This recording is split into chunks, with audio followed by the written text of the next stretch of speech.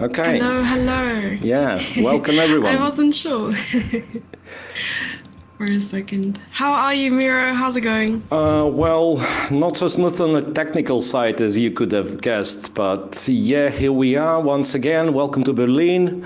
And we are starting with what it is, round 3, right, of tournament 3, the last tournament of Grand Prix Series 2022. Round 3 will round up, if you please, the first half of the qualification double round robin. And as we discussed yesterday, Jesse, we have pretty much symmetrical situation in every and each group, right? Okay. Yeah, that's very true. That is. Yeah, so yesterday was a day of peace, and the previous round, one game was decisive and one game was a draw in every pool. Are you busy pulling up the games? I think they will be starting in a few seconds. Yeah. And I think they're showing the whole cameras right now, waiting for the hands. Okay, so what if you check the pairings one more time? Okay, the games have officially started from what I can see, right? Yes, they have. I'm very confused. I'm not sure if this is accurate, but in Pool D, there is already a result, and I'm not sure if that's true. Which one? I don't see it yet. Evgenij and Tabatabai. Is that accurate, or they're playing? I mean, I have no idea, honestly. Oh, okay. Well, I think there's a glitch on my side that it says that's already a draw, but players are playing, so no, that idea. must have been some mistake. Yeah. Okay, it makes sense.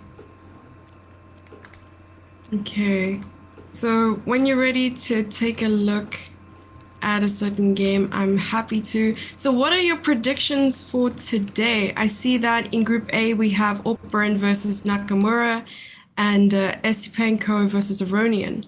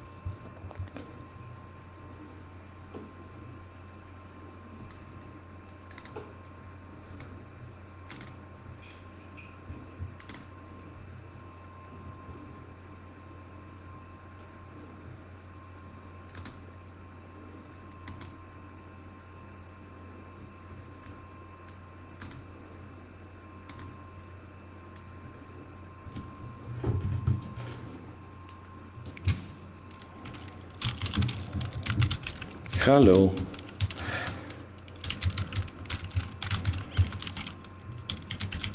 Кирилл, слышишь меня?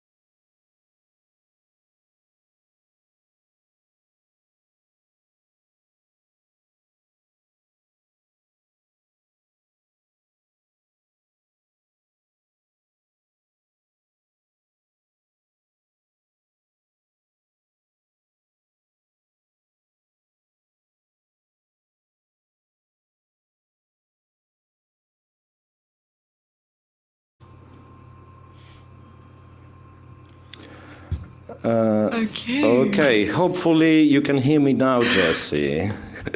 I can. Oh, that was horrible. I was seeing you talk, and I was like, I want to hear what you're saying. Not that I but, was you know. not that I was saying anything clever. I have to confess. Yeah, there was. I mean, I don't know. On a technical side, we are still not perfect in this living in this metaverse thing. You know, so it's better. I still prefer when, like, you know, all the people are in the same studio.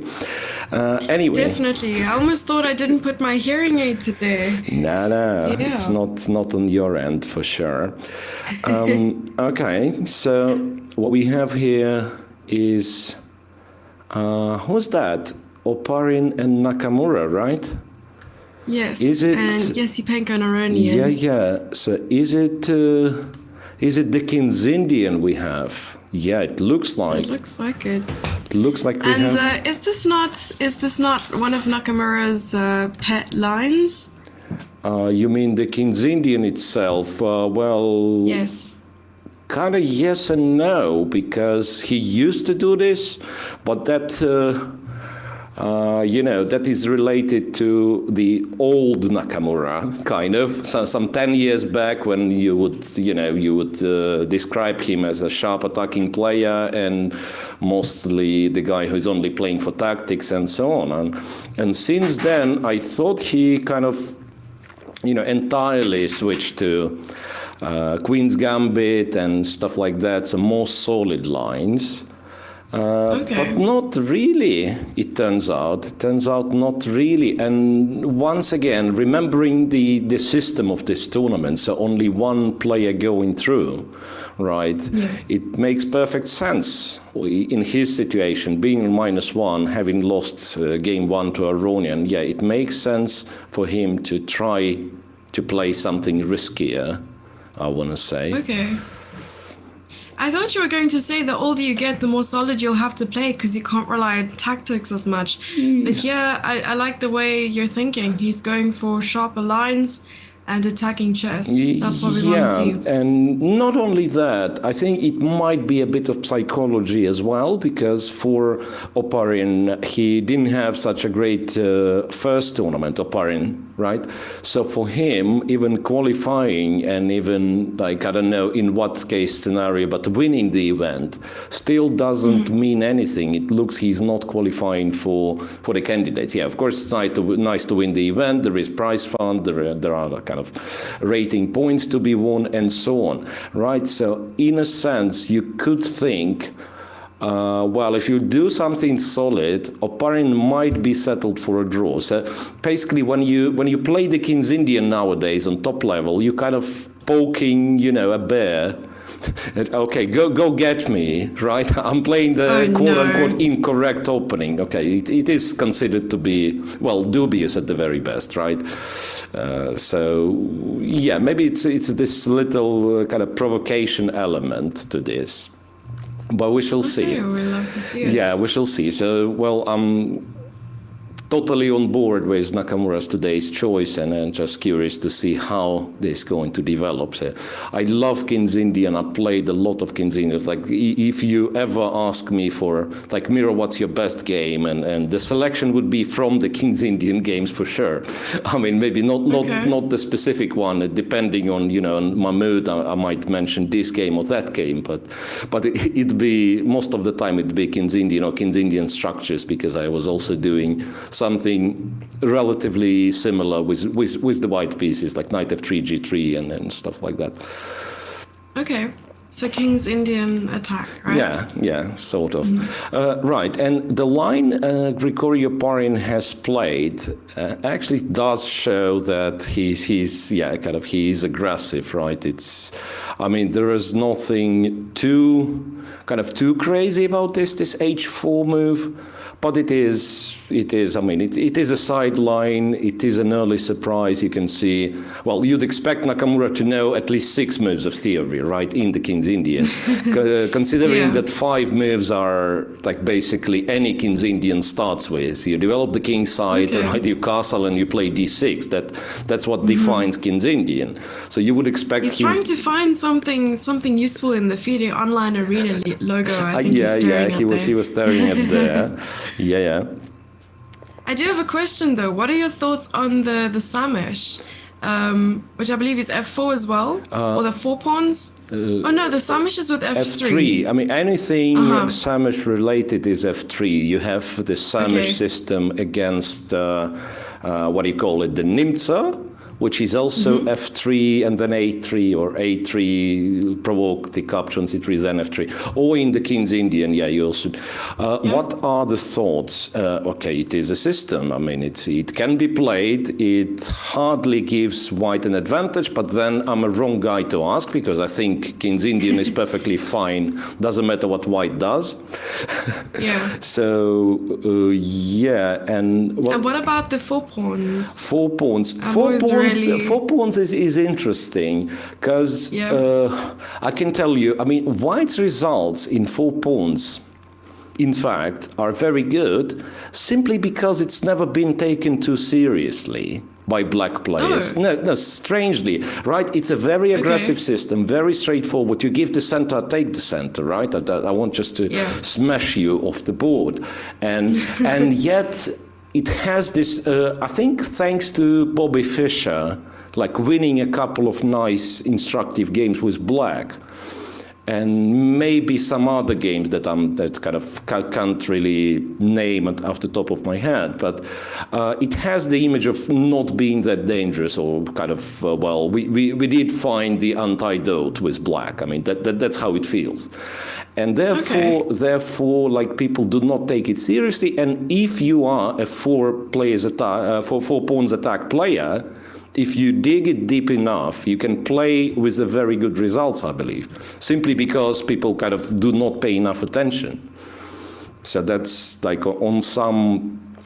I mean, I do not expect, let's say, Carlsen play the King's Indian and not to know what to do against the 4 pawns. But even, like, pardon me, average Grandmaster, which is something like 2,600 apparently, I don't know, might not have a specific system against 4 pawns in mind. So that's quite interesting. I mean, there are such lines, and I mean, if you dig too deep, like... it goes out of fashion, and people tend to forget what was the topical line, what was, like Sozin attack in the Sicilian Knight of this bishop c4, bishop b3, which is a very sharp system and very straightforward. White basically wants to sacrifice a piece on e6 and win, right? And yet, when it is out of fashion, people tend to forget and sometimes like lose in 20 moves, simply because they don't remember the lines. Okay. So 4 pawns, I think, can be and might be played. Yeah, I mean, there is nothing wrong. Okay, so what happens in our game? It's it's interesting in the way, because h4, as I've mentioned already, is a bit of a sideline, or a lot of a sideline. I mean, it is a sideline. After c5, d5, e6. We no longer dealing with the King's Indian, in my opinion. It's more of a so-called Benoni structure, right? c5, d5. And yeah, white goes h5, and I think it's been played already. And quite possibly on a high level, like ed5, ed5, if I'm not mistaken, then rook e8, and so on. And the thing is, it's despite the way it looks, like white pushes the h-pawn early and tries to, I don't know, like looks like it's white's going to open the h-file and checkmate the black king.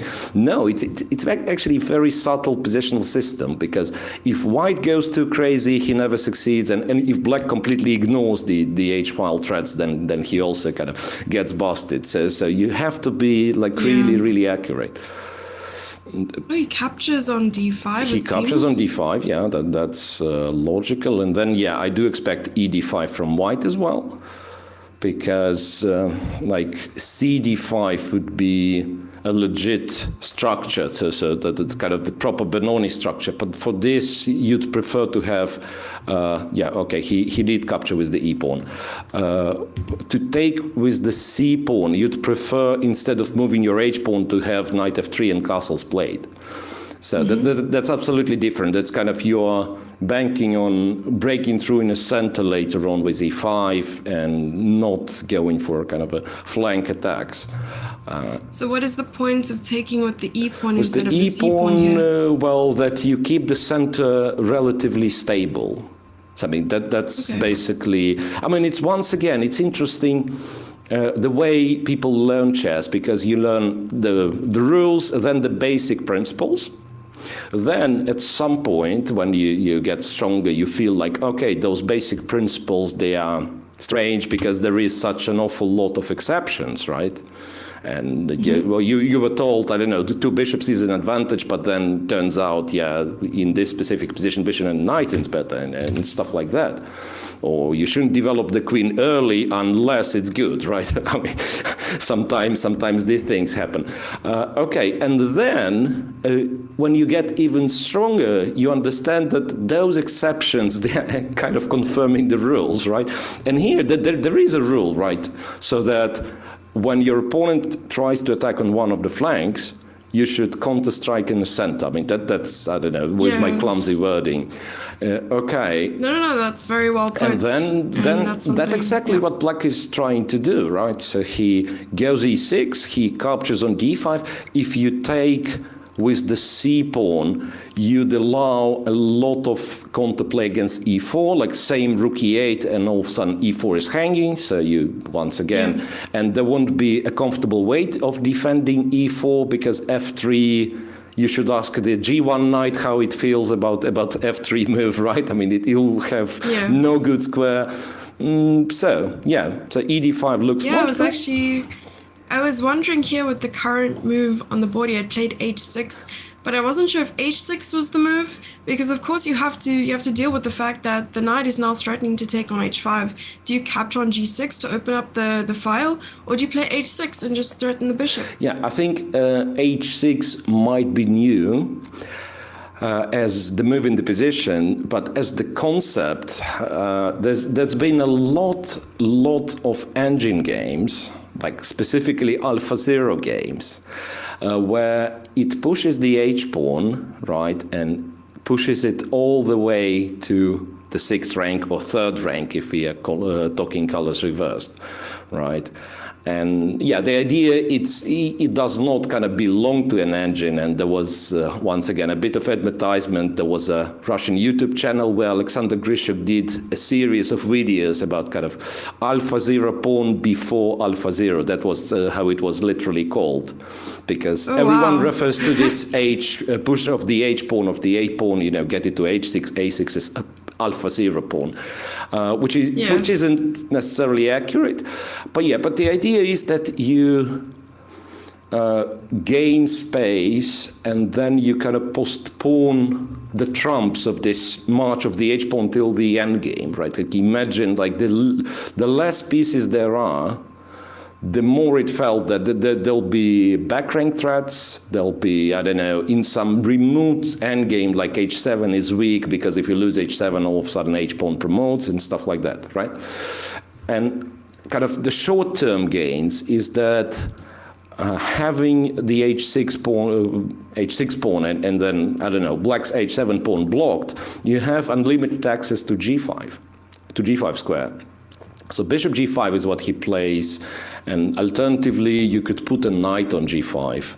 Imagine like the knight stays on g5. White needs tempi for that. I'm not sure if it's plausible here, but imagine it's already there on g5.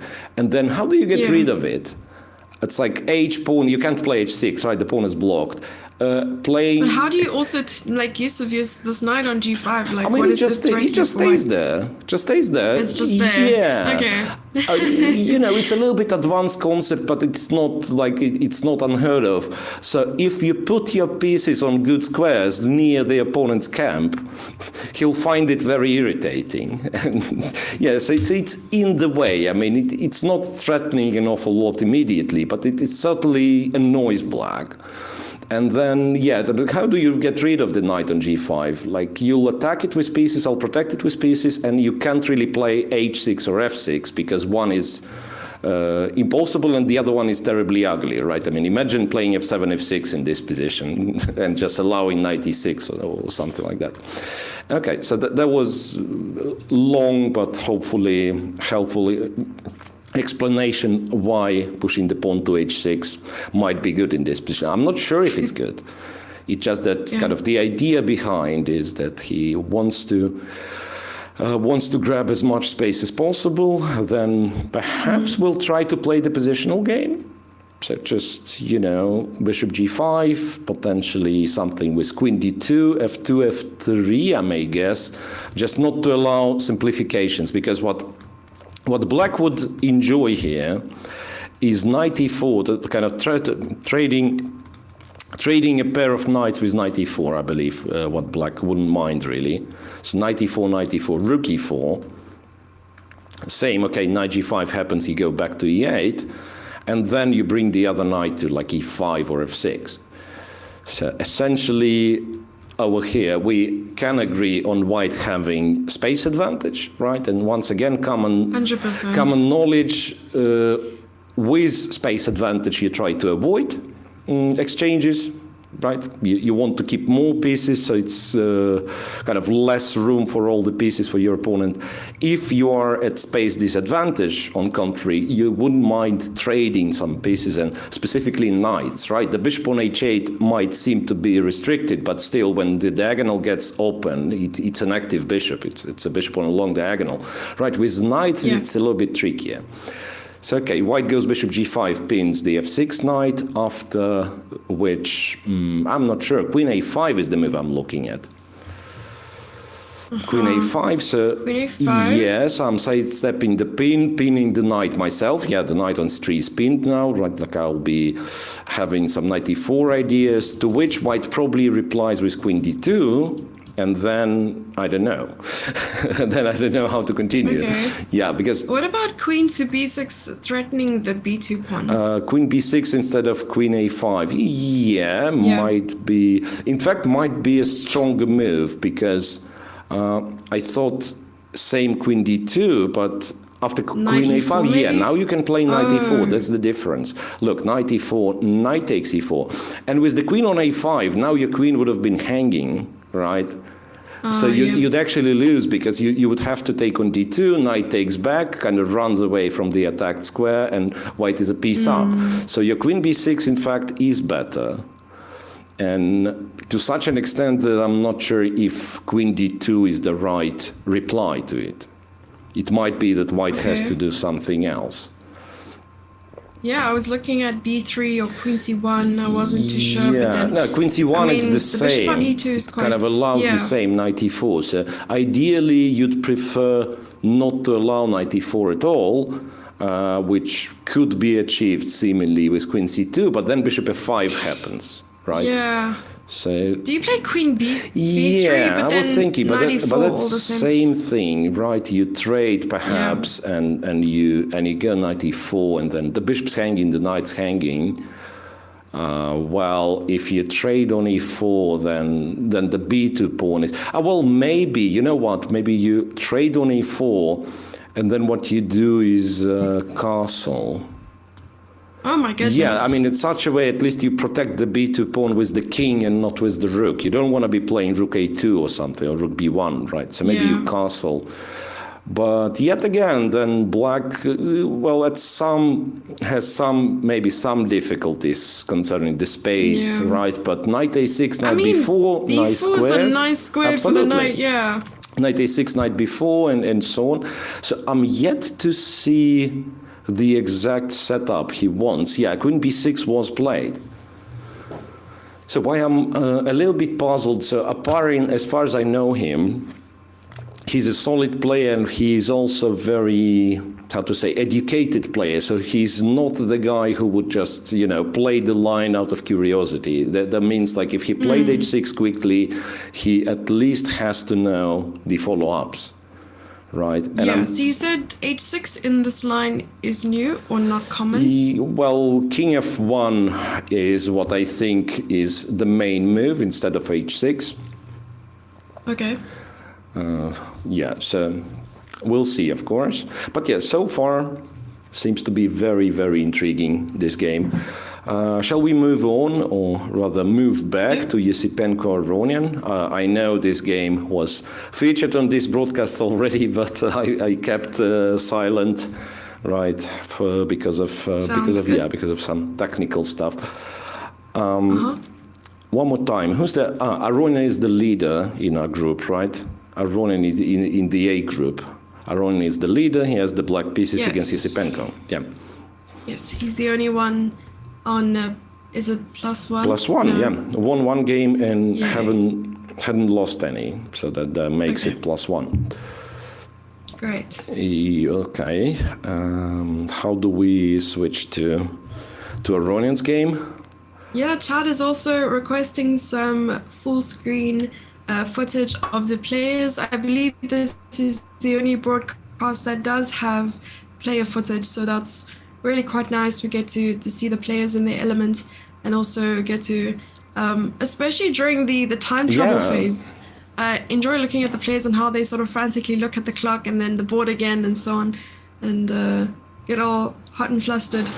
All right, well, actually B2, B3 was played, quite interestingly. Okay. Yeah, so does it mean there's no tactic? That's very...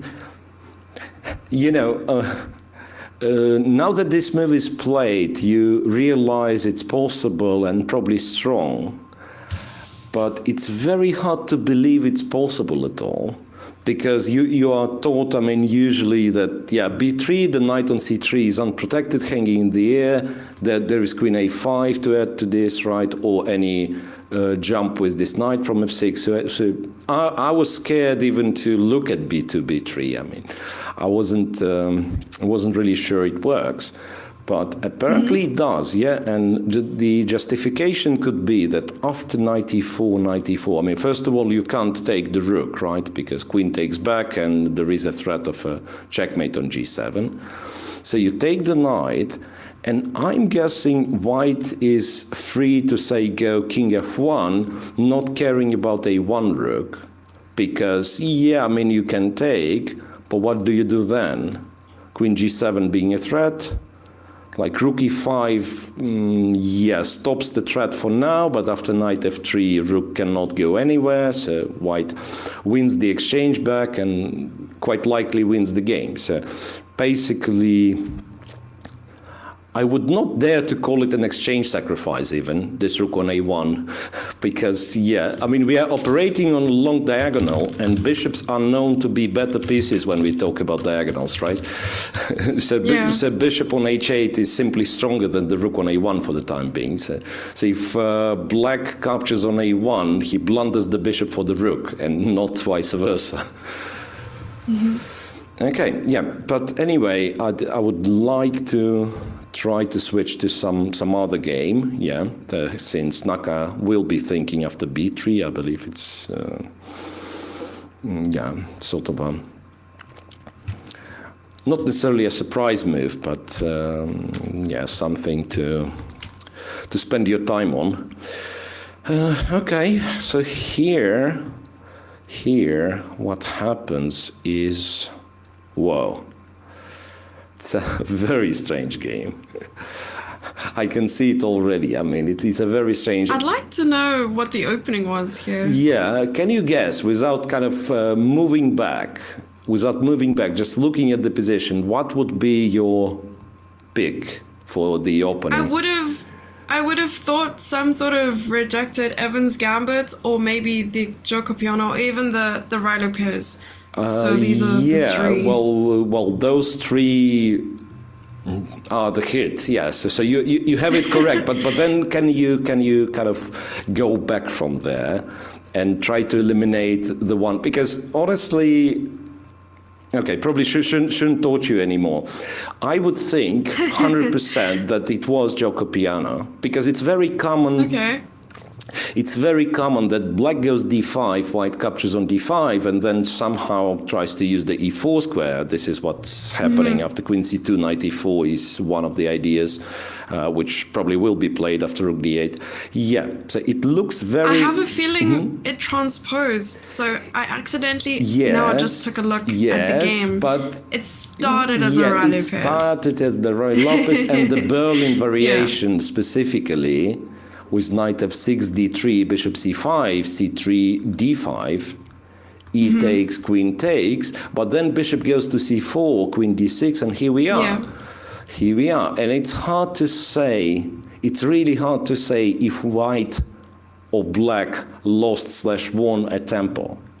I mean, on the surface, it's very easy. White went with the bishop to b5 and then returned to c4, right? So he must be the one who lost the tempo, right? Yet black captured on d5 with the queen, which is impossible in the Gioco Piano, right? Because the bishop is on c4 and you always take with the knight. So in Gioco Piano, the position would look like this. Oh, yeah, And queen on d8, right? When white goes knight d2, when white goes knight d2 in the Gioco Piano, let's imagine the queen's on d6 for whatever reason, knight f6 seems logical, right? You stop knight e4. So who has won or who has lost the tempo? I'm yet to understand. That's confusing. Yeah, but that's clearly characteristic of more of a Gioco Piano than the actual Ruy Lopez. Right, rook d8, and I wonder what's the plan after knight e4. To be honest. Because I think you trade.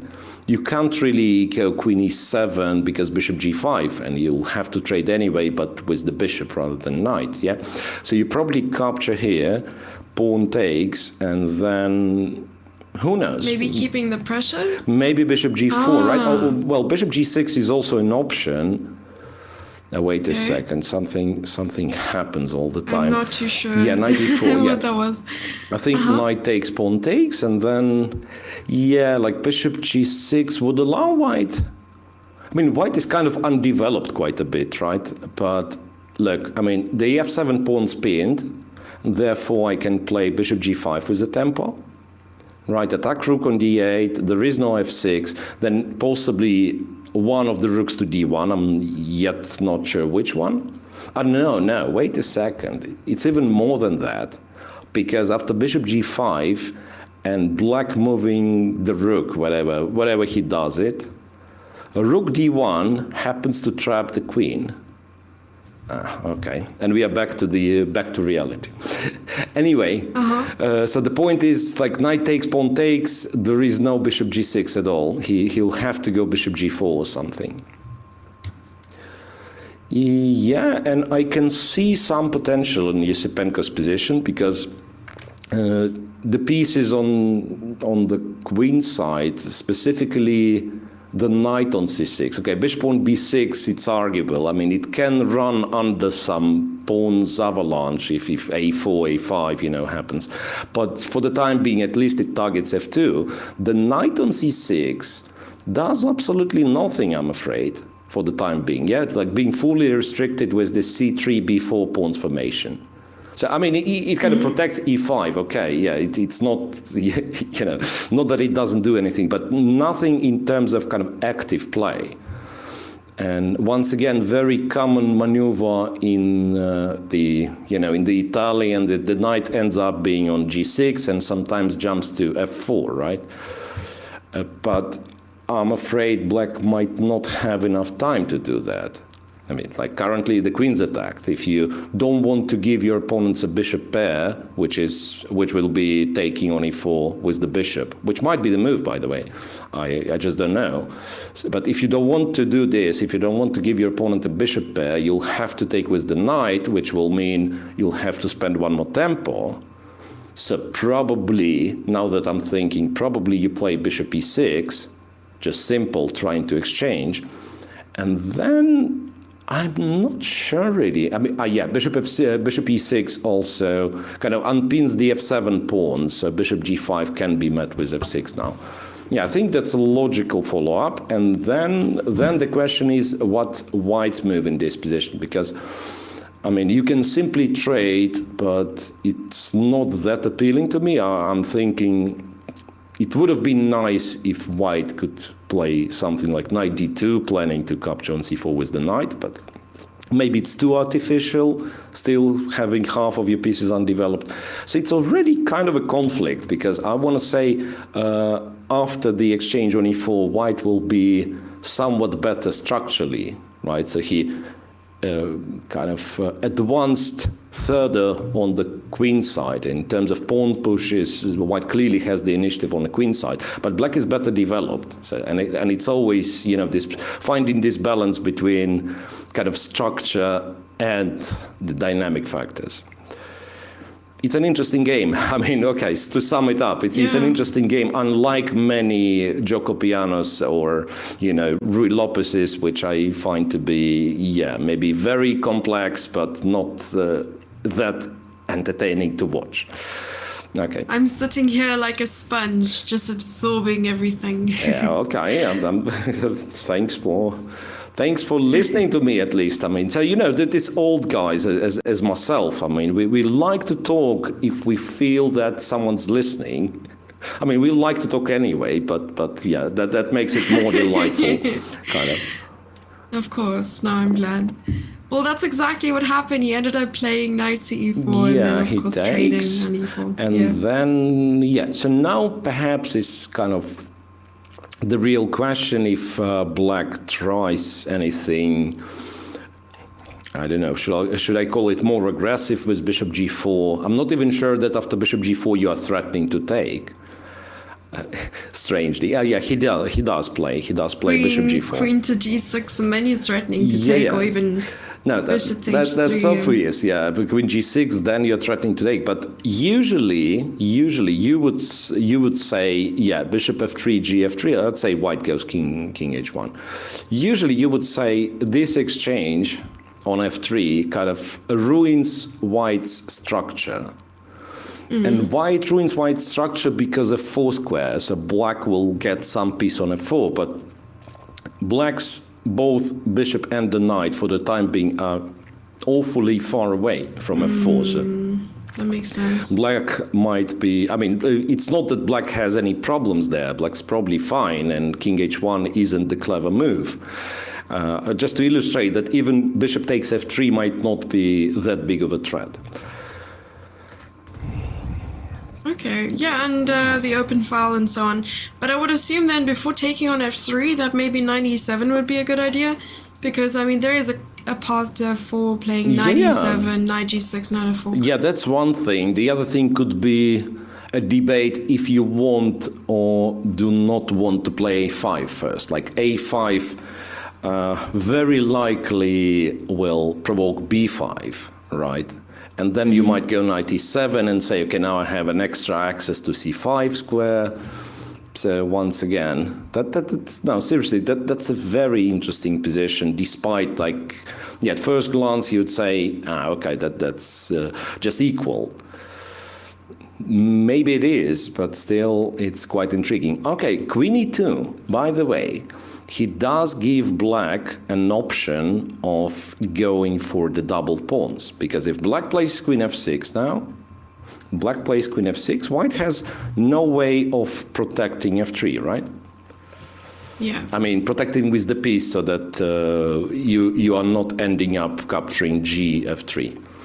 So white does something. I'm not even sure what exactly white does. Maybe move the bishop somewhere. Yeah, but where do you go? Sure where do you go? I mean, you could play bishop e3, but that's... That looks nice. That's not clear. I mean, as white, I'd much prefer having the double pawns on the e file than just the f file, but either way. Yeah.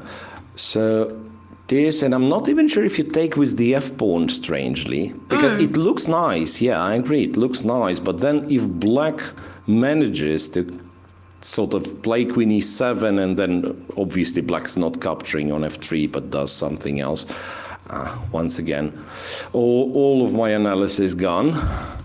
Queen f6, bishop e3, yeah, so I'm seriously thinking that it might be this. Bishop takes, queen takes, trade everything. And maybe I'm just making stuff up. Yeah, it's a little bit, not a little bit, but a lot doesn't work. A little bit. A little bit, yeah, doesn't work. Yeah, knight e7, knight g6, knight f4 happens. And if it happens, that means white kind of failed. Yeah. So how about an intermediate move now for white in the current position? Playing something like bishop to g5.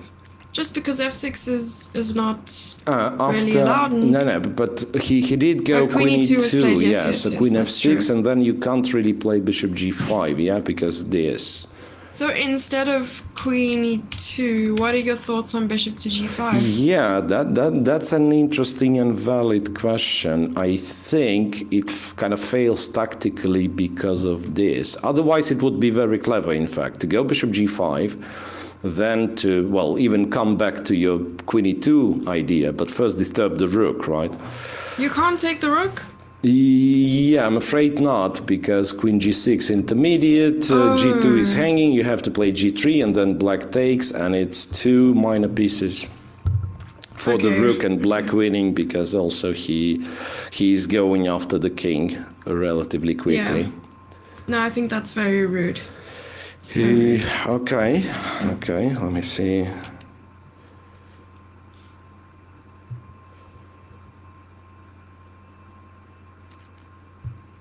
Okay. You can still hear me? Yeah, I get so afraid when I hear absolute silence. Okay, no, that's great. When you hear silence, that means yeah.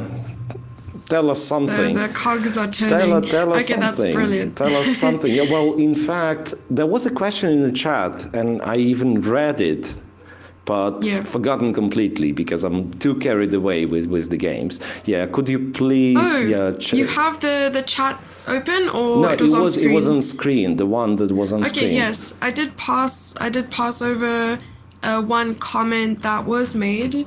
I can just view it quickly. Is there any discount code for membership like last time for the shop? Yeah, sure. And it's on your, it just was on your screen.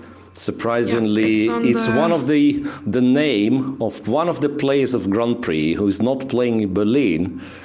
And he's from India and his name is Vidit, right? Yeah. So it's 25% off with Vidit, who is an ambassador of FIDE Online Arena. Yeah. Okay, shall we move to Pool B then? Pool B, okay, let's do it. Yeah, K. Madubov or Mamedyarov and Dominguez, right? Let's start with Mamedyarov, right? I hope. Yeah, let's see if we have it. Yes, we do. There we go. Well, that's Mamedyarov doing Mamedyarov things. It's quite interesting that, the opening they're playing. Okay, here is at your screen. Once again, Mamedyarov fully prepared, plays very fast. Dominguez has spent half an hour already. I don't know how does Dominguez choose those lines. Look, I remember him being a Grunfeld player some years back. Then I'm absolutely sure he is playing from time to time. Queen's Gambit accepted. And the illustration to this is this game against Aronian from last tournament semi-final, right? Okay. Yes. And here he goes for whatever was his intention after knight c3. I believe it's bishop b4 and the Nimzo, and then after knight f3, he goes d5, which is queen's gambit declined, and moreover bishop g5, so that's, bishop b4, so that is the Rogozin defense. Okay. So quite a choice of opening a bishop to g5, and interestingly what? Interestingly, there is nothing interesting. Yeah, you can still, my point was that, yeah, dc4 still transposes one more time. We've transposed already quite a few times, right? dc4 transposes to so-called Vienna variation. And h6 is kind of more characteristic of a Rogozin defense. What is interesting, really, right, that Mamedyarov, as sharp of a player as he usually is, does struggle against the Rogozin defense. So he faced it twice. General? He faced it twice in Belgrade Grand Prix, not so long ago. And both times it was, I mean, he had chances, I believe, against Predke at some point, but both times it was something, I don't want to say dull, but I mean, the line he chose wasn't anything specifically fancy. So he goes bishop g5, exchanges on f6, goes e3. So just, harmony, control the center, don't do anything silly kind of stuff. c5 castles, c takes d4, knight e4. It's all known, I believe. And then very often, I think they take with the knight here and it goes on. Okay, anyway. For Mamedyarov, he went a3, pushed the bishop to a5, yeah, logical. E takes d4. So he accepts the responsibility of having the isolated pawn. Rook d8 and bishop to a2. Bishop a2, yeah, nice kind of prophylactical move.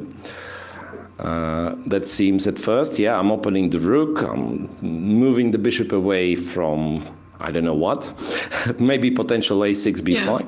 But the real thing about bishop a2, that it goes to b1 and then you go queen d3, but like queen d3, one could argue, yeah, well, let's start with queen d3, bishop is fine on c4, but it's kind of less flexible, right? So you don't necessarily like your opponent's rook kind of staring through this d-pawn over your queen. Yeah. So why would you play queen d3, kind of spend the tempo and leave the queen on the same file? And bishop a2 kind of more universally useful move in a way. So yeah, bishop a2, you might go for this idea with bishop b1 and queen to d3 or c2, you might not, right? But bishop a2 is still a very useful move. I really like the idea, I mean, to play bishop e1, queen d3, and you always have this threat of like queen h7 at some point. Yeah. So, and I think this is what white will be aiming for if black puts the knight on c6.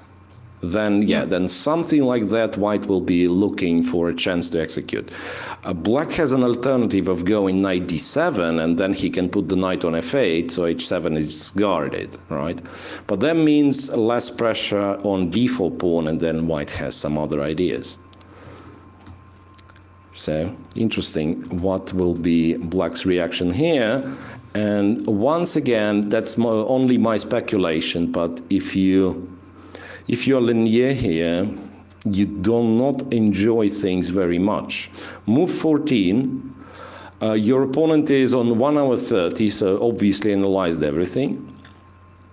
You've already spent 35 minutes, and questions are only starting to pop up. Like, how do you develop the knight? Yeah, is it c6 or d7? After you develop the knight, like, how do you develop the c8 bishop? Like, with knight on c6, the bishop is quite passive, so you'll have to play some, I don't know, modest bishop d7, bishop e8 maybe. So there'll be a lot of stuff to think about, and the time is kind of ticking. He's excited for that blitz portion, you know? Yeah, maybe, as we discussed, yeah. And so far it worked pretty well for him, right? So far it worked pretty well for him. Yeah. Indeed. By the So, way, shall we go? yeah, Yes. sure. Let's. Kema with Okay. Zubov, right? The other game in Yeah, this you were pool. about to say. I was about by to the say way, that I've checked a little bit this end game that I've promised to check. And Yes, I once wanna know. again, yeah, I mean, but it's a little bit. And I couldn't find, okay, let's put it this way. I couldn't find a draw. So Okay. I'm not convinced it was winning. But I couldn't find a draw if White would have been a little bit more accurate with his plan. The plan that we were looking at, Jesse said, Yeah. to get the H passed pawn, not the F passed pawn. Right, because Yes, in of the course, you game want the outside, yeah. he got the F passed pawn, and then the entire idea of black holding was connected with, at some point, king going to E6, right? Yeah, and it wasn't enough. Yeah, protecting Yeah. the D pawn and at the same time kind of holding the F pawn behind.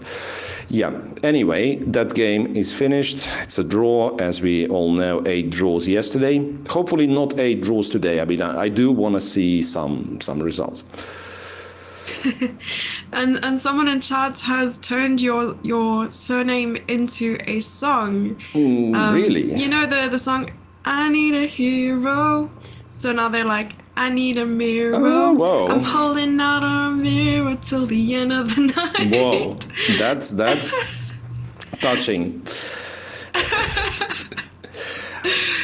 Yes. Okay, yeah, well, with all this technical, mess at the beginning of a stream, I've forgotten to announce the stream properly. So that's a very professional coverage of Grand Prix, third round, and then as the side gig, it's Miro's rant about good old times where the grass was greener and stuff like that. Yeah, so welcome everyone.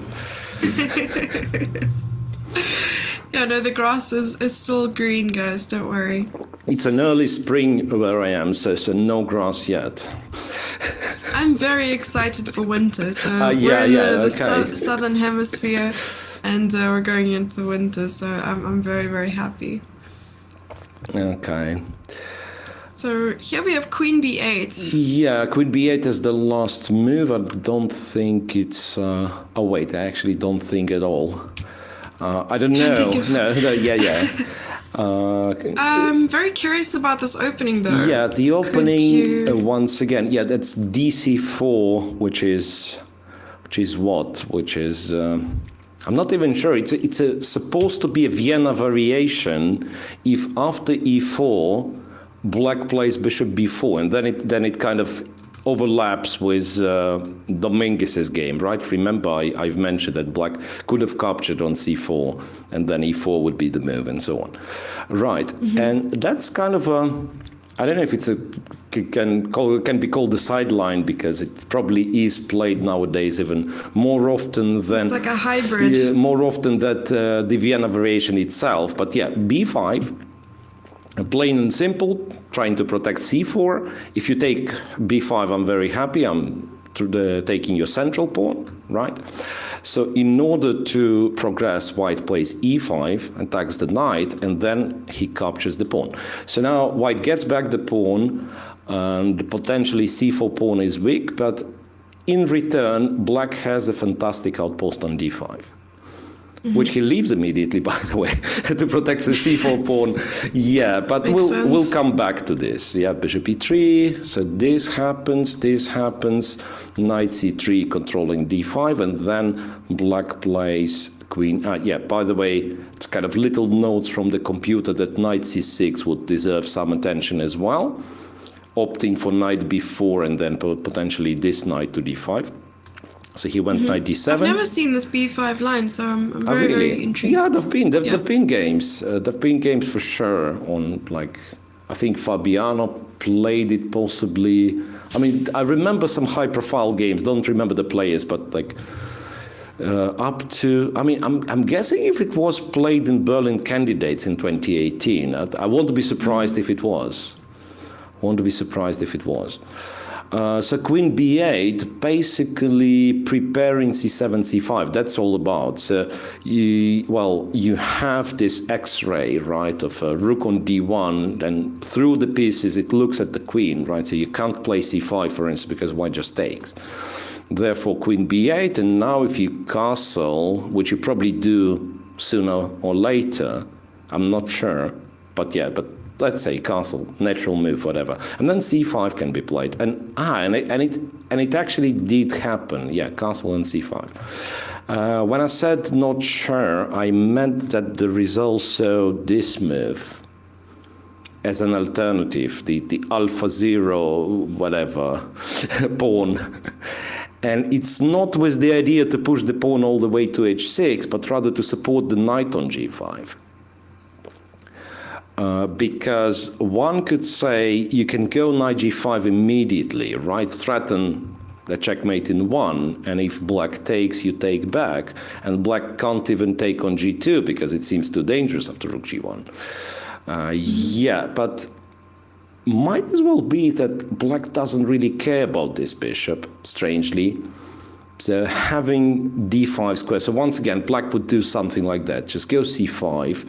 If you take, already e5's hanging, and I don't know if it, yeah, knight takes c5, then e5's hanging. Some knight d3s are there.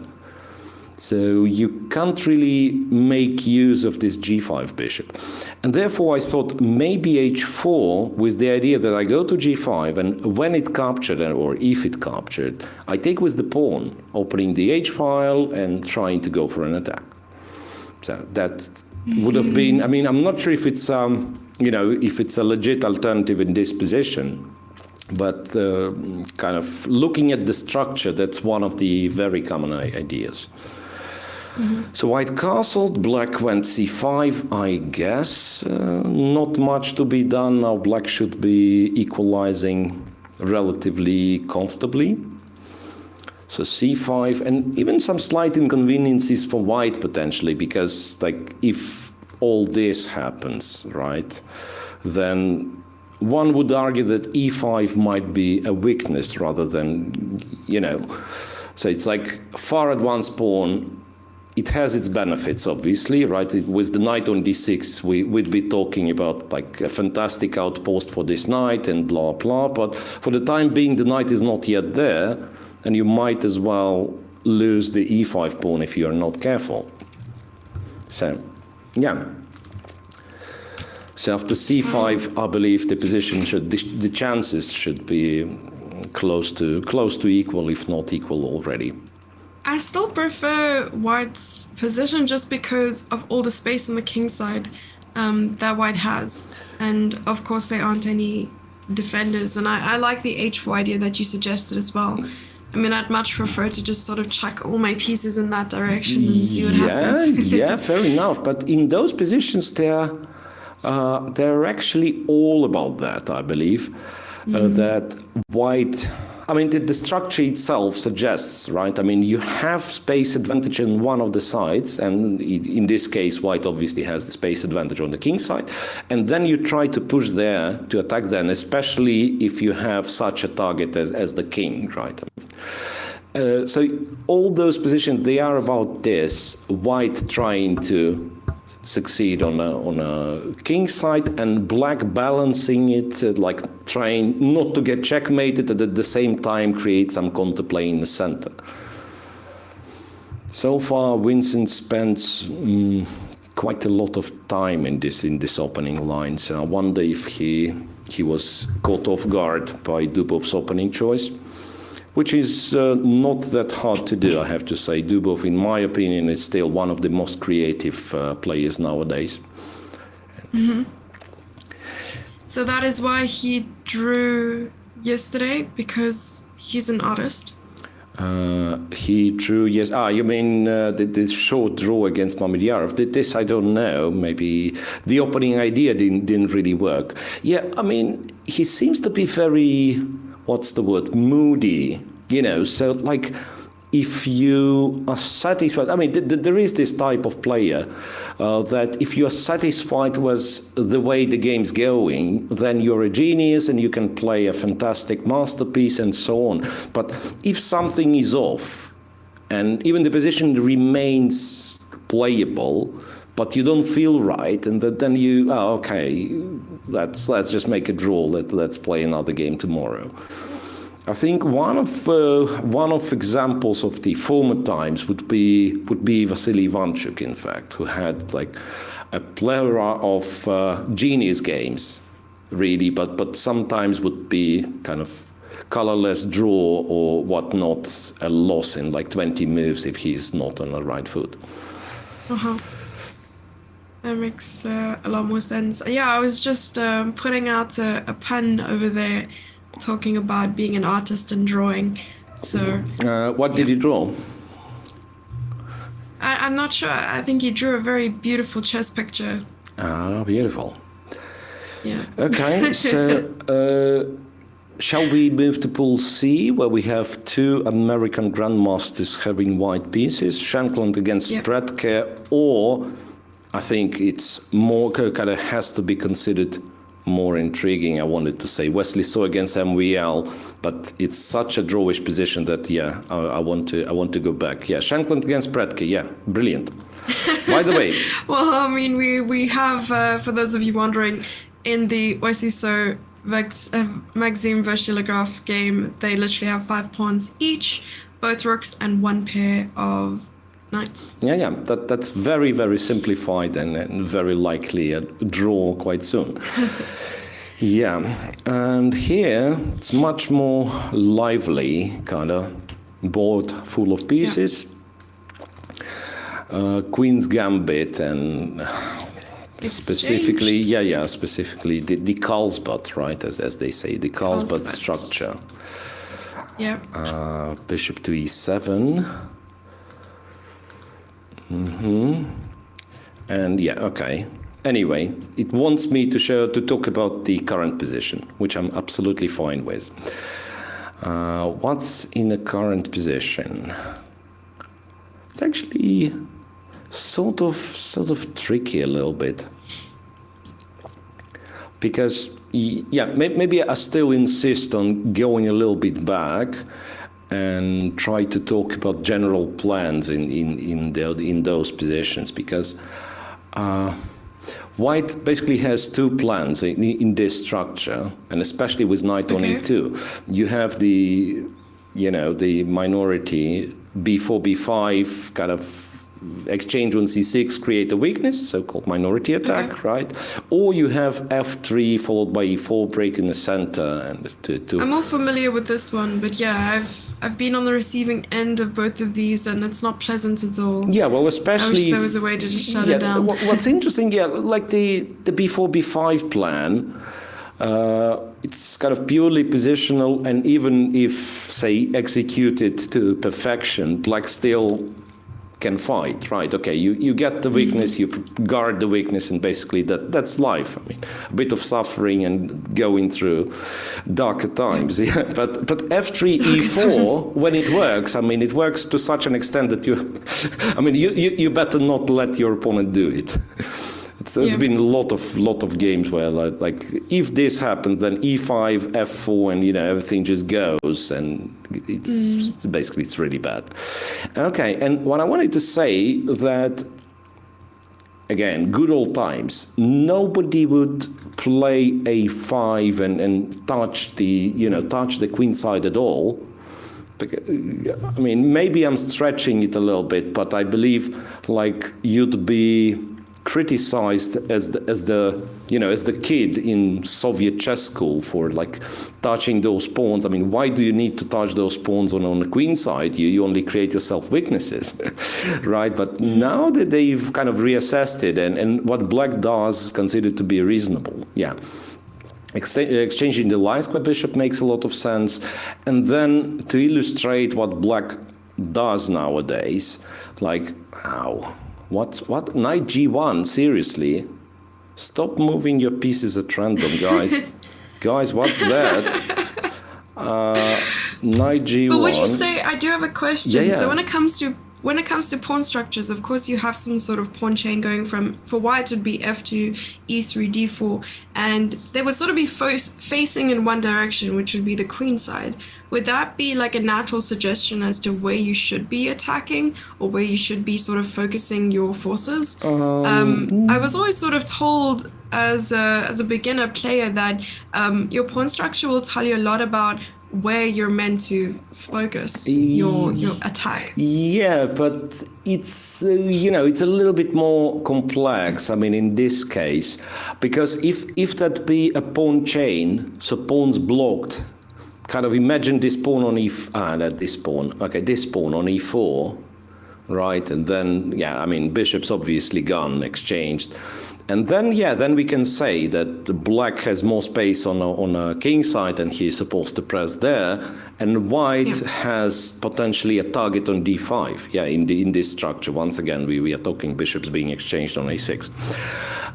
Right. While here, you say, okay, this pawn chain kind of pointed towards the queen side, but if something like something like f3, e4, and then e5 happens, all of a sudden the pawn chain is sort of reverted, because now you have d4, e5 pointing at the at the king side. Then you have to sort of change.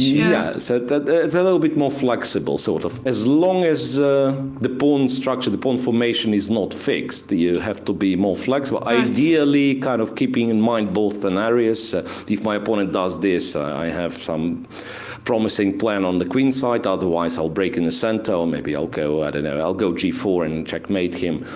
Knight g1 doesn't look like any of those, to be honest. Okay.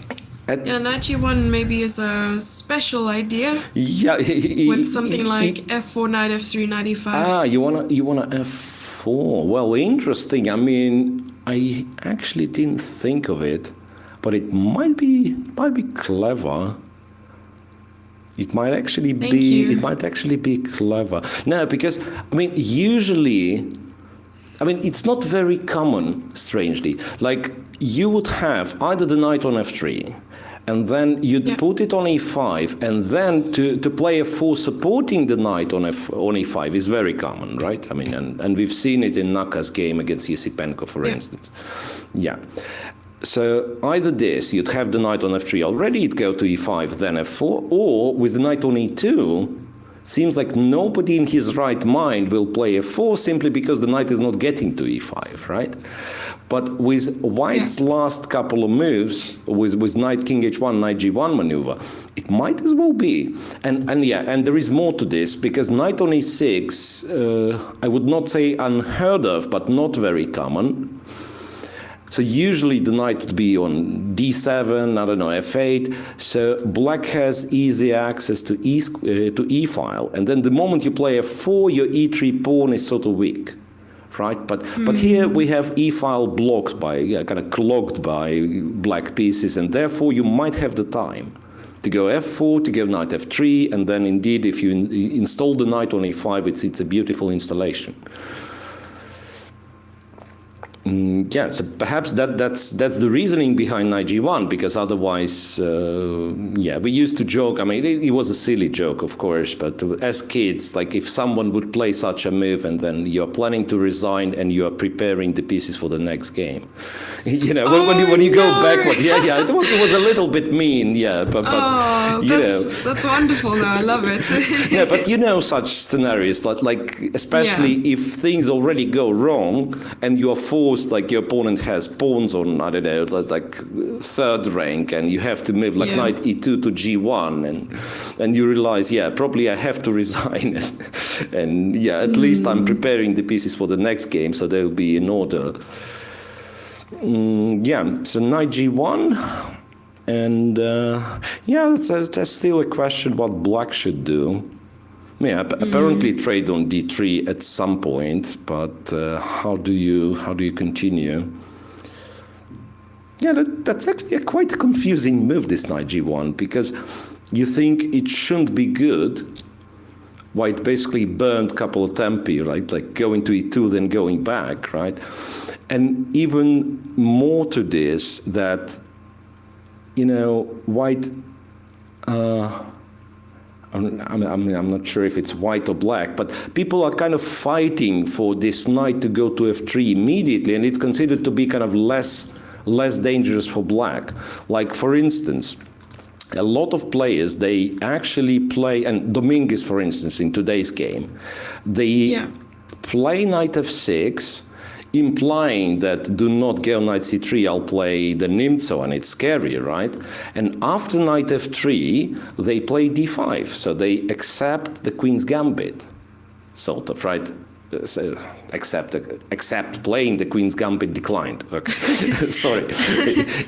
But not play. Yeah. But the point is that they are not playing the kind of quote unquote normal moves order of the queen's gambit, specifically because of this exchange, and then white playing the scary knight ge2 system.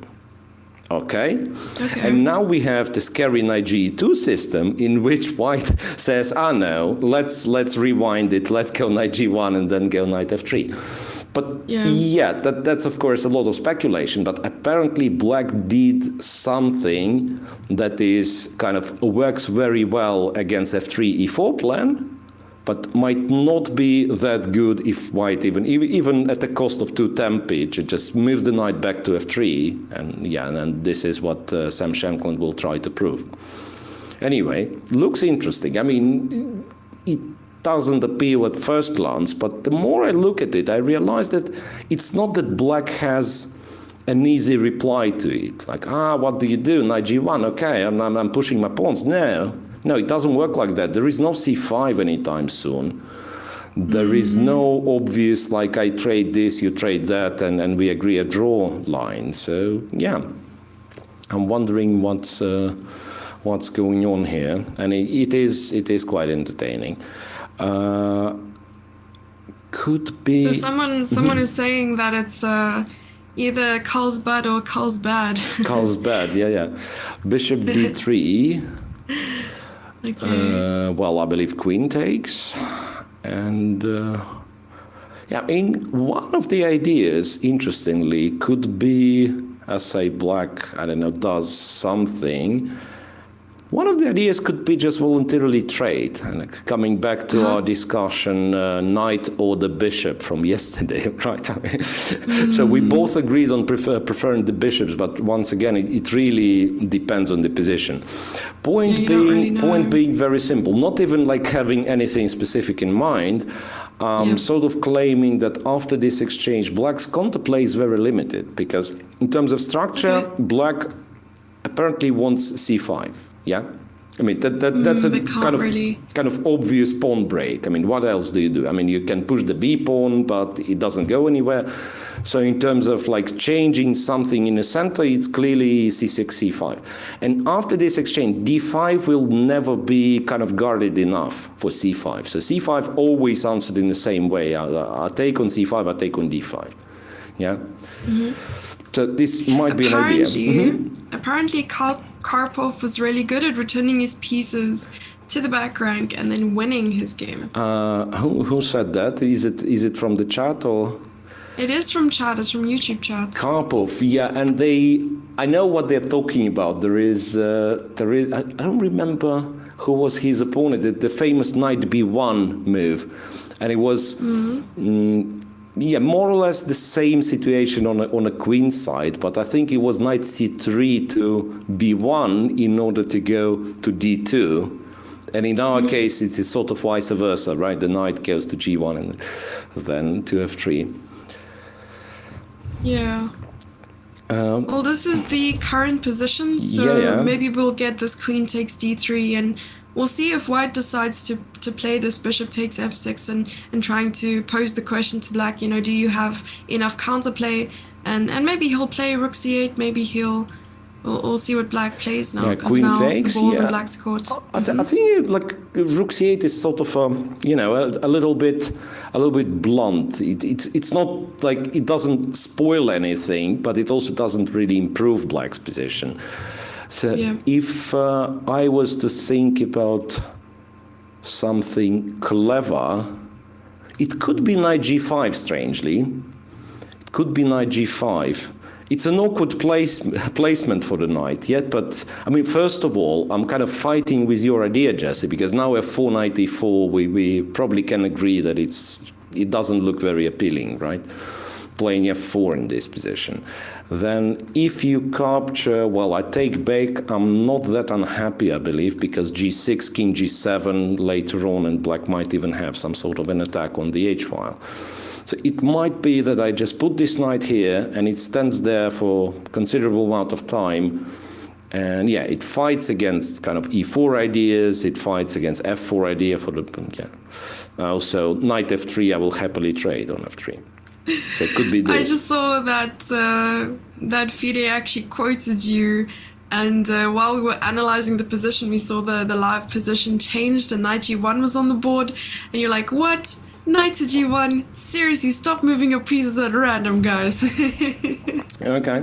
No, it was not actually referring to the players, if you got what I mean, right? I mean, I was not very happy with the software, but no, yeah. 100%. We're all for the humor. But yeah, that's okay. That's okay. More bold statements, right?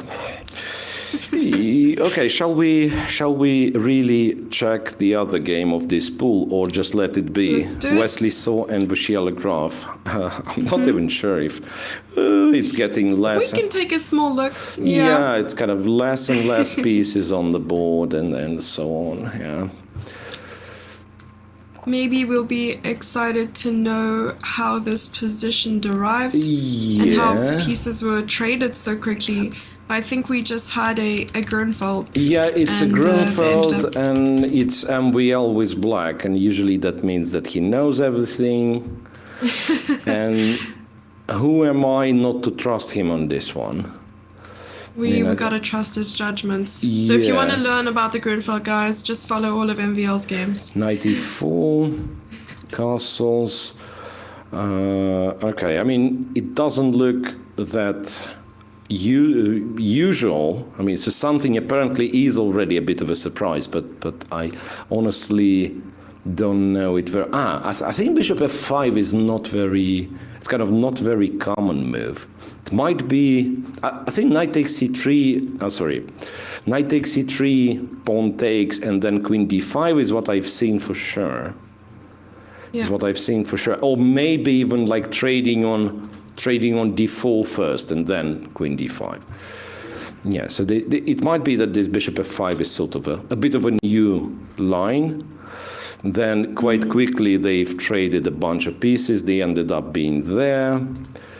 And white kind of has a bit of edge, maybe, if you let him build up his position, which would be bringing the rook to the e-file, maybe, you know, and then later on pushing the central pawn. So that's why MBL goes e5 early, I believe, and then makes sure that the pawns are getting exchanged, kind of uses the fact that the king on d3 is somewhat exposed.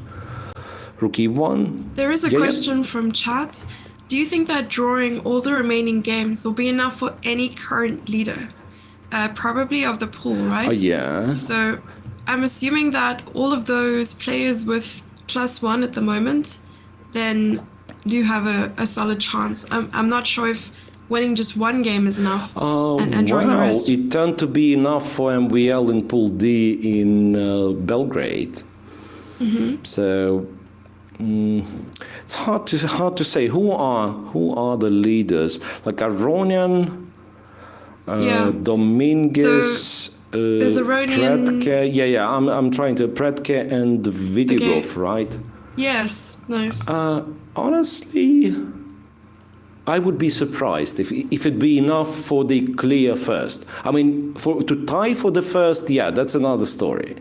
To tie for the first is another story. But to just clear out a win, the group on +1, I believe it was kind of a special occasion in Belgrade, and that will basically that shouldn't repeat itself.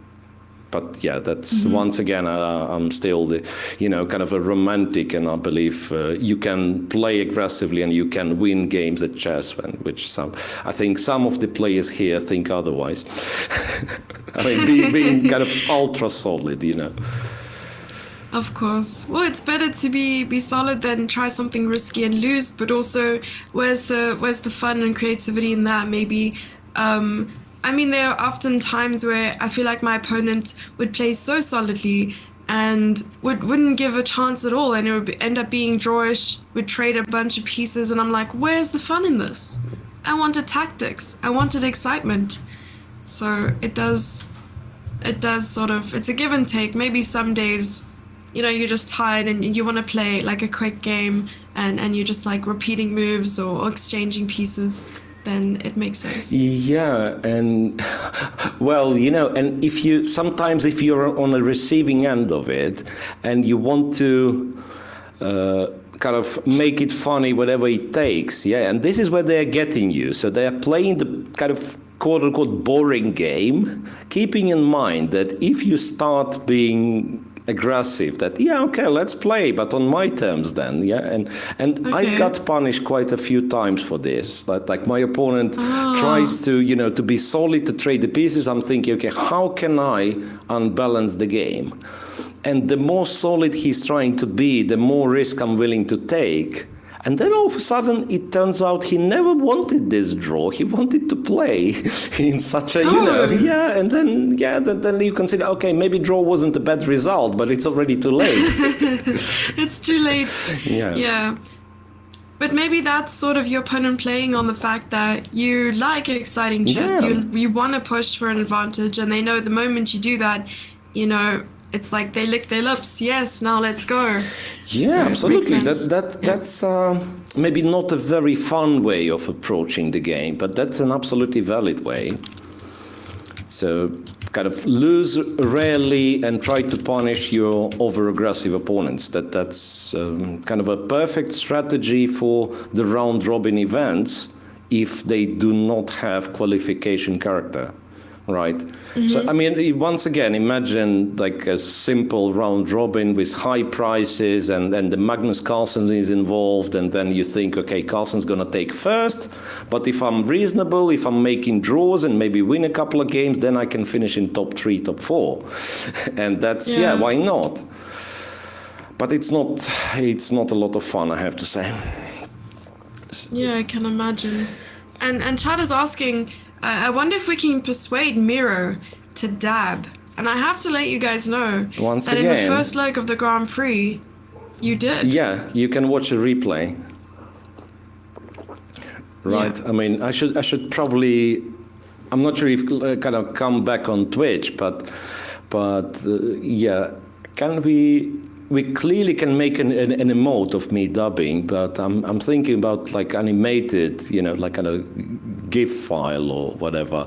Oh, so that'd be nice. Yeah, but anyway, I would have to go back in the broadcast for that, and I'm happy to do so. But it was such a small and quick dab, and have to slow it down a little bit, Okay, you'll teach me then in between the broadcasts.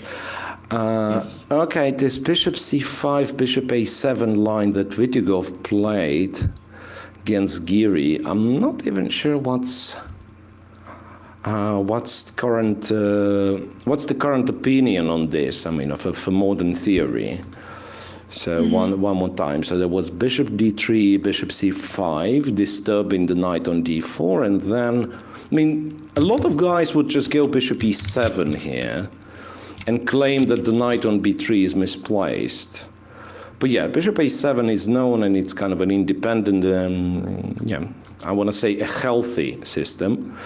And leave aside the opening, that's a current position. Knight a5 was the last move.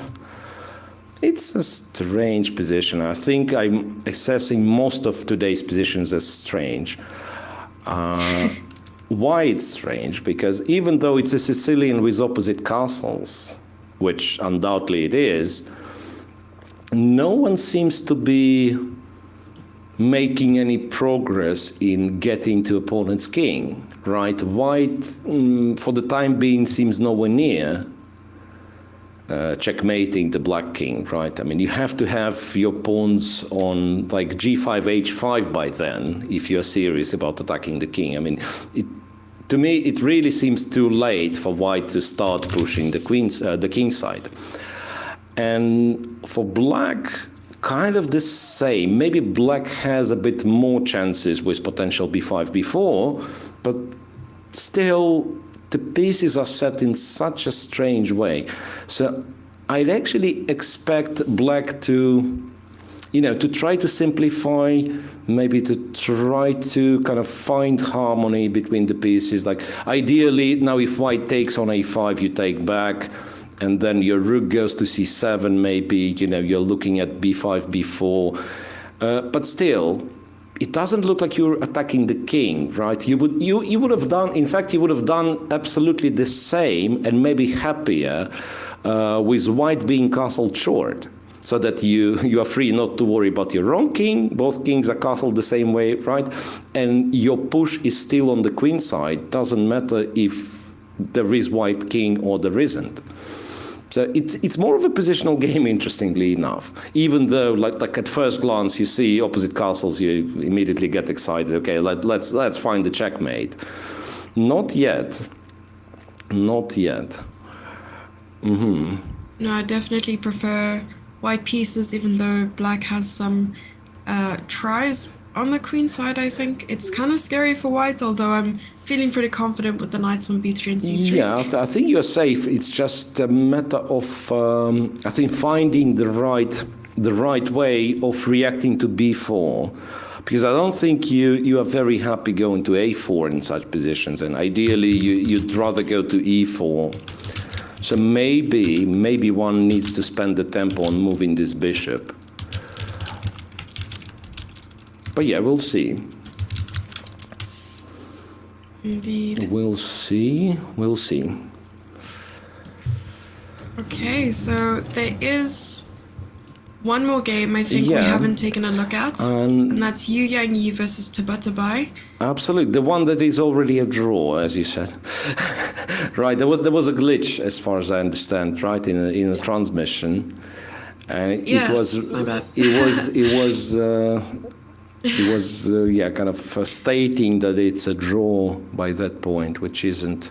Yes. I was taking a drink and then I started laughing, so I wasn't sure I was gonna survive that.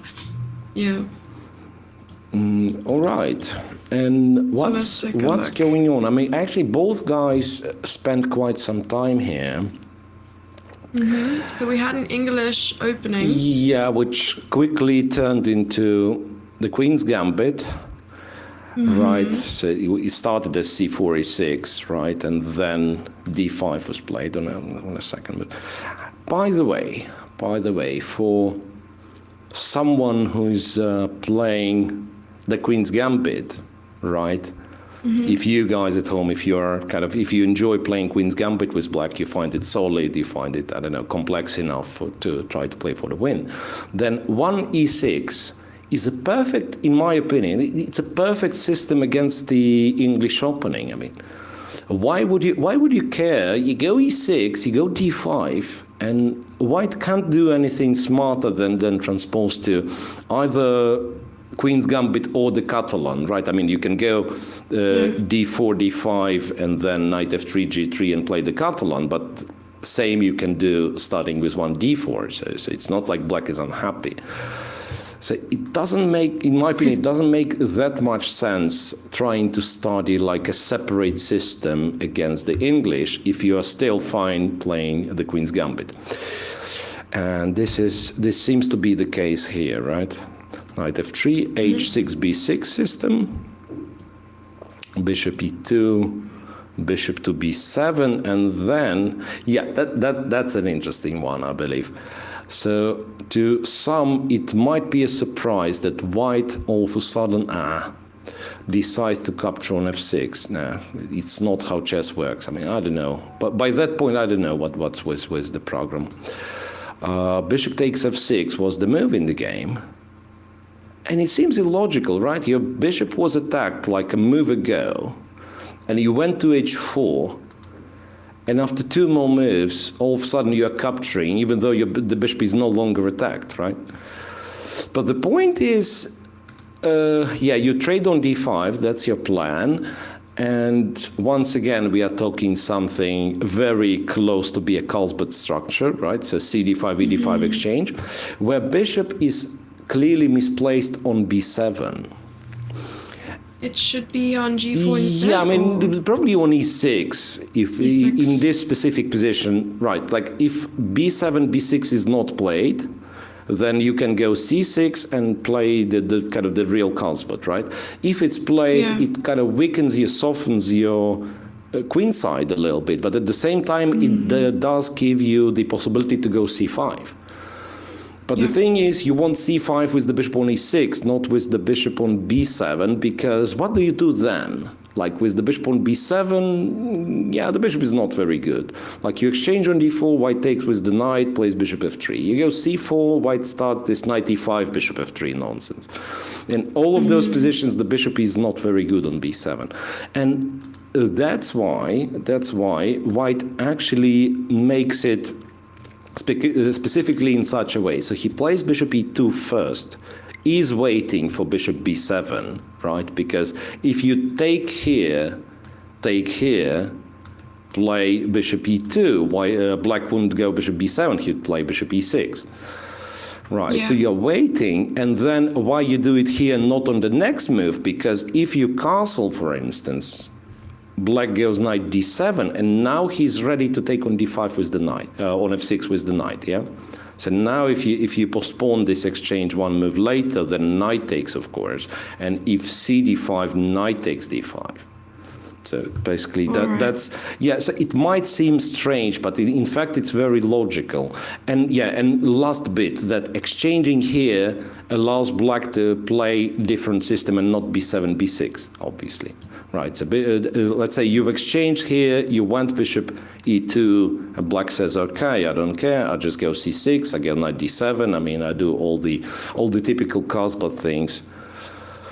So yeah, this was logical, and then I don't know if there were any kind of turning points. E4 perhaps has to be considered a turning point, a white breaking in the center before black has organized c7, c5. And then, you know, This, being very voluntary. But I mean, he took on c7 and it was looking really, really, really juicy, this pawn. yeah, and I'm At not. least he can afford to give up d4 in case he has to later on. Yeah, so honestly, I'm not even sure what the plan for black is after rook c7, because it might have been the oops, once again, where's the bishop? Yeah, bishop e4, because it's played, yeah, that's why it disappeared. So I believe all of those will be traded here, right? And white has to win the piece back, so rook takes d7. Yeah. And then I wonder, well, what's the trick here? Queen c6 almost traps the rook, right? Or it does look like it traps the rook. Where does the rook go? Where does the rook go? Oh my gosh. And then Oh, but you can just play knight e5, knight yeah. c5, yeah. So I'm wondering who tricked whom. Because I think you're tricking us, because I'm pretty sure you can see into the future. This is exactly the position exactly we have. the position we have. So the thing is, after knight e5, there might be still like queen b5 move, for instance. I'm not convinced that it is probably bad for black, yeah. So I would think instead of going queen c6, which is, well, looks good, but in reality turns to be a little bit naive, you probably do something else. I don't know, you might consider going like rook c8 or whatnot, queen e6 maybe. Queen e6, you push the rook to c7.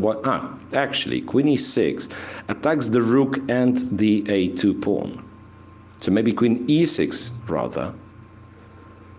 Yeah. And then, like, what do you do? Rook c7, queen takes a2, unbalances the game quite a bit, right? White gets the passed pawn, black has bishop versus knight, potentially this 2 versus 1, they're far away, but maybe they'll come one day.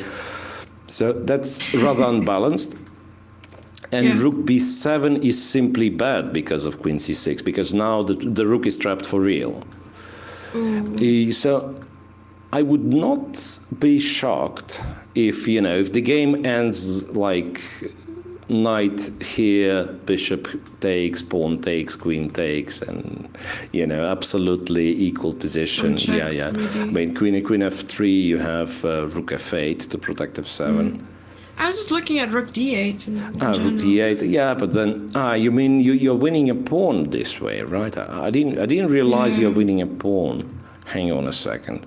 And then it'll be. No, it won't be any. There's some checks anyway. It will be, right? It will be because suffering. you always have queen f2. Yeah. Oh my goodness. Yeah, check. And I was hoping for a lot of checks, but no. But there is f3, and any check you give, queen f2. That's and it. yeah, this might not be hopeless, but that's certainly something black does not enjoy. Yeah. Okay. So far, I'm struggling to find the exact equality, so to speak, right? Okay. And black has counter chances, that I'm sure. Yeah. Maybe he's not even worse. Maybe he can get away with like rook c8 or something. But yeah, but still, it's the game. It's not like all the pieces are vanished in next few moves. Yeah. Right, and is there, hang on a second, now that we've looked at everything, is Dominguez's game the only where we are up for an early surprise? Because now I'm checking the times of the plays. Like in previous game, Giri Vitigo, they had roughly the same time. Here they had almost exactly the same time, and so on and so on. By the way, I just realized, Jesse, that I was taking the wrong pawn. He did play queen e6. After knight e5, I'm taking this and I'm taking on a2. So that on e2, but then there's f4 and I wasn't sure. Well, what? F4. No, F4 I'm not scared of. I mean, not enough pieces. Yeah, I understand this looks threatening, but not enough pieces okay. So why I was maybe even kind of announcing sort of an eureka moment, right? I mean, why a2? Because you could try to do the same. Yeah. You could try to do the same, give a check, take this guy, protect the b2 guy, but then the sequence of two checks works perfectly, because after f3, I'm taking the e5, and if you take a6, I take b2. And here we go, and pieces do vanish, one after the other. And knight e5 is on the board officially, before we go for the first break of today, since we covered all 8 games. I can officially declare this one to be drawish. Okay, officially, I'm kidding, of course, but it seems... No, I'm assuming that you're also claiming that this game will be one of the first to finish. Yeah, very likely, because I don't really... It's either this one or Wesley So's game versus MVL. Wesley So, there's still potential to play. Here, it's in a way more forcing for both sides. Because, like, if black doesn't take on e5, he's just a pawn down, right? So he probably has to. White will capture back. Then, once again, if black doesn't take on a2, so this line, one more time. Yeah, bishop takes, pawn takes. If you do not recapture on a2, maybe you could, like, play rook e8 first, but what for, right? I mean, let's just restore the balance. And then... I don't know. I mean, some moves like b3, but that's so sophisticated. Well, maybe, like you go b3, you try to cut off the queen, right, and then try to go like queen d5 or queen f3. Maybe this is what white should try, but still, it's very hard to believe it's problematic for black. Like even like just play rook f8. It's an ugly move, but it moves the rook away, and also guards the f7. And I believe black should be absolutely fine. So it's very likely for this to finish in a draw, even though it's move 22, so technically they're not even allowed to offer a draw.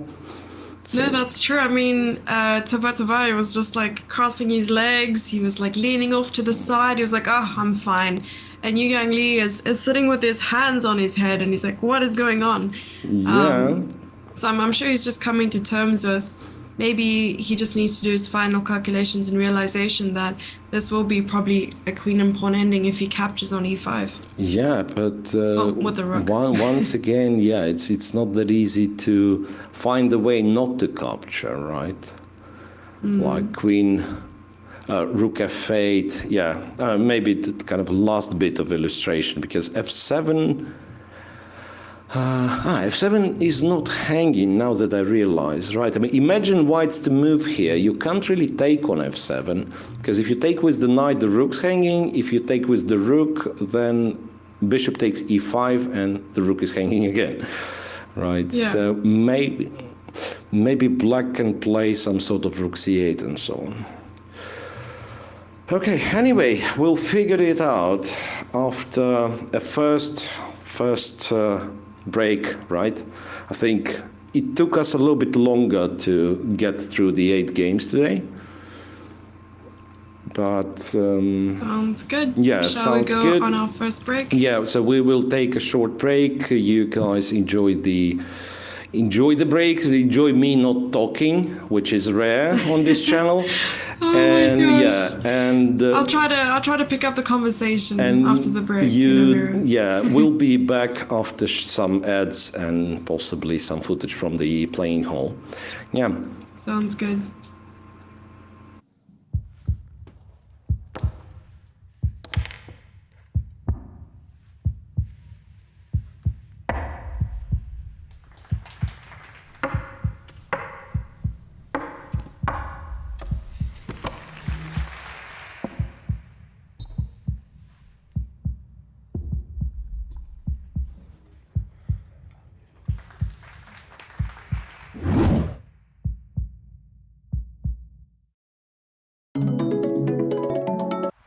Hi, I'm Vidit Gujarati. I'm 27 years old, an international chess grandmaster from India. I'm also the brand ambassador for FIDE Online Arena.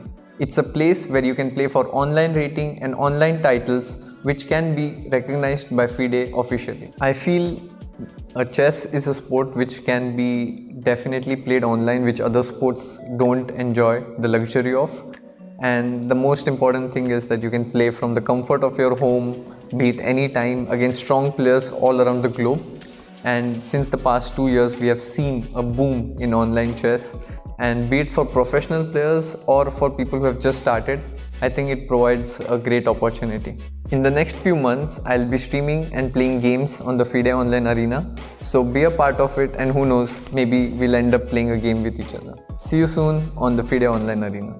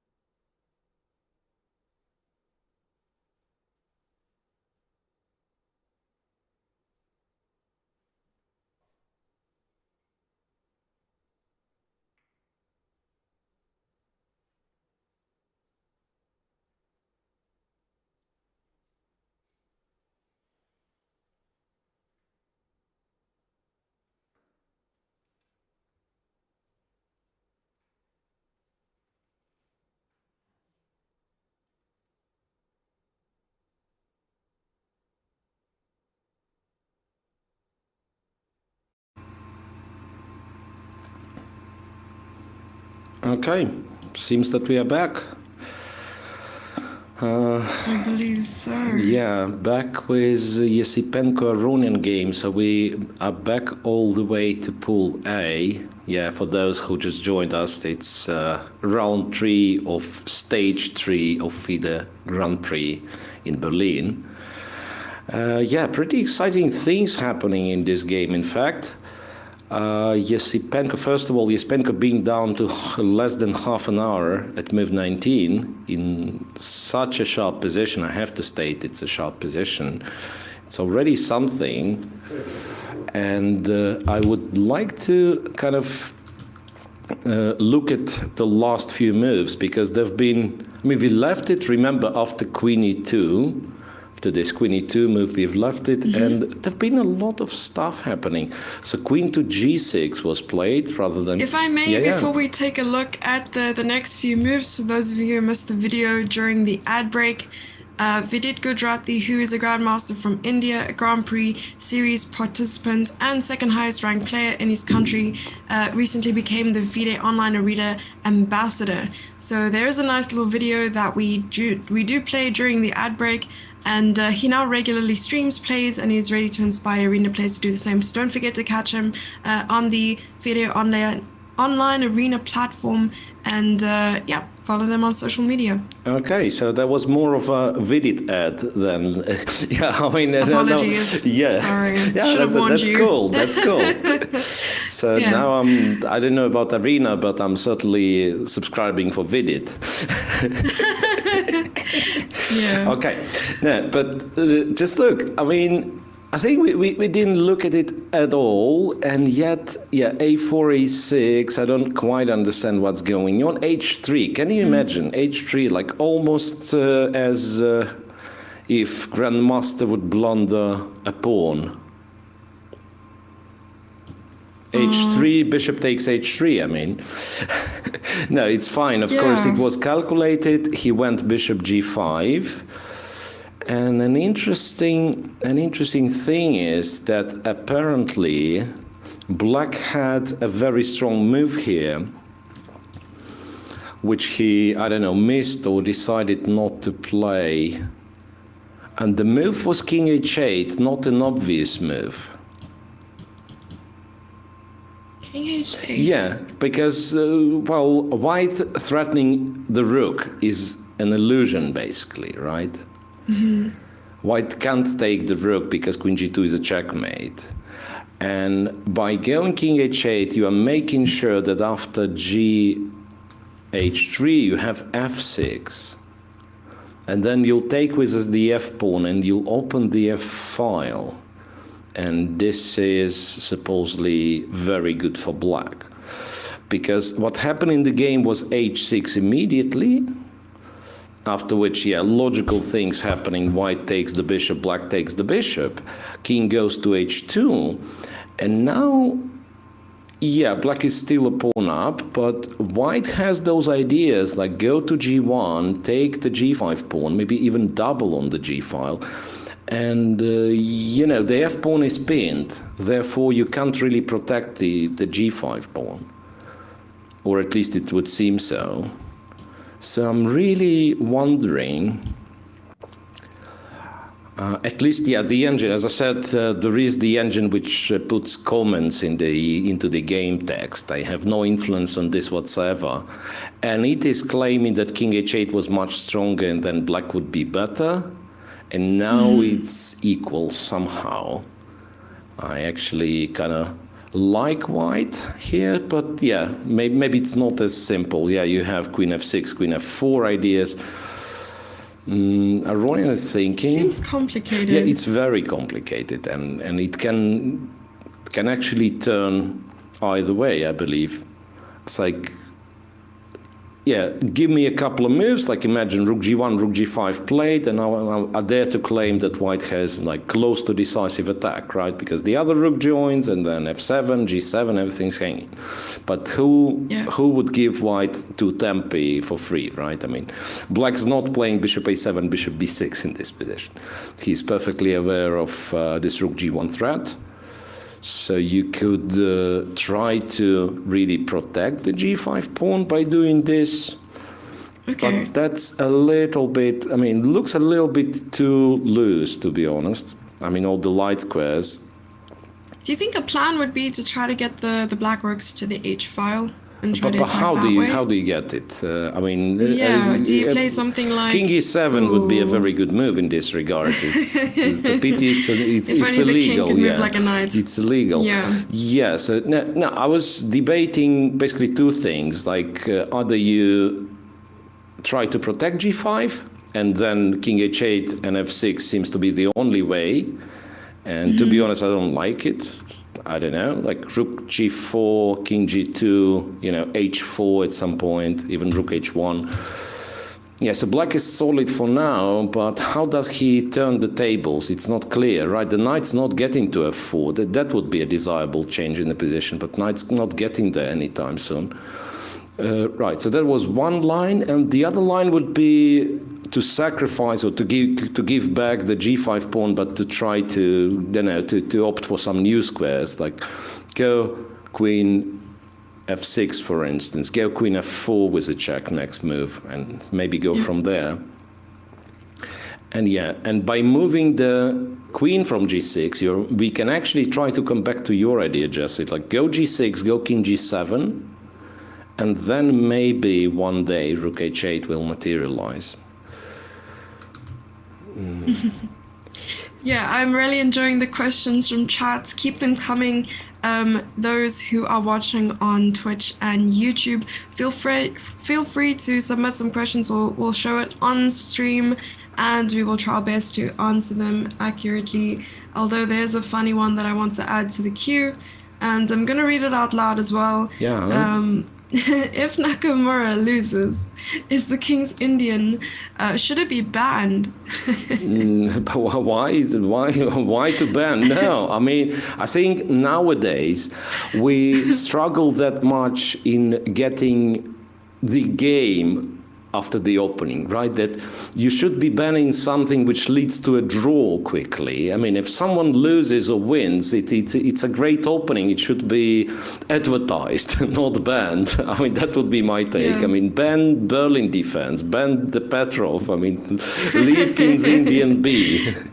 It's a good opening. Yeah. Speaking of Nakamura, let's check how he is, what he does.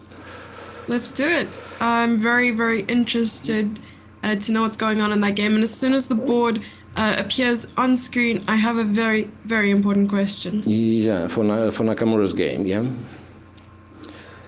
If we'll get the board for Hikaru Nakamura and Grigory Aparin. So once again, a reminder, Naka went for the King's Indian. What's that? But that's the question. Yeah, I've read that question already. Nice Twitch name, though. Bow ties live. Yeah. Yeah. Very, very good. Okay. Bishop takes g2 loses. Bishop takes g2 loses where? Would lose all black's advantage. Oh, no, I was looking. I think he was mentioning a position earlier with bishop takes h3, bishop takes g2. Bishop takes h3, bishop g5. Bishop takes g2. No, bishop g2 I didn't touch. No, king h8 was the idea that I thought was strong. Okay. In fact, yeah, maybe you are right to mention this bishop g2, because this is basically what white wants in those lines. Like takes, and I assume the idea is to win the piece back, right? The idea is to win the piece back like that, to go h6. And then I think white just goes rook h1 and something here, I don't know, rook h2, rook h1, or God knows, maybe even this rook to g1 intending to play king f1. And you can see, yes, white is a couple of pawns down, but he manages to amass all the forces against the king, and that's usually dangerous. Don't know about this position, but usually it is dangerous. But yeah, but it's about time we get the other game on the screen, right? Yeah, let's request that game real quick. If only there was the way, yeah, to control it. Indeed, but we will get a change really soon. There we have Naka's Iranian on wall. screen. That's some, Yeah, that's my reaction right now. That's what is this? At first I was like, okay, what is rook d4? And how did it get there? There've been so many strange moves.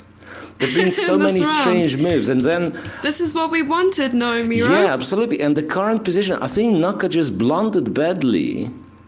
Yeah, so chat is saying that Operan found an ooh la la move. Ooh la la move, and I think I know the reference. Okay, so let's go back.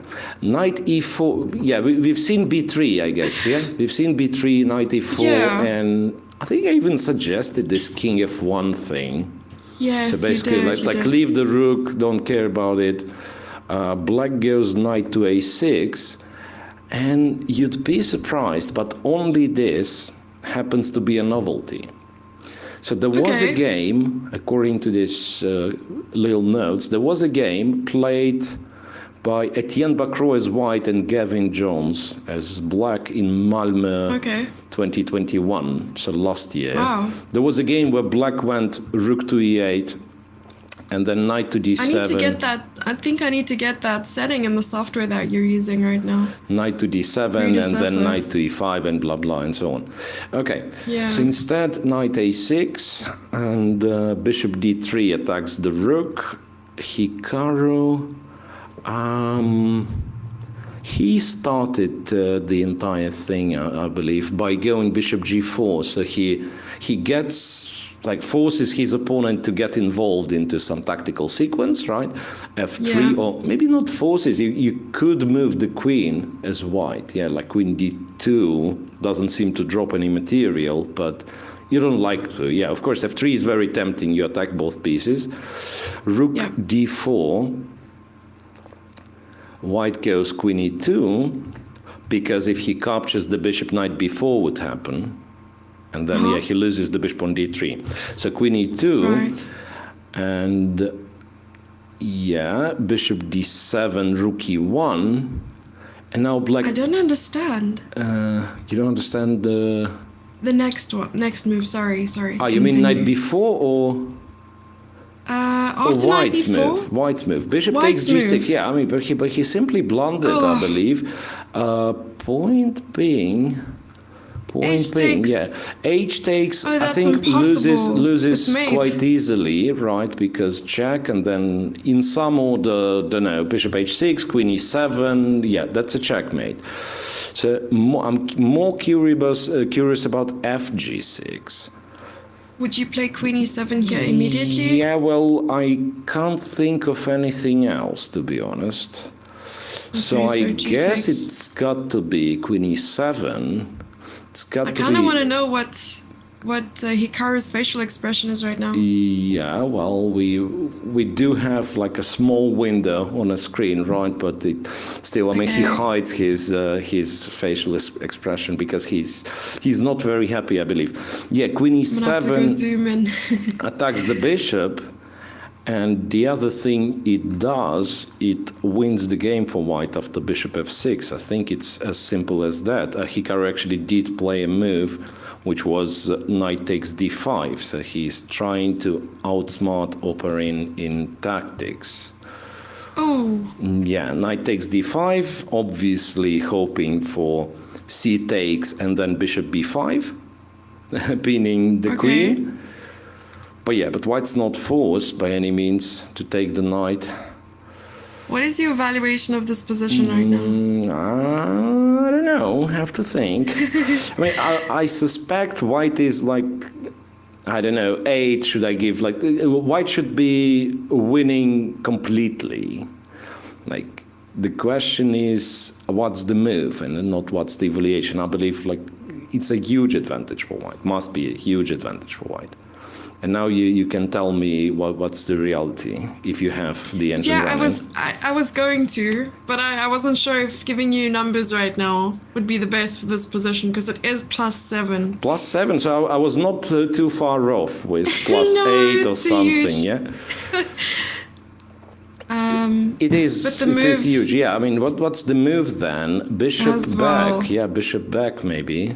Or not really. I mean, there is some strange sequence like going bishop h7, queen c2, but I don't see why it's winning.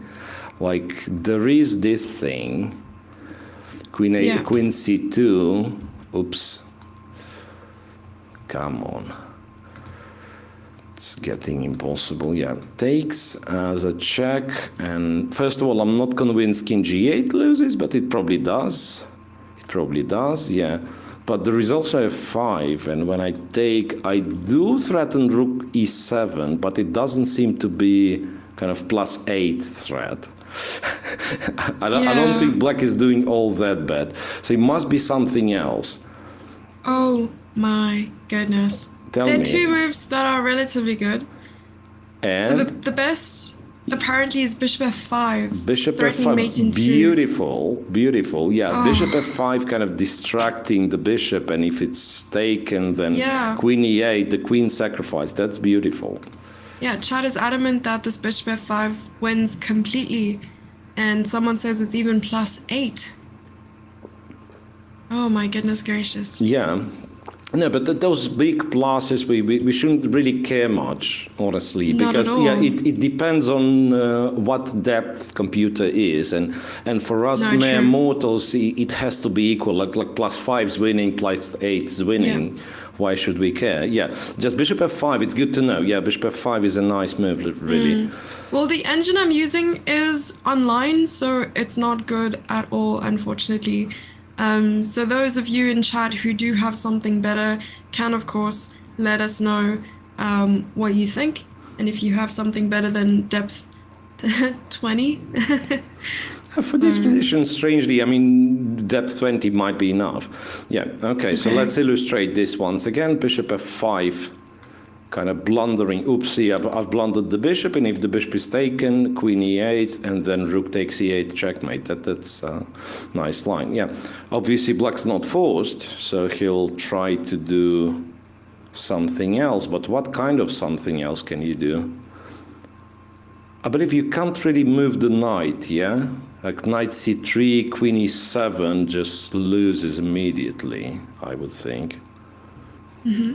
Because this still runs into checkmate with queen e8, and otherwise, I don't even know what to do. Like bishop c6, there is once again, these kind of things, queen f7, checkmate again.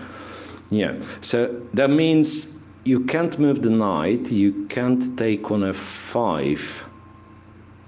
And, okay, so wait a sec. Bishop c6 kinda holds for now. I want to say, C6. yeah. I mean, we still can't take the knight, yeah? So at least like not losing all the material in the world.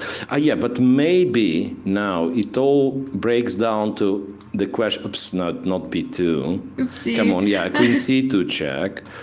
Okay. So now there is no f5 at all, so he has to go here, check, And then you push. has to go to g7 because king This f8 is loses, just yeah, awful. has to go to g7, And then you have a check on h6. yeah, or I no? have a check on h6. I was debating, do I go h6 check, king f6 and something, or alternatively, queen f5 looks pretty strong, kind of postponing this bishop h6 for one more move. And it might be that both win, in fact. Okay, brilliant. Yeah, but bishop also, yeah, bishop h6 and rook h5 looks nice. I mean, and then queen f5 is a threat, rook f5 is the threat, and we are only one piece down. It's not like we've sacrificed the queen. Yeah, so should be sufficient. Someone in chat says, I'm so afraid of playing the King's Indian defense now. Thanks, Operan. Yeah, no, but honestly, there've been quite a few things. I mean, first of all, I'm not sure if c5 is strangely, I've seen people doing it, but I'm not sure if it's the best, and by no means it is the only reaction to h4, like to go c5 immediately to basically enter this line that happened in the game. But anyway, it's move 19, and do we have exactly the same scenario as last game Hikaru lost, which was 2 days ago? He's lost in the opening by... Was lost in the opening as well? Yeah, he was lost against Aronian. By move 20, it was done. Yeah, it was one of the longest games in the round, if not the longest one. Simply because, because Aronian kind of taking on A7 first. Yeah. It feels like Aronian was kind of playing cat and mouse game, in a way. Not intentionally, but it felt right. So the game dragged for extra like 3 hours or so.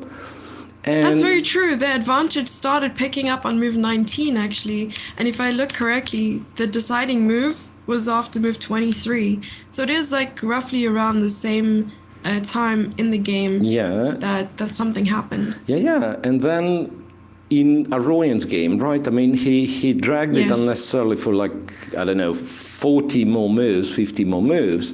But he never really let his advantage slip. I mean, it was decreasing and increasing, but it always was a winning advantage. So, and here in a position like that, I'm afraid if Oparin finds bishop f5, there won't be such a chance for Hikaru as in a Aronian game, because he simply won't be able to trade the queens. He'll it looks just lost, pardon me.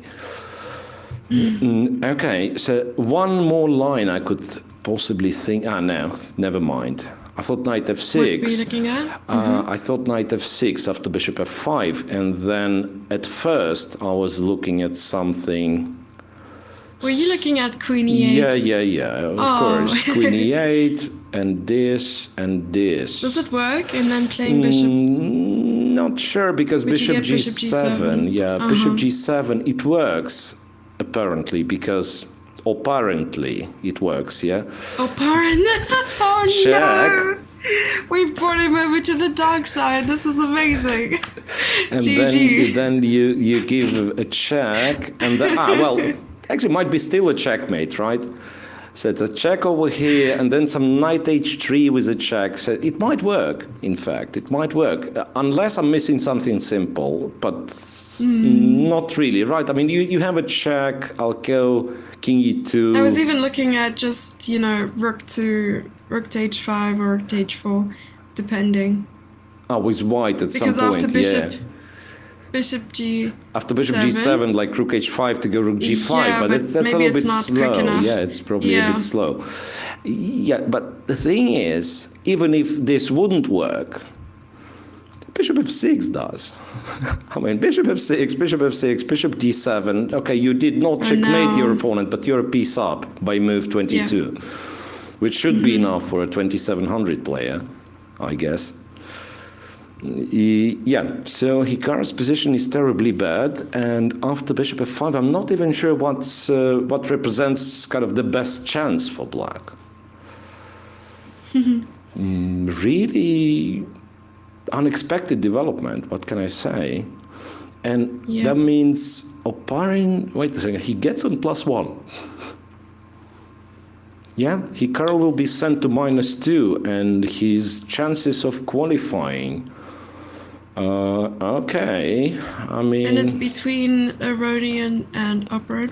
Depending on what's Aronian results gonna be, but Hikaru, what an interesting. I mean, what an interesting system that one is, and actually very cruel system, that Hikaru started this tournament as one of the favorites. I mean, he has one tournament win, right? And then he has, I mean, basically the whole tournament in front of him. And yet, after, assuming he loses this one, after 3 games, he's out, basically. Yeah, what my impression was that in the beginning of the first Berlin leg, he went in thinking, okay, I have nothing to lose. In my mind, I am semi-retired. Maybe that was just a comment or maybe even just a rumor that went around. I'm not actually sure if he said he was semi-retired, but he didn't put any pressure on himself. And then after winning the leg, maybe all this pressure came to him. And of course, he has a lot of feedback from his chat, from community members and so on. And now you're playing the third leg, there's a lot at stake, and you're sort of putting that extra pressure on yourself again, even though still in your mind, okay, I'm semi-retired, but I still want to perform well. Yeah, absolutely. Your analysis might be spot on now that I'm thinking. Yeah, because, well, the way it looks, the way he loses with black, it's very uncharacteristic for Hikaru. Yeah. Like to fall apart that quickly. And also the choice of an opening he picks. Like against Aronian, very solid Hikaru. Why would you enter specifically this crazily sharp line, right? Here, okay, you're on -1, maybe not that great, but still, why would you do this? Well, by the way, bishop takes h7 was played. And I'm not sure if it's the best solution. We'll see now. Yeah, okay, bishop h7, check. Black, as we've figured out, has f5 as the only move. Okay, at least I believe so.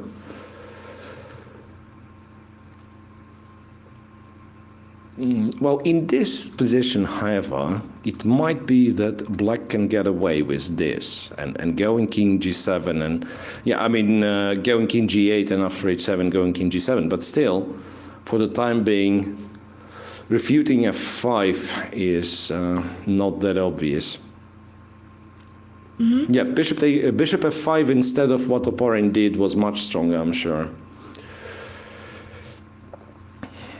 Indeed. And here, queen c2, chat is mentioning it's taking on h7. This is not over yet. And yes, maybe it's still quite an advantage here for white, but yeah, we'll see what happens. Yeah, and this is... I mean, king takes h7 was played quite quickly. Yeah, and queen c2, so. and queen c2, yeah. This is exactly the way you do not win a winning position against Hikaru, by playing kind of good enough moves instead of the best moves. And that's what happened, because they are good enough to some point, right? And then, yeah, one wrong decision and you're out. Yeah, f5 played, the knight on d5 captured. Yeah. And, yeah, let's see what Hikaru comes up with. If only the bishop could en passant on f5. Yeah. Bishop takes f6, yeah, that'd be lovely. So now, first things first, black has to deal with rook e7 threat. And I think he can try to deal with it by... I mean, or he should simply give a check on b5 first, wait for... Yeah, I mean, rook e7 is a really annoying threat, right? So bishop b5 first. Now, if white plays knight e2, which some people would find attractive because it kind of develops the piece, but it sort of develops it in the wrong square, right? And also stops your rook from threatening rook e7. So I would rather try king f2. And then, yeah, rook e7 is still there, plus queen f5 since the bishop left. But rook... Do you think that bishop will move? You know, no, rook takes d5. Rook takes d5. Yeah. And then, yeah, it's a beautiful check on e7. But what's the follow-up after king g6? I mean, you obviously have like check, and apparently black can't really avoid the draw, but it's not a draw we were talking about, yeah, kind of minutes ago, right? It was like white should checkmate not later than in 3 moves, 4 moves.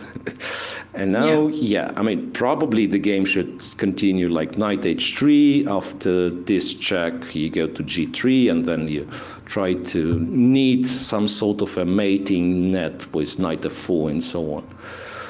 But that still takes time. That still gives black some chances, some hopes of survival. So we might be once again entering this territory of Hikaru finding, you know, miraculous defenses and fighting for his life. And maybe this time it's going to work better than against Aronian. So. Yeah, I do have chat says bishop e5, but I have to mention as well that there's a result, I think, already on the board yu yang yi taba taba, so that glitch was indeed accurate. We have a draw with the queen ending that they agreed on in move 30. Yeah. Okay, not a big surprise there. So Yu Yang Yi and Tabatabai made a draw. And what will be the next game we're going to look at? Yeah, I would love to take a look at Vincent Kamer and Daniel Dubov. Yeah, okay. Yep. So we are moving just like game by game, switching to Pool B. I know it's quite a jump. We're missing some other games in between. A lot of games in between, right? No games in between. We actually follow it in order, right? Okay. So what happened was c5 Let's take a look. was answered with bishop g5.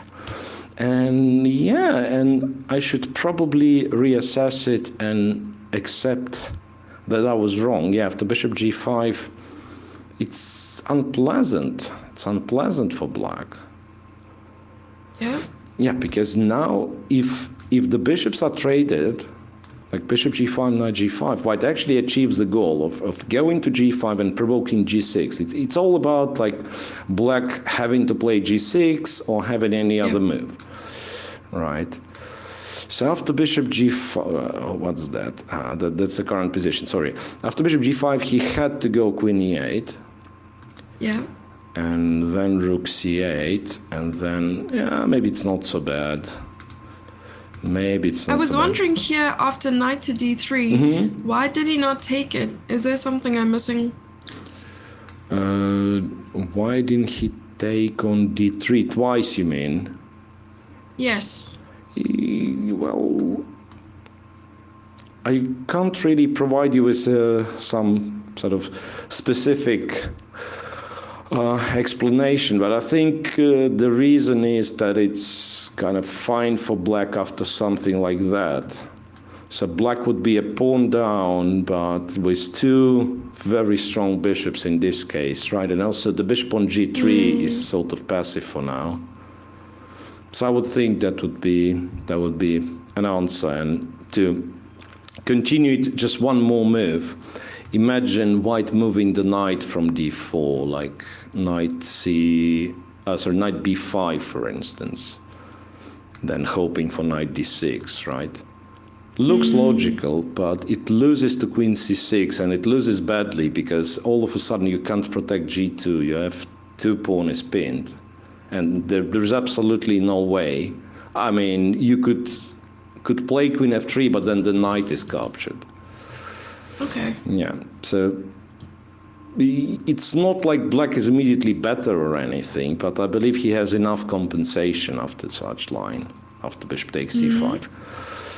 So Vincent apparently thought it's a better chance to go knight e to d2 and attack the c4 pawn. Because now black apparently can't protect it. Like knight b6, knight b6 doesn't stop knight takes c4, right? You go knight b6 we and do have another result. take. Sorry, Yeah, just tell me. to mention, it's the last board between Giri and Vityugov. They have drawn as well. Guys, is it some sort of a pool D curse then? So two draws again.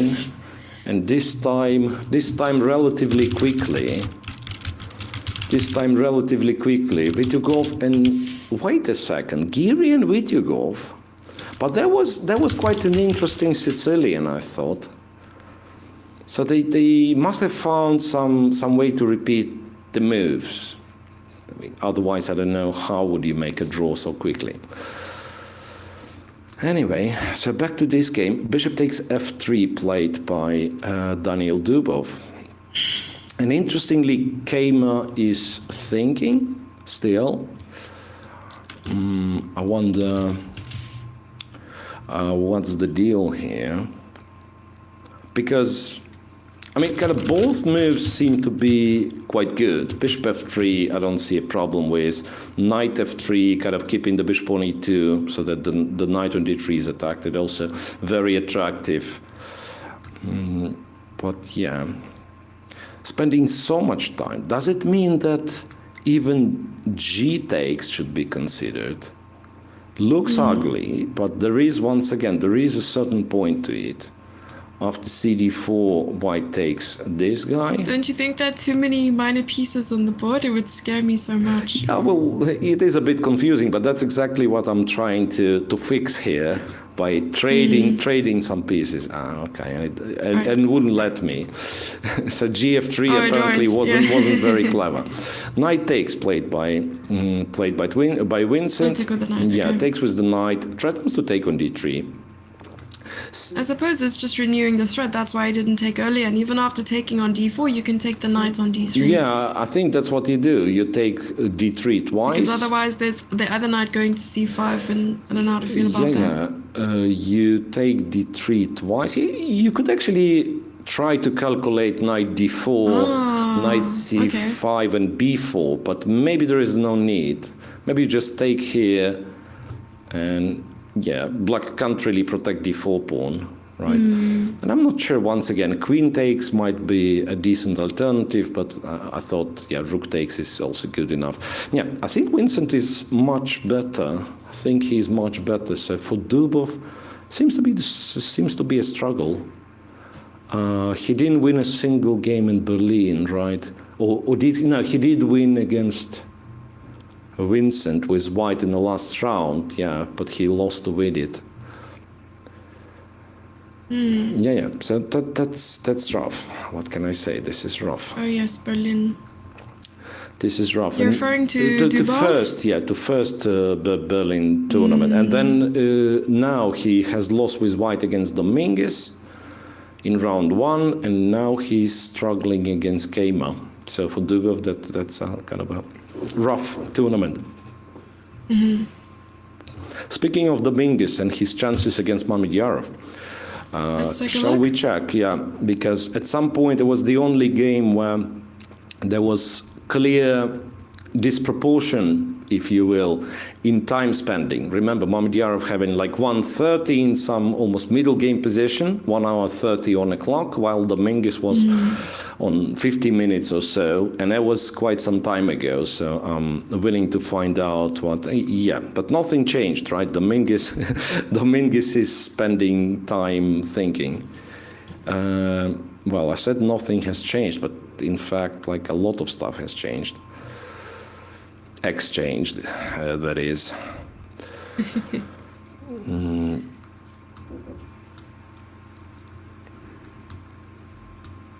Okay. So bishop a2, bishop d7 was the move. Queen c2. So this, yeah, white tries to be clever. So starts with queen c2 and only then goes b4.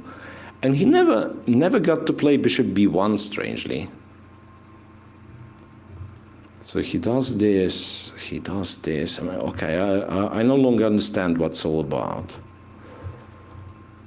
d5, e5, ab, trade here. I really like white's position here. Really? Yeah, for some reason. I would think... I know it's dead drawn. No, I would think if anyone... I mean, if you like anyone's position, should be black's, no?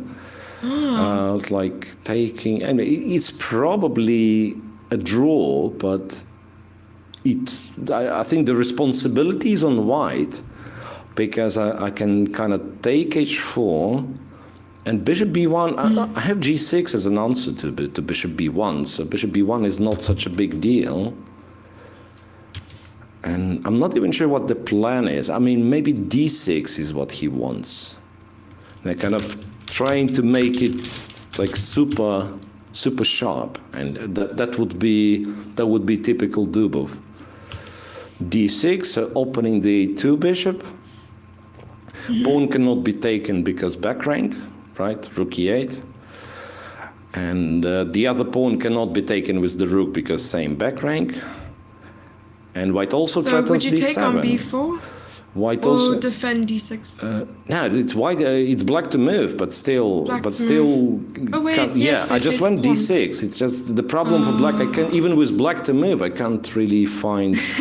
Can't really. So maybe think the bishop, your analysis is much better than mine. Maybe indeed black has to be much more careful than I've originally thought. No idea. Because right, I mean, if you just keep the queen like this, say queen d6 to block the d pawn, then bishop b1 might be an issue. Like bishop b1, g6, white's going to have h5 at some point. Yeah, we'll see. We'll see. I do believe there should be a way for black, but not sure which, what is the way. Not sure what is the way. And Dominguez seems to be not sure either. He's below 10 minutes on move 23.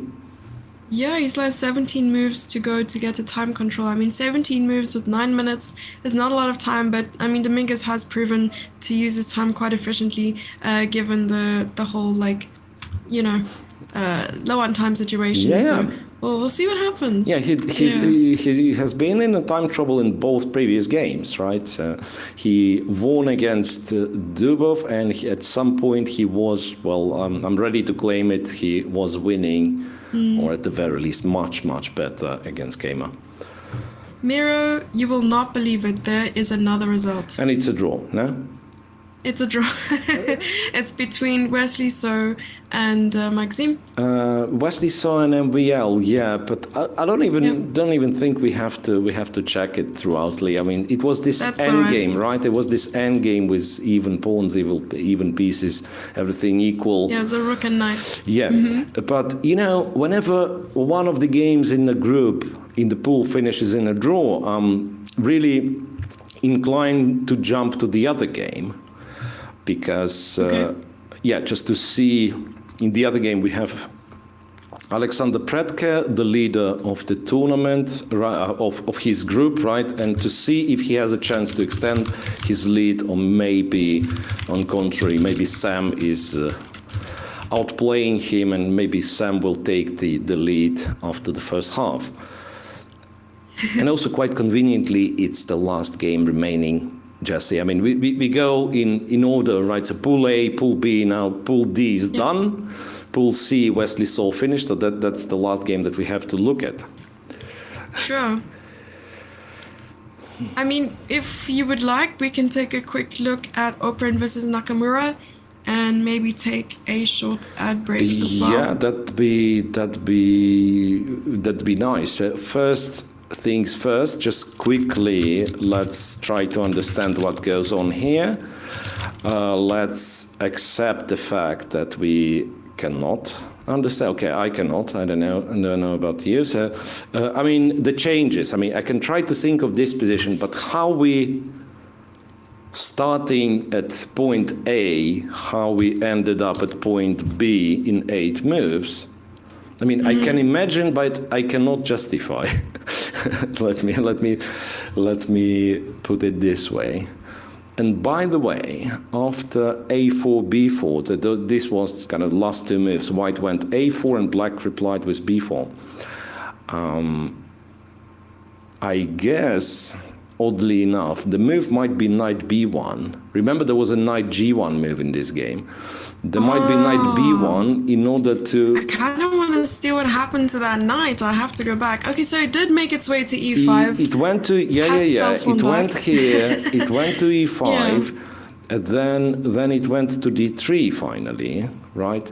Yeah, I think it's reenacting the movie 80 Days Around the World. This knight... Yeah, well, it's been here on E2, then went back, F3, E5... D3, potentially going to C5 or F4. So it's not planning to stop anytime soon. Here, apparently, apparently is not involved. So apparently, black had to care about these. Sorry, I was going to warn you that I was going to jump. But we're back to Karpov playing moves here. Knight B1. Yeah, but wanted to mention, I think this is important in terms of like a bit of education at least.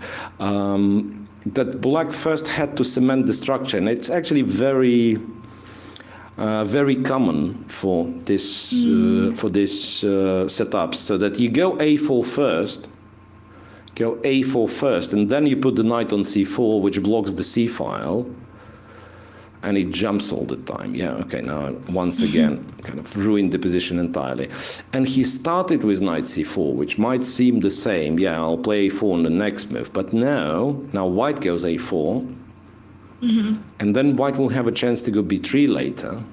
So a4, b4, knight b1, yeah. And then b3, and you no longer have this outpost.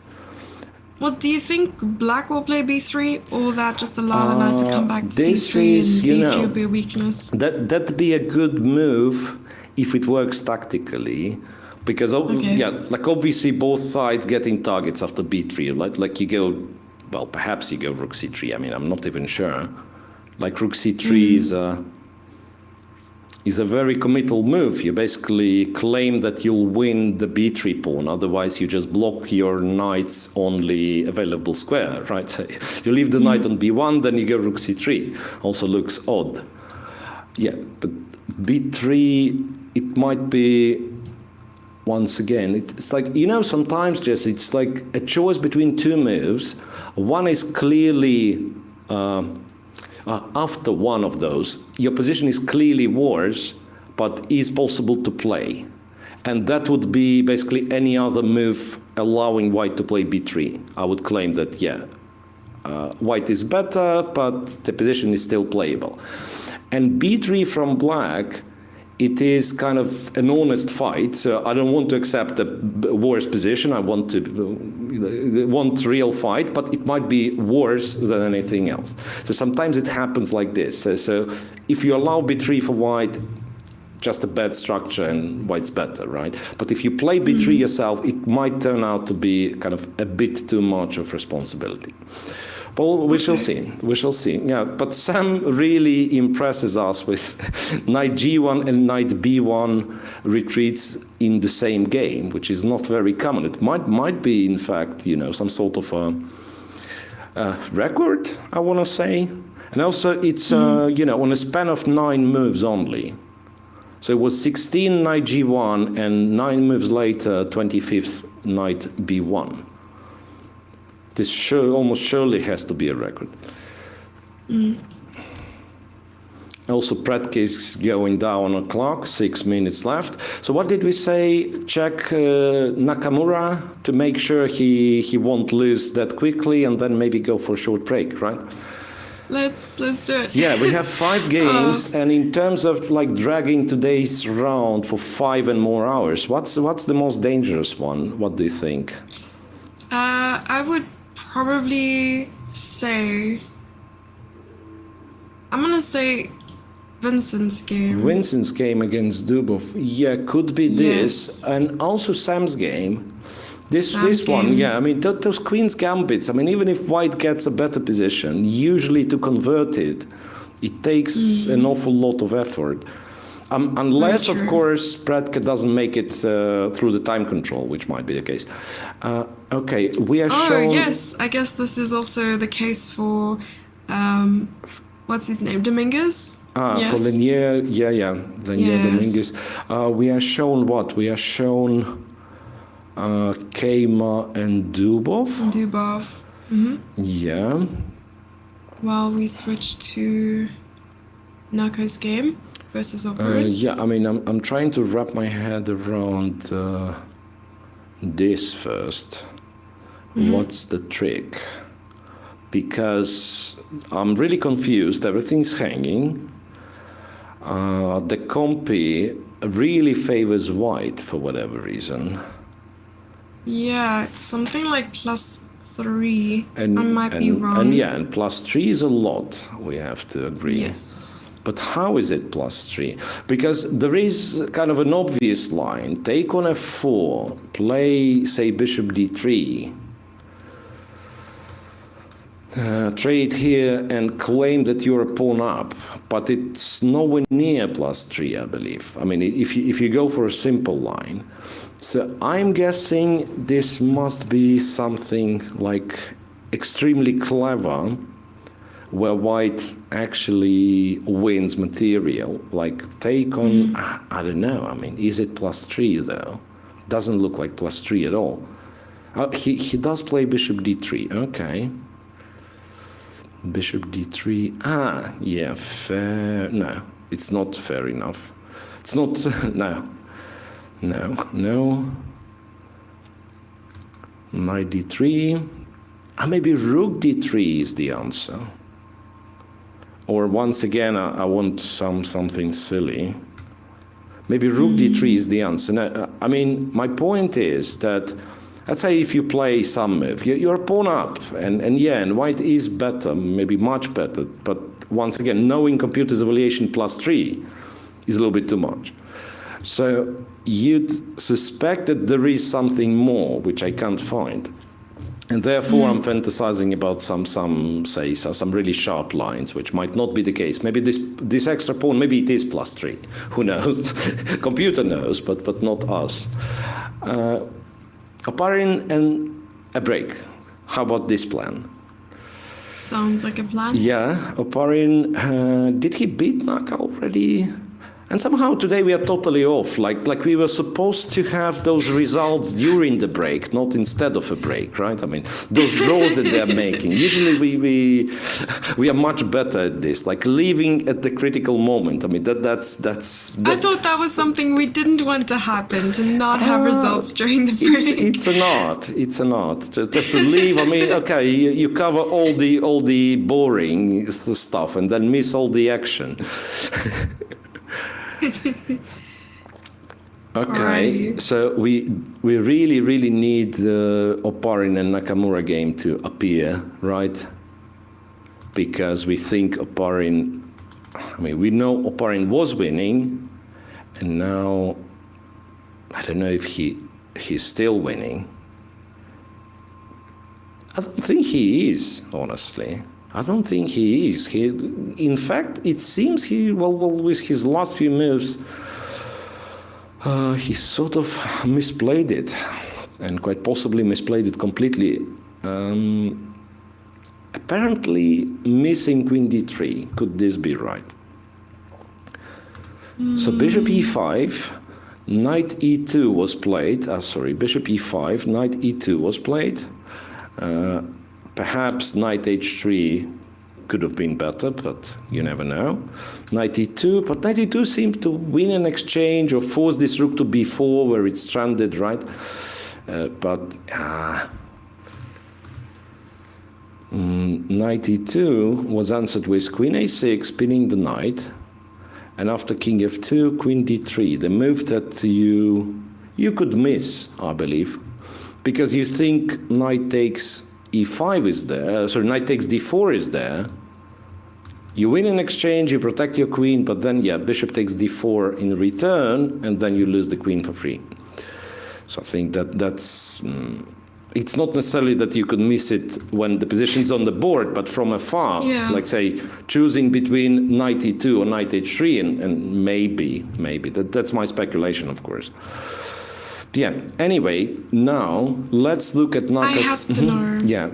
I have to know. Okay, yes, we will look at, as you said, but I mean something just amazing. I don't even know what happened on Cameron Dubov's board, but I think he hung a pawn and things are going crazy, but let's finish taking a look at this game. Sorry. Yeah, well, I mean, here distracted. it's not much that I can add to this. I really think Naka made a huge progress. So first of all, he's not getting checkmated, which is big, right? And we were not sure about it like 5 moves ago. He didn't lose a piece. And in fact, let me try my math skills. Seems like, well, he's about to equalize on material if he gets to take on d5. So, I mean, I'm really surprised with the way Oparin kind of handled this position.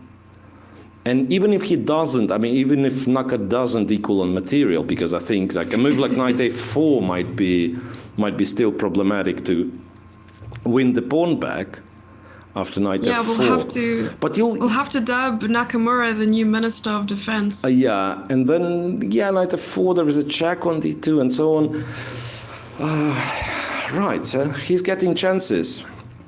Speaking of this like defensive skills of Hikaru, it's I have to admit there are defensive skills, but a lot of criticism goes to his opponents, really.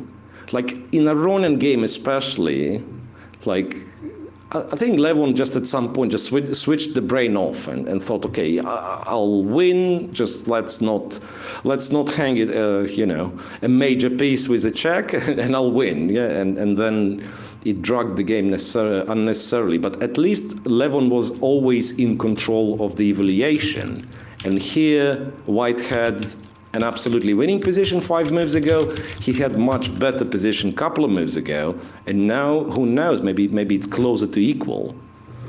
So there'll be a miraculous escape, really. So tell me, what do you do? What do we do? Do we check Keima and Dubov again? Do we?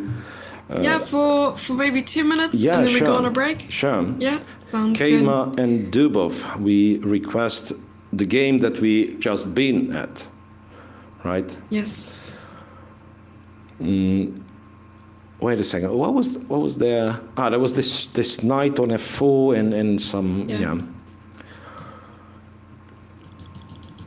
Can we see Dubov's game, please?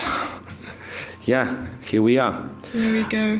Hang a pawn with a check. Hang as in blundered, you mean? I don't think so. Yes. I don't think so. I mean, it was his choice, obviously, right? Bishop d3 was his choice to go rook b8, check, king h8, queen c2. No, I really don't know. I mean, he probably was hoping for something which is not there. That's the feeling. Because now, like, both knights are hanging, right? I mean, d5 knight's hanging. If you move it, the other knight's hanging.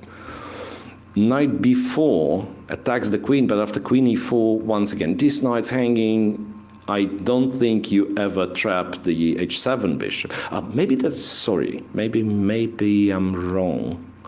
Maybe that's exactly what his plan is. Like knight h5, and the bishop is locked, and then he's going to play g6.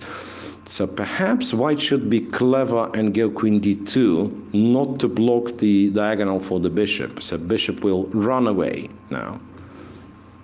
So and the bishop can't come back to d3 maybe after knight h5? Yeah, after knight h5, now you can, but originally I was playing queen e4, so I was kind of clogging the diagonal, which was stupid. Yeah. It's your first instinct. You want to keep the bishop protected, right? But in a way, you might not care for it, because if the bishop's taken, you take the knight, and in this particular case, you're 2 pawns up, and also you have an attack on this king on h7. So I believe this is like completely winning, and perhaps it won't be the longest game, Certainly won't be the longest game. Before we go on break, I do have to mention once again, and I'm pretty sure that we will be playing the video during the ad break, but GM Vachier Gujarati, a Grand Prix series participant and the second highest ranked player in India, recently became a FIDE online arena ambassador, and he will be playing on the online arena, so check him out and definitely go follow his socials. He'll also, not only you have to follow him, but also use Vidit as the promo code for signing up for an arena, right? That's true. That's also gives you 25% off. And speaking of being off, we are off for a break. See you guys in a few minutes. Hi, I'm Vidit Gujarati. I'm 27 years old, an international chess grandmaster from India. I'm also the brand ambassador for FIDE Online Arena. It's a place where you can play for online rating and online titles which can be recognized by FIDE officially. I feel chess is a sport which can be definitely played online, which other sports don't enjoy the luxury of. And the most important thing is that you can play from the comfort of your home, be it any time, against strong players all around the globe. And since the past 2 years, we have seen a boom in online chess. And be it for professional players or for people who have just started, I think it provides a great opportunity. In the next few months, I'll be streaming and playing games on the FIDE Online Arena. So be a part of it, and who knows, maybe we'll end up playing a game with each other. See you soon on the FIDE Online Arena.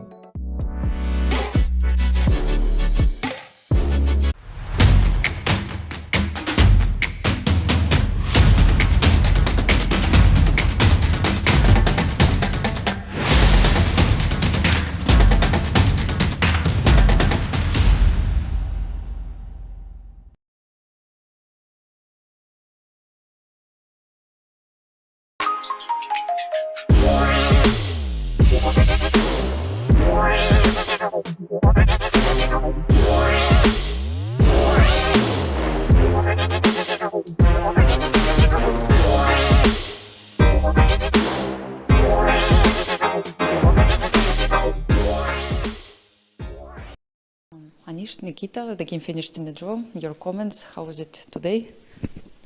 Who would like to start?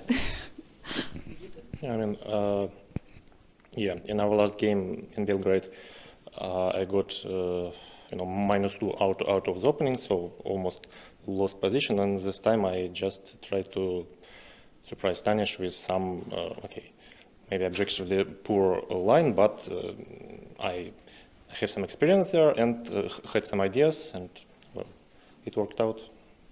Anish, you were surprised today? Yeah, of course. I think the point of the line was to surprise me. But it's a known opening, of course. It's famous for being the best opening when you play weaker players. So I think it was a very good idea by Nikita to do that. Just take them out of book and toss them around. But jokes aside, okay, it's actually not the scan system has been played by Vachier-Lagrave in a World Championship match against Carlsen, so it's not entirely strange, and it's reasonable, especially if Black actually is not too ambitious. I remember that this idea of 97, quickly how he did it, that was smart, I thought, and I recollect that some ideas related to e5, knight c3, long castle. I wasn't sure in which order, but even what I did, I think I was slightly better, and I thought I was slightly better all the way until I put my bishop on f3, which was very, very clumsy. Somehow I had very strange ideas. I missed his rook c7 thing, and I realized as soon as I played bishop f3 it was not smart. Actually, I was choosing there between the two moves, and I decided at some point, like, why to choose between two similar moves for so long? Let's just make one. But yeah, it was the wrong one. There was one line where bishop was better on f3, but that was total that line made no sense. But at some line it doesn't hang.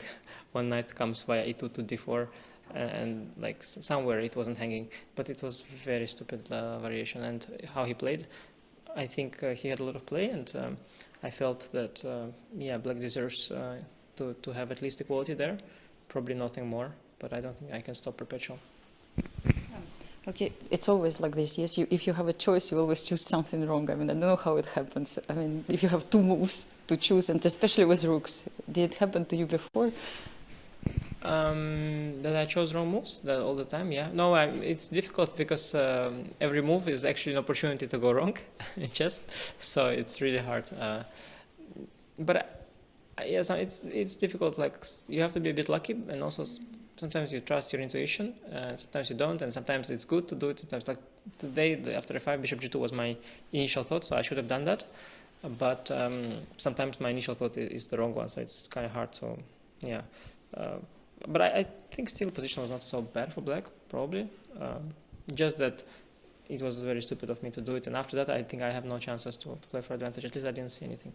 No, I just mentioned because it sounds so similar to me that anyway, but I'm a weaker player, of course. And have you had chance to check the other games which are happening right now? I know that normally, Anish, you are like checking what's going on. Do you have any thoughts which game is the most interesting today? No, actually, for me, the most interesting game is mine. So. Okay, so you didn't check, Anish? No, but to be fair, I walked by a couple of times, and there were some really, like the game of Hikaru, like it's very spectacular. It looks dubious what he's doing. I mean, I don't know, just at a glance, it looked very dubious what he was doing. And also there were some mini fireworks in the game of Levon. I mean, some sort of a temporary peace sack kind of thing. So there were for sure interesting games. Yesterday I noticed that all the games were finished in a draw actually, but today I think that's not going to happen. I think especially Hikaru's game, something should happen there. Yeah, definitely. Thank you so much for your comments and sharing your thoughts. All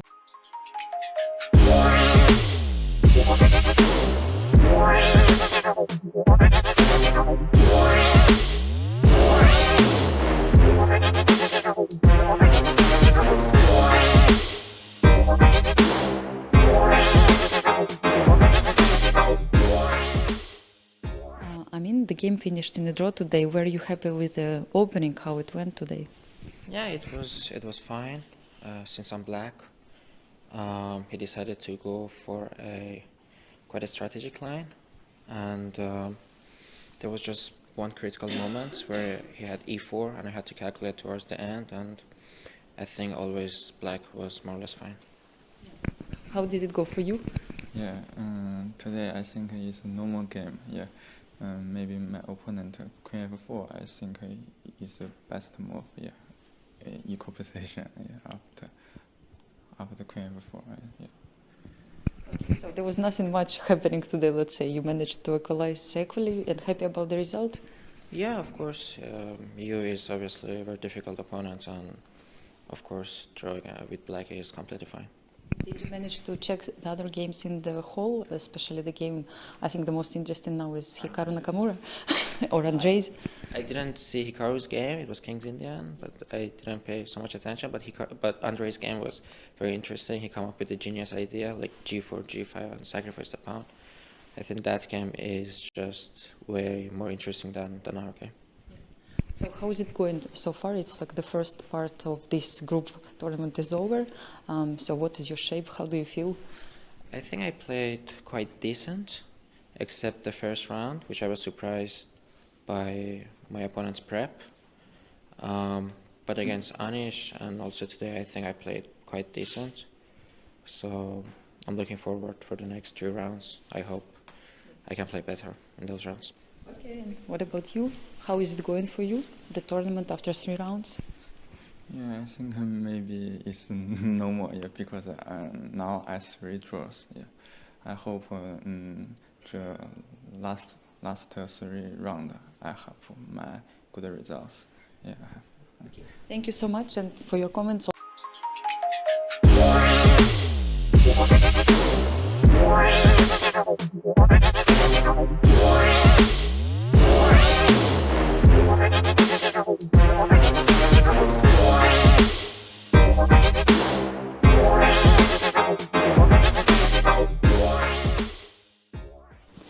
Maxim Wesley, the game finished in a draw. How was it going today? I think Bishop f5 was an interesting move, according to the commentators. Yeah, I'll go first. Well, first of all, I have no idea what to play against Maxim Grunfeld, like for 7 years now. So decided to play this line, but I wasn't expecting this c5, bishop f5, which Alexander Grischuk has played numerous times. I thought Maxim would go for the main line with queen d5 and stuff, knight c6. So, but then bishop f5 must be easier, actually. And then, yeah, I couldn't find anything in my preparation, but yeah, I didn't know exactly which line to play. And of course, the endgame is completely equal. I think black had multiple ways. When I played king d2, also e5 right away is fine. e5, bishop d3 takes, and then maybe black doesn't have to play rook f d8. But yeah, in either case, later my king was slightly more active. I think Maxim could have made it easier, and I was a bit better. But of course, it was almost impossible to win. So now your comments. Yeah, I played this line with bishop f5, which can lead to extremely sharp play. Here in the game, it petered out to a very Georgian game, but then I made it difficult on myself. I don't like the way I played after that. I played way too passive. and I was a bit concerned, and then I had to bail out with this idea with h4, which is giving up a pawn. I was not completely sure, even after rook e4, if Westlake goes like rook h7, king d6, rook b7, it should be a draw, but this was still a bit of a concern, so can say a bit I'm happy about my play today, but the result is okay, and the preparation went well at least. Yeah, but was it still difficult, taking into account the situation in the tournament that you kind of need to fight, of course, still with black pieces, but did it somehow affect your thoughts while you were playing today? In a way, of course, I would have welcomed a much sharper fight, but, I was not going to burn all my bridges. Yeah, that's for sure. And that's the problem with this format. There are only 6 games, so you have to you can do very well, huh? You can need at least +1, +2. A month ago I scored +2, I still didn't make it. So it's a very short event where you just have to play for a win at some point. Like Hikaru today also, he against Oparin, he has to play the King's Indian and burn his bridges, because otherwise you have no chance to win. yeah, on the other hand, at least it's not like tiebreak you used to play before in the previous format. Now it's actually 6 games. Yeah, I'm actually not sure which format is better. The World Cup format, the tiebreak, anything can happen. One mistake can cost you the tournament. But here also you need to start winning some games. Very sure. Yeah, Maxim is very experienced actually to play in the last Grand Prix events. Every time I'm watching you playing there, what kind of this experience that helps you somehow now in this event? What conclusions have you made after those events before? In general, I much prefer the knockout format, and I think I'm on the verge of thinking it should be like the main format for competitions, not round robins. But at the same time, here it doesn't matter how experienced you are. It does matter, but the most important is to play well. Something I haven't been able to do in the first 3 games. At least in every game, there was something for me to, not to complain about, but to be unhappy about with myself. So this, 3 more games, and if I can coexist, maybe I'll have a chance. Yeah, 3 more games to go. The second round robin starts. All the best of luck for both of you. Thank you. Okay, and we are back just in time. Yeah. Yes. So 5 games still in progress. Is it 5? Yeah, I think so. It is. Still 5 games with 3 draws and 3 interviews that we've listened to, right? Some games have definitely taken an unexpected turn, I must say. So which game are we looking at the moment? It's Yesipenko with Aronian, and it's move 29, and it's relatively kind of quiet out. I wouldn't think that it's possible to do something even. I think black is just perfectly fine here. So, yeah, somehow they've traded the queens. They've simplified the position, and in the current last move being rook d6, black is planning to go knight d8, go c6, push the bishop away, and then say I'm not worse at all. So I'm not even sure how you continue to play for a win with white, if you continue to play for a win with white. Maybe there is absolutely nothing, because after all, black also has his trumps, right? The bishop on f4 is not bad, and then, yeah,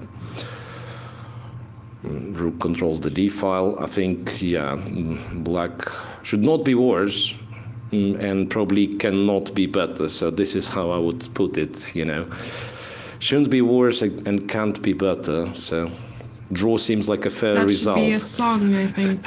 Yeah. Sounds cool. Yeah. Then what else? Oparing with Naka. I might be wrong, but I think there was no move made by opponent during the break, so he's trying to kind of recollect himself and understand what he has done to his winning position. No. Or there been some. I think it's Nakamura's turn. Now it's Nakamura's turn, so opponent Yes. just played something, okay.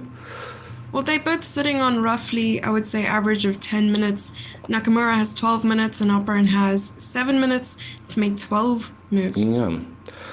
So what we have this, which is, I mean, I don't know how long it's going to take, but at least the position seems roughly equal. Then Opari Nakamura, I don't even know what to say. I mean, with Opari was completely winning, we've agreed already. But, you know, if the tendency is such, I would not rule out the possibility that Nakamura eventually wins if White, you know, continues kind of giving away the advantage. At some point, it might start to be disadvantage. Then, game 3 out of 5 that are left is Keima against Dubov. We could look at this as well, but I guess Keima is absolutely winning. And it's just, yeah, just a matter of like making it through the time control and, yeah, being convincing enough. By that point, I believe there are quite a few winning moves or winning options for him. Mamedyarov Dominguez, I think, equalized completely, and draw is not that far away. And then Shankland Predke, very likely to be our last game and then the longest game. That's once again, that's my prediction. I'm not sure if it will materialize. But for now, what do we do? Keima with Dubov and see if Keima's going to win. It'll be. I do want to understand. I mean, there's only 1 pawn difference in the position, although probably understanding the intricacies of the game, maybe you can explain. It's 1 pawn difference, but I mean, just look at black pieces, look at black king, right? I mean, the knight on a2 is completely offside. The king is terribly weak, like terribly weak. Also, the rook on b8 was hanging, let's not forget. And for instance, after knight c3, you know what would have happened after knight c3? Among other things, Knight g5. Yeah, knight g5, correct. And okay, that's a wrong question. That's a wrong question. Not what happens after knight c3, but knight c3, knight g5, king g8. What happens there? And then taking the rook, right? Yeah, I mean, I wanted you to find, yeah, because queen c3 wins a piece and wins the game, of course, yeah. But Sure. taking the rook is much more, I mean, much more pleasant, of course, yeah. Take the rook and then it's a checkmate. Fancy. Yeah. Yeah. So he had to move the rook, which leaves this knight almost trapped. Yeah, check on g5, king g8 was played. Now queen a3. Okay, queen a3 was played, which traps the knight as well. You can't really counterattack this knight because rook d8, like queen h5. Yeah, for instance, one would think queen h5 might do something, but rook d8. So it's just game, I think. Will this be Vincent Keimer's first win at a Grand Prix? Yeah, it absolutely looks like it. Absolutely looks like it. e5, yes, so Dubov, of course, he'll try to find some tricks, some tactics, but in reality, it feels like objectively it makes the situation worse, right? I mean, he has to keep making moves, but it doesn't improve the situation. Okay, e5, rook d7, and now my rook's on 7th rank, right? So there's always a win. Like, wait a sec. So what's his? Yeah, I think you just go rook d7. Why not? So rook d7, and there's no way to save the knight? Yeah, I don't see any. And the funny part is I'm not even forced to win the knight. Like if you let me play one more move, maybe it won't be queen a2. Maybe it will be queen a7, you know. Okay. So it's like white is winning on so many levels, sort of, right? I mean, so extra pawn, safer king, more active pieces. Yeah, rook d7's on the board. More active pieces and yeah, like literally everything. And you, Jesse, drinking something from a can. It was my Red Bull, but I knocked it over. I'm very sorry. Yes. Nice. No, it's all empty Nice. now. Yes. Gotta keep the energy levels up, you know. Yeah. Okay, so rook d7, rook to h5 to attack the knight. Okay. And then I would believe like h4 should be the easiest. Just guard the knight. Okay, if the pawn is taken, you take on a2 and you win. There might be other moves, of course. Like rook e7 looks very attractive. I mean, that's one of those positions that is dangerous in the way that you have way too many winning moves. And then, you know, there is this dangerous mindset that I tend to suffer a lot from, like when playing. Like when the position is too winning, I would think, what dumb thing can I do to still be winning? Like let's give a rook for free and still be winning. Yeah, but after h4 the game's over and it's official. Vincent Keimer wins his first game. Congratulations. And wait a second. All the goosebumps for the 17-year-old. Yeah, and not only that, but he is one of the leaders now, unless Dominguez wins. Yeah, so it's +1. my goodness. Yeah, he made the draw with Mamedyarov. Then he survived yesterday's long game against Dominguez, right? And now he I tend to forget that a decisive result actually means quite a lot. Yeah, that's a very short tournament. Yeah, it's a very short tournament, and therefore, yeah, so that's a big result for Vincent Keimer. And yeah, all the chances lost, I'm afraid, for Daniel Dubov after this defeat. Well, congratulations. That was, I mean, it took quite a turn rather quickly. I mean, we saw this sort of fights in the center with the minor pieces, and suddenly there was this kingside attack out of nowhere, and it just benefited Keimer heavily. Yeah. All right. Things going on in Mamedyarov Dominguez. Dominguez being on 2 minutes only, but seemingly finding all the good moves. Seemingly finding all the good moves. How many moves? Oh, well, there's quite a lot. It's move 30, No, so 10 more moves. 10 moves until time control. 2 minutes to play 10 moves. But after bishop d8, white's rook is attacked, right? Mm-hmm. And wait a second. And where the rook was the rook was on d4. Rook, queen b2, bishop d8, yeah. I mean, you could do something like rook e5, for instance, and try to confuse black a little. I thought it might be a good idea to just exchange the rook on the back rank. You mean to go rook e8, but yeah, but then I don't think you're better after that, right? Okay. Oh, but it also loses to something like maybe queen c6. Yeah, I don't know. no, it doesn't really. I mean, the thing is, wait a second, but he did go rook e5, yeah. Yeah. That's what I've originally thought, that say rook b7 loses to queen c6.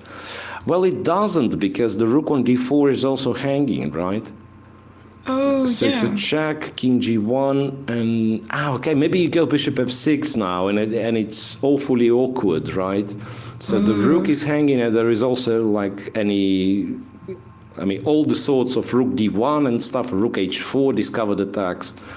Maybe that's the point. So he went rook 7 to e5, and now to be perfectly comfortable, I think queen b6 has to work. I mean, I'm not sure it does, but like... Yeah, the move that was made was bishop to b6. Bishop so I think back it's to Dominguez b6. setting up... Yeah, the bishop is setting up some sneaky tricks over there, but the bishop was on b6. I'm wondering if they will repeat. I'm not sure. No, I think Mamedyarov wants to Rook try. e7. I think Mamedyarov wants to try. Yeah, seriously, I wanted queen b6 in order to put the bishop on f6, kind of stopping the deal on this the long diagonal, right? I mean, whenever I get the bishop on f6, the king is safe. There is nothing going on this diagonal. Also, yeah. I do have to mention something very interesting on the top two boards, which is pool A, both results, immediately 2 draws. Both finished. And, it looks like, yeah. How kind of them. How kind of them. It's 5 draws, so no dub danger, first of all. Dub danger. Yeah, and then I was, well, honestly, I was a little bit afraid that Opparu and Nakamura would last for like an awful long. And now we are... But what's that? We are left with only 2 games, and we didn't even pass the time control yet. I think that's good news, Miro. Don't sound too disappointed. Yeah, but, well, I mean, if you expect everything to finish early and us kind of have an easy day, that's one thing. But I know how, how hard life can be. Imagine we'll be left with 1 game, which will last for another 3 hours. Okay, that's very it's true. almost impossible. 3 more hours is almost impossible, but yeah. It can hardly be this game, to be fair. Yeah. Because the position. But we can take a look at the only other game remaining, which is Shankland.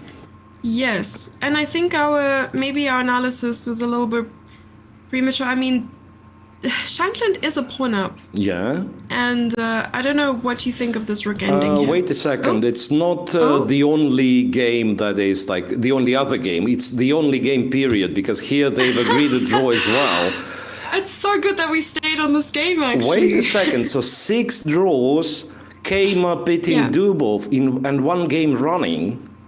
Sounds like a fun day in the office. I mean, today I think that was a fun half an hour. Things just rapidly happened. So yeah, quickly. Absolutely. Yeah, we went for a break. There were 3 draws, but kind of logical ones, right? So the games that are really sort of equalized early. But wait, but Naka, it turns out he saved what, like +8? I don't know how he did that. Not he saved. He did that against Yesipenko as well. Something very similar, right? Not him saving, but rather Parin not winning. Perhaps that would be. It's been a tough 3 days for him. And Miro, I was keeping the kettle hot, expecting to go back and make a cup of coffee, return to the analysis, still have some games to go over. And we have only 1 game remaining. Yeah. So here, though, we might be stuck for a long while. Because, as you know, Jesse, I can foresee the future, right? And the future is not very bright. We will be seeing Rook Endgame 4 versus 3 for the next, I don't know how many hours. No, seriously. No, don't put it out there in the universe. But seriously, look, White's options in this position. By the way, it's move 35, so I have little doubt that they'll reach the time control.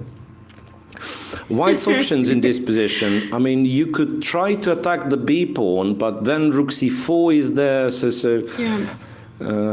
maybe there is no other option. So the only option would be to take, or maybe more precisely to go G3 first, after Rook C2 to guard your F2 pawn.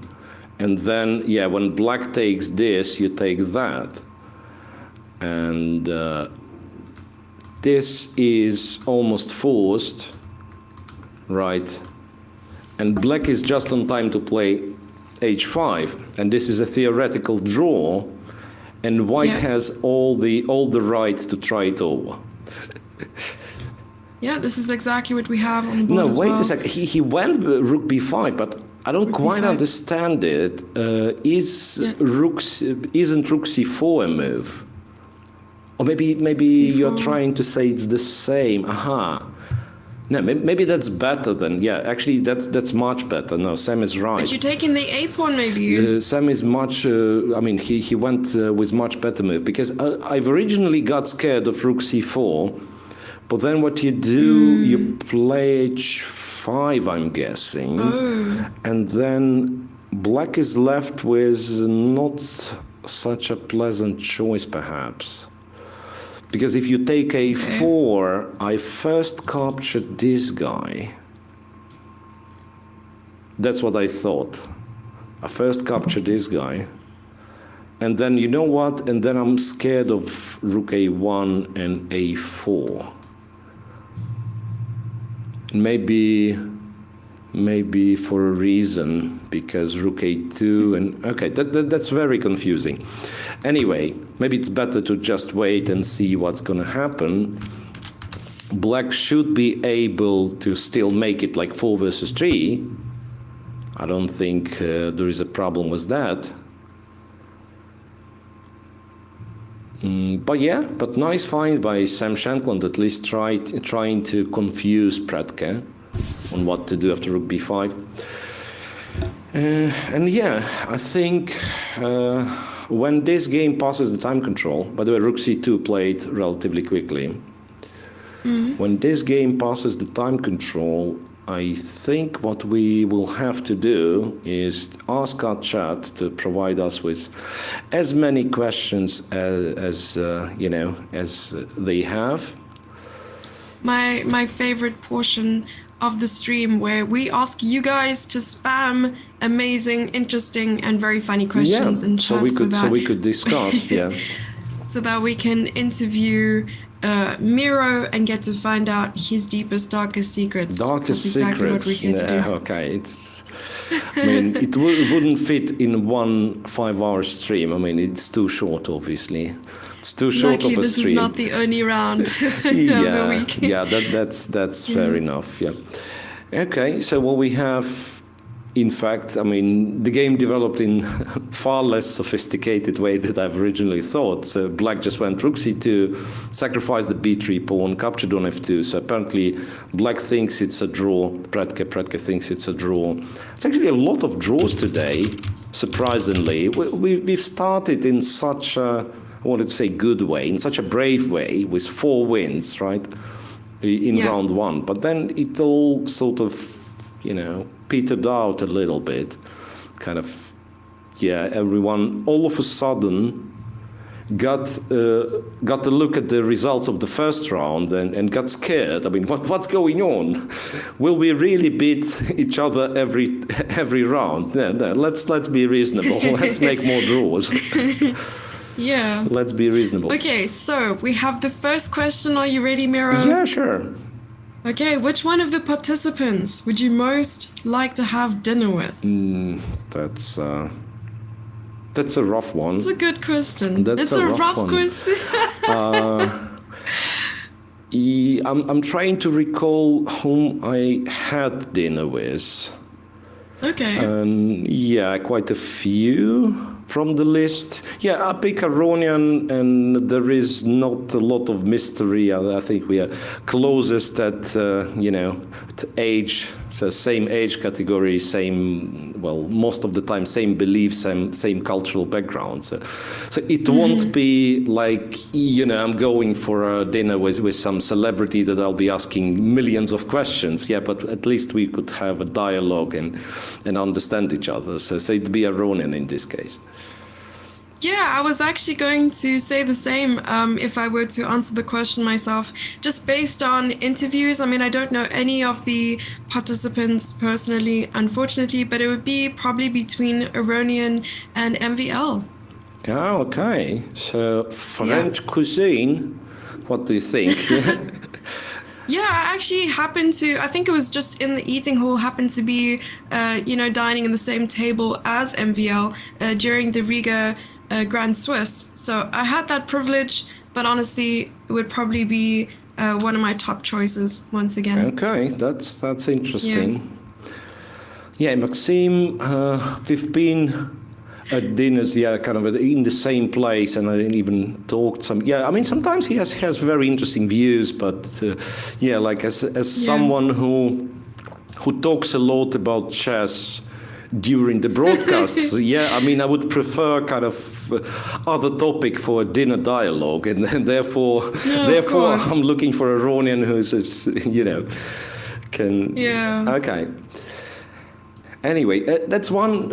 Interestingly, that's one of the questions that they ask on this last page of New in Chess. You know, New in Chess magazine, and on the last page you have what's it called? Just checking, I believe, interviews in kind of the standard questions to different people. I don't know if you've paid attention, but in New in Chess, last page, there's always an interview with someone new, and the questions are the same. It's basically a kind of a questionnaire. So your, I don't know, town you were born, and then this and that, and then favorite. It goes to favorite film, favorite actor, and there is this question: whom would you like, or 3 people you'd like to take to a dinner, or something, or. That's an interesting one. Not just, limited to the participants, but in general, dead or alive, who would you want to have dinner with in the whole chess realm? Whose brain would you want to pick? That's actually quite an interesting question, or maybe I've asked this question quite a bit, and one of the most common answers I've gotten was Bobby Fischer. Yeah. So people seem to love Bobby. Yeah, and then once again, I have to make a weird move, kind of, that I'm reaching to something. Let me reach to C8 square now. I have to press, no, I can't find it, but yeah, once again, the big screen in front of me wants to turn sleepy. Did you reach C8? Okay. So H5 played. Yep. They're about to reach time control with the arbiter standing in front of our view. Come on, we don't want to see your blazer. Move over. Yeah, okay, but wait a second. Wait a second. I'm getting a little bit scared, to be honest. Okay, not scared, but really, does black hold it?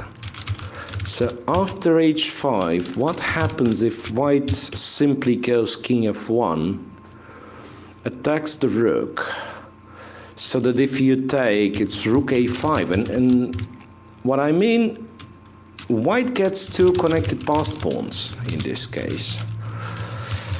And rook b3 doesn't really help because okay, so it was already played, and we've already reached move 40. Yeah, and king f1 was answered with rook c2 in an instance. So at least confirming on my theory that capturing the pawn on e3 was way too dangerous. So now I would be rather annoyed playing in a position like this where my king is sort of cut off and my pawns are, in my view, scattered, I suppose. Yeah, but let's not forget you're a pawn up in this position, right? Yeah, that's true. You're a pawn up and you constantly threatening, takes a5 unless b3 is attacked. So what I mean, as I have to rook b2, strangely enough, the king has some liberty. Like, for instance, okay, you probably play g3, and let's assume black goes king g7, and you can go to e1. There is nothing wrong, because whenever black tries to counterattack your pawns, you'll just take a5, and you claim I'm quicker by probably just going, honestly, not even defending the e pawn, just going rook b5, check, you go to ups, and once again everything's destroyed. But anyway, just believe me, it's a very dangerous position. Okay, what can I say? It's a very dangerous position. And also the moves are kind of natural. Like g3 move, why don't we play g3? Maybe white can also expand to play e4, e5, maybe to start even. Like maybe he can start with going e4. Maybe he can start with going e4, then going e5, going g3, advance a little bit, then walk the king all the way to c1 and see what happens. And maybe some good things happen. Mayhaps, but a little bit off topic. Everyone is looking for your hoodie. Where can they find it? You said it was a local designer, I think, the last time I asked. Yeah, there was a local designer in Moscow. Okay, I mean, we should look for the way to provide the link or what's the company name. I mean, you could try to Definitely. look. You could try They've to been look looking for on the Grand Prix website. No, seriously, you could try to look for the creepy clothing. It's the name of a company, but I'm afraid if you Google creepy clothing, you'll find a lot of creepy clothing. Oh no. Oh no. Don't Google creepy clothing, guys. Right, Yeah, but it does look creepy the more you look at it. So at what move did they reach time control? They reached time control. move ago, at yeah, 40. move ago. Yeah. So now it's about the time to bring up like Mr. Dodgy kind of questions and stuff like that, because obviously Sam is in a very comfortable situation now, time-wise and also position-wise, but he doesn't want to spoil Miro, it. I have to mention that chat was so intrigued by your personality and the way you present yourself that they went back and they looked for the clip of you dabbing and they found it. They time-stamped it. Seriously? And I even received it as like a picture, and someone said they're going to print a screenshot of you dabbing and then place it on a hoodie and wear that instead. Okay, that's that's a little bit beyond my expectations when I was dubbing, but yeah. Yeah, Miro merch without him even knowing about it. No, then I'm I want to share. I mean, Yeah, you're gonna have to get some commission for that. Yeah, absolutely. If you're coming up with Miro merch, guys, let me know so that we can make a deal. Yeah, no, definitely. So they're still ticking down, but of course they have an extra 30 minutes. So those of you who see the minute and 6 minutes on the screen, just add an extra 30 minutes to that. I don't think it really shows until they go below that 1 minute mark or sort of time out. You have to time out, and then actually I'm still puzzled. Why is that? Like we all know that there'll be 30 minutes edit. So why to tease the players? Why to tease the spectators with those seconds running? It's electronic clock nowadays. I mean, it's maybe kind of referring to the history, kind of how it used to be. Once again, Miro talking about good old times. Yeah, when you had the mechanical clocks. And then, unless one of the flag, there was such thing called flag, right? I mean, your flag fell, you've lost. And I suppose we still call it flagging, even though we don't absolutely. use analog clocks anymore. There is nothing remotely resembling a flag, right? But still. Maybe actually, I think on the electronic clocks, on the digital clocks now, they have a little flag that shows up. Yeah, you're right. So maybe. Sometimes it says -000, kind of your time ran out, and sometimes it's 000 and the little flag next to it. Absolutely. Yeah, I remember, yeah. That's really, really cool. What if Oparin wins the death group? Good for him.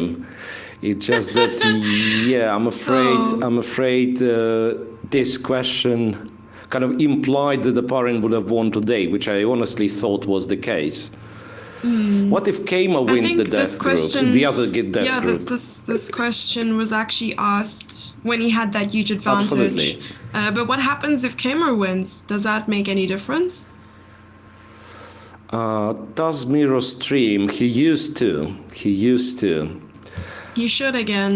Yes, soon. Well, yeah, I need some stuff in my life to be sorted out, and then I promise I will go back to streaming.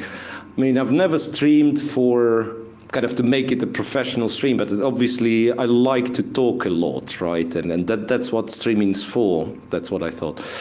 Yes, so I'll be back to streaming, obviously. No, that's amazing. I'm sure a lot of people would like to see you streaming again. And it's not the first time someone has said, that on stream in the past couple of days and what I've been reading. So, yeah, now I think it's just a matter of I mean, Sam was busy swiveling in his chair and looking up at the ceiling, and it was his move. I thought he was waiting for his opponent to make a move. Oh, really? And he was just like looking around, and he's like, what am I supposed to play here? And he's like, I'm a pawn up, but you know, at what cost? And now, I don't know, what would you play here with white? Try to go around with king g1, king h2? Well, actually, that's another idea, which for some reason, I didn't even consider. Because I just stopped my brain when I found out that g3 king e1 looks strong, but maybe go around with the king is even better, honestly.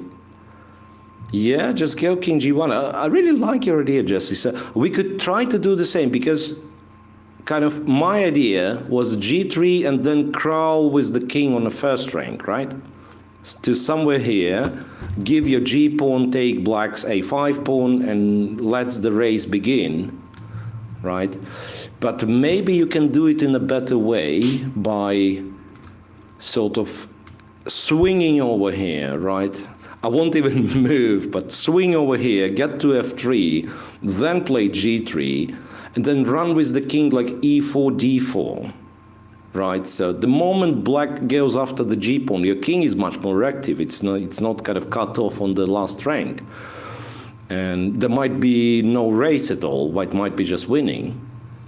White might be just winning. It actually changes the situation in Pool C, because Shankland will be the sole leader, right? I mean, he beats the actual leader.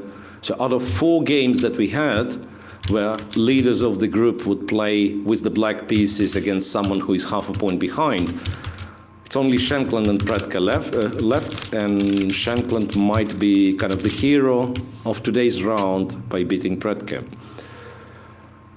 Which makes me wanna go back and check how did we ended up being here. A b3, I think there was a moment we've discussed here, b3 or not b3. So b3 played. To b3 or not to b3? Yeah. Okay, it's really not easy to wrap your head around all that. And then, yeah, it was black to play c5 and basically force, yeah, apparently he was short on time, and what's hard being short on time is actually not to change the position, right? Have you noticed, Jesse, that how many those kind of very impactful pawn breaks or aggressive moves are played in a time scramble? I don't know, for whatever reason, but it's very hard. It's very hard to do something like sensible, strangely. Yeah. No, I'm always thinking that when you're in a time situation where maybe you're not sure whether to go for an idea, and maybe it's too sort of frantic to make a big decision, especially when you're low on time. But then you feel like, okay, in the back of your mind, after the game, you're going to analyze and be like, oh, why didn't I go for this? Yeah. And then you're in that moment, you're like, okay, I have a minute. I have a minute and a half to make this decision. Do I go for it? Do I not go for it? And do I not go for it, regret it? So I think a matter of going for it is more likely to happen. So in a way, it's sort of a fear. I just thought FOMO stands for fear of missed opportunity. Yes, it's a fear of missed opportunity. So you basically go something not to regret not going for it later. Right? I mean, it's a sophisticated explanation, but it kind of works, right? So I think it actually kind of on extreme. So you either, when you're very short on time, and imagine you have a free enchanted bishop, and a lot of people would play just bishop, let's say g2 to f3 and back to g2 and back to f3, right? I mean, it doesn't matter what your opponent does if he's not threatening your pieces. So just to play a few irrelevant moves, get to move 40, and then see what happens. And the extreme version of it is just going for any sort of, sharp changes in the position that were available earlier on, but you were kind of indecisive if it works or not, and now all of a sudden you think, okay, let's go. Okay. No, I completely agree. Yeah, no, but really, it's just an observation, and I know I've done it myself in a rare case. I wasn't too much of a time trouble player, but whenever I would get to time trouble, I would do a lot of this kind of seemingly random pawn pushes with moderate rate of success. I mean, I would lose quite a lot of games this way. He's been thinking for 11 minutes now. Yeah, and he lost on time, according to you know, that's I believe that's a glitch, and it will kind of recover the moment he makes a move. I think that's how it works. Definitely. That's how it works. Yeah. But I wonder what he's thinking about. What do you think? So exactly this: King G1 to H2 to G3 to F3. Or maybe even taking on A5. Or no. That's wanted to say in immediate. But now you get King F2 though. Yeah, and what's that? It's 3 versus King 3. F3. Yeah, it's 3 versus 3, and the rook behind the passed pawn, and that's a draw. That you can't really make progress, and in fact. What you want to achieve is you want to get rid of this rook to make it go elsewhere. So the moment you capture a5, he's taking pretty much any of your pawns but not b3. So you are fine with, say, this line. You go to g1. Black decides that your plan of swinging the king around is too strong, and he goes rook e2. This you are perfectly fine with. Because then it's Do you rook think b5. maybe having two pawns on either side is better than having maybe just one extra pawn on the flank? What would the evaluation be then? You mean if you take a5 and lose e3? Yeah. Well, of course, it's much more favorable for white. No, I would go further than this. Honestly, I would say that what was the line? G3, I think, was the line here when white wouldn't have an extra pawn at all, right? But to me, it would seem he's still winning. Simply sacrificing the e3, go king f2, and then a5. Those pawns, they're not possible to stop, you know. It's a5. I mean, you can take a third one, right? And then it's b4. Okay, now I actually just made it worse. I wanted to illustrate it. It wasn't a bad attempt, but now those pawns are still promoting, but they take an awful lot of time to do so. Basically, the mechanism. Edge forward. The mechanism is rook b6, a6, b5, rook b7, a7, b6, yeah, and so on. So it's the entire group moves: rook b6, a6, b5, and then so on. But it takes forever. And if black achieves something like this, he'll be much faster. So rook b6, black goes g5, and then if black is not planning to win this game, which he probably doesn't. It's enough to give checks, I think. It's enough to give checks. If the king gets distracted too much, then h-pawn's running. So maybe he's not without a chance. Yeah, maybe I'm exaggerating white's advantage. But still, this is something you're looking for. Like to try to take a5 and sacrifice. Maybe you sacrifice only one pawn, not two. And Sam has played the move, and it was your move, Jesse. King to g1. King to g1, very, very clever. So Predke, let's wait for Predke. Let's make sure that he's also getting extra half an hour, so they don't really cut this increment if you're a pawn down. Yeah. That'd be interesting. Now, I still want to come up with some. Obviously, that's not for the series tournament, but you know, some funny ideas to randomize the game in a way, right? Like depending on it's kind of the time increment, depending on what the material is and stuff like that. Because like changes people want to make to chess rules are sometimes way too radical, like denying people castles or whatnot, kind of declaring stalemate a win. Right, which is yeah. I mean, I've never seriously thought of this one, by the way, even though I did some commentary with Nigel Short, obviously. That's Nigel Short we're talking about, yeah? That's his not his idea, but... I can't compare, sorry. No, but really, his idea was that, okay, why don't we declare a stalemate a win for the side who did stalemate the opponent, right? But then it changes the game so much. It does, because what about those forced stalemates? Yeah, I mean, it favors the kind of the results, yes. So you'll have far less ways of making draw.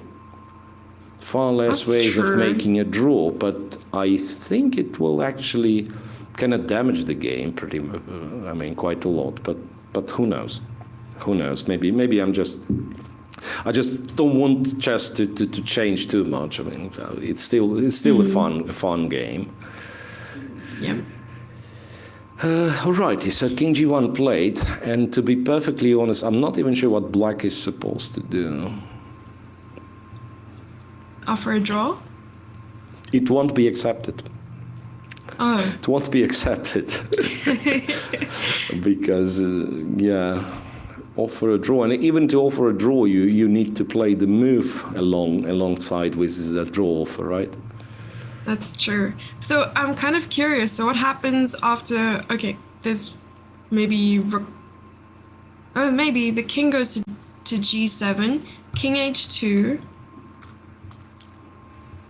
and I don't know. Yeah, exactly. That was my reaction. Because, you know, like one move and it's going to be too late, right? After King G3, you can't even counterattack. So basically two scenarios. Like one of them, shuffle at random, like go King F6, I don't know, maybe E6, and wait for White to improve his position as he pleases. You think we'll see E4? And I don't know. Yeah, E4 might be an idea. Like, I've originally thought that it's clever to get the pawn to E5. But then the King F5 happens. Yeah, like E4. So what if King F4? King F4, yeah, but he'll give you a check and go back. Go back. And then King D3, right? I was looking at King F4 before King F6. So here, like King F4. Yeah, maybe E4 first and then King F4. That's a clever move, in fact, King F4, because you want to infiltrate, I guess. Something like that. You want to infiltrate to G5 and stuff. Anyway, I'm guessing we shouldn't speculate too much about this. Pretke will keep thinking. So anyway, there was one scenario where Black is waiting. The other one would still involve King G7. I believe that's just a good move. And after King Someone H2... in chat says, sorry if I may, imagine that you struggle for 5+ hours and lose to stalemate. Yeah, exactly. Like, what's the point of fighting? Yeah, if I know, like, the best I can do is, like, be stalemated after 5 hours. Yeah, so the other scenario would be King G7, King H2, and that's exactly what's played in the game, and then to go for Rook E2. So takes here, Rook B5, but the situation is no longer the same, right? I mean, Black pawns are nowhere near to be threatening, and White just moves his kind of entire queen side, like A5, B4, Rook B6, and so on. Yeah, this is just casually lost, so I don't think Rook E2 is an option at all. So King F6, whatnot, I don't know, maybe F6, G5 is what you have to try. I mean, F6, King H6, and G5, perhaps. Because one day, okay, let's look logical at this. So one day there will be a bit of a race, right? I mean, the moment White goes to F3, moves the pawn to the third rank, and then goes towards the queen side, you will have to switch to attacking the king side pawns with the rook, right? Because he'll simply get to C3 sooner or later and take your A5 pawn for free. And therefore, it only makes sense that black will try to, say, play f6, somehow carry out this g6, g5, and maybe push it further to g4. So if this race ever starts, the pawns will be closer to the promotion square, right? However, there might be issues with that as well, like f6, king g3, king h6, and I wonder if I can stop g5. Oh, maybe I cannot. Then it's more of a, yeah, just to illustrate, so something like this happens, for instance, and then we, like if we trade, already it's foreseeable how black is getting counterplay. Like if the position happens to be such, I can imagine black having counterplay there. So that, say you go g3, perhaps it's a bad move, in fact. g4 check, if king f2, this check, you know. Sorry, if king f4, this check. And God knows who is faster. I believe black's going to be faster this way. It reminds me of that position we saw yesterday with the extra b3 pawn and the rook or the king, in that case, getting between the two pawns and trying to capture it. So, yeah. Okay, so yeah, maybe what black actually has to do is to try to play for f6, g5. Trying to play for f6, g5, because otherwise he has absolutely zero counterplay. Yeah, and f6 is on the board. f6 is on the board, and I was thinking, I know we are left with only one game, and so on, but could I possibly ask for a bit of breather, just, you know, refill the glass, and after all, that's been more than 1 hour straight on air, right? Yep, sounds like a plan. King g3, so maybe we have, yeah, we actually supposed to have the interview of the winner at the very least, right? Like Kamer was interviewed. Yeah, they've been asking for interviews, but I know they're pre-recorded, so that's good. So yeah, let's take some 10 minutes break, and we promise that that's going to be the last break of today, because that's the last game, and inevitably they'll speed up at some point, and yeah, I like it. We'll see the end of it.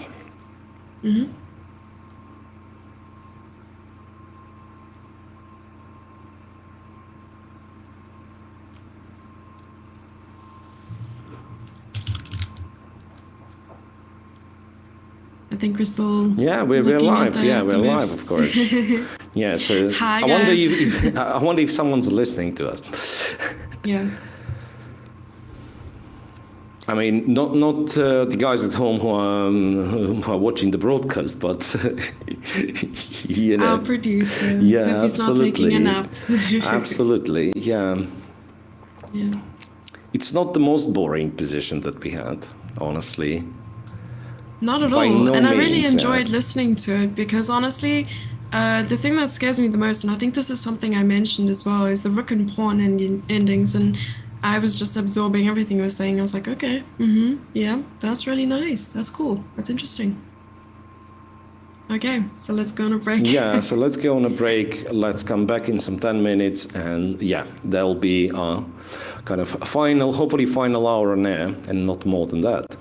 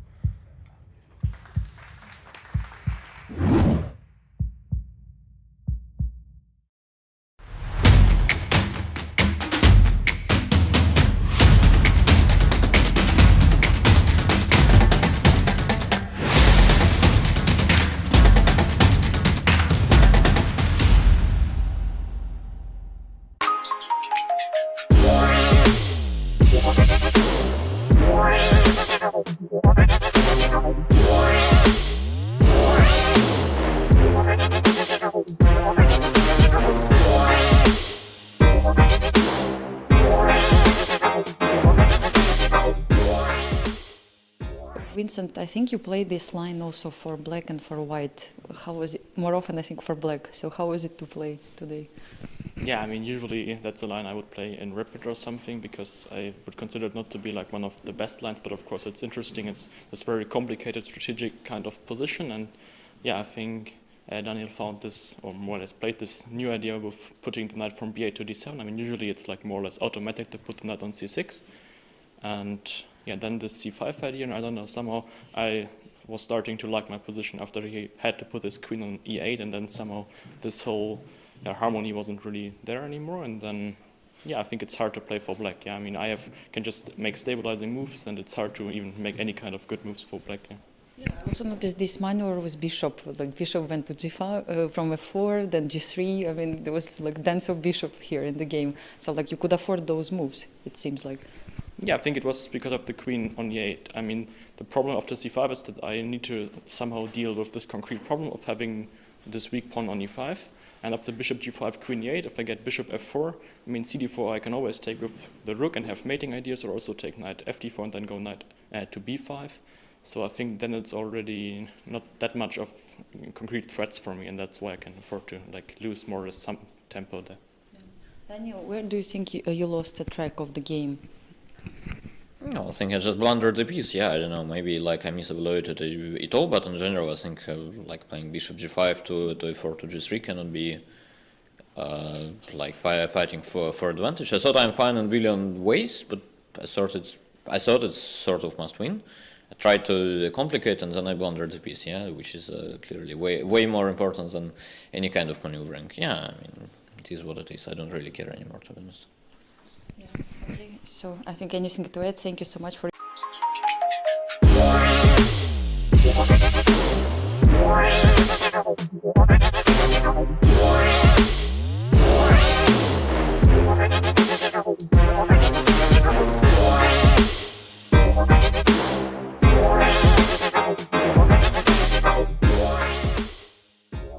Andrei Levon, the game finished in a draw. It was complicated, interesting. Can you tell what happened in the opening? In the opening, I just didn't remember this line at all, and I could probably resign after 15 moves because I was really nervous. But I found this trick h3, bishop h3, bishop g5, and after this it's probably I'm fine, probably there. Yeah, and it was probably about equal. What did you feel that your opponent was not prepared today? No, I wasn't sure because I think I analyzed something like this with queen on c2, and maybe bishop e2 was the way to go. But I thought I was very close. But then I was, while Andrei was thinking, I was calculating all kinds of variations. Okay, king h8 was critical instead of h6. And then somehow I couldn't really find advantage there because it takes f6, rook a d1, and somehow I felt he's in time. Probably I missed something. I mean, it's very, very likely because in such sharp positions, computers are generally better. They are, but it felt for you that it felt somehow that you were better somewhere, right? Yeah, of course. Okay, I had. When I opted for h6, my main intention was to meet, instead of playing g4, I was planning to play king h8 and then stabilize with f6. But then after some consideration, I just saw some ghosts because I thought the rook comes to g4 and then it just becomes too complicated. But of course, it was a principled way. Yeah, actually, I was making an interview with Amin Tabatabai, and he said he called this idea kind of genius idea when he saw this pawn bishop on g5. Like, what can you comment on it? But I think it's just the only way, to continue the game, and that's it. So, did you also manage to see the game of Hikaru, which was played nearby? Any comments on it? Yeah, I think it was an exciting game. Definitely. I saw some parts of it, but I couldn't really, I had so much to calculate, so I couldn't really calculate for him. Okay. Did you have a chance, or you were concentrated on your game only? Yeah, I just didn't see any games. Real concentration. Thank you so much, and for your comments, all the best in the next round.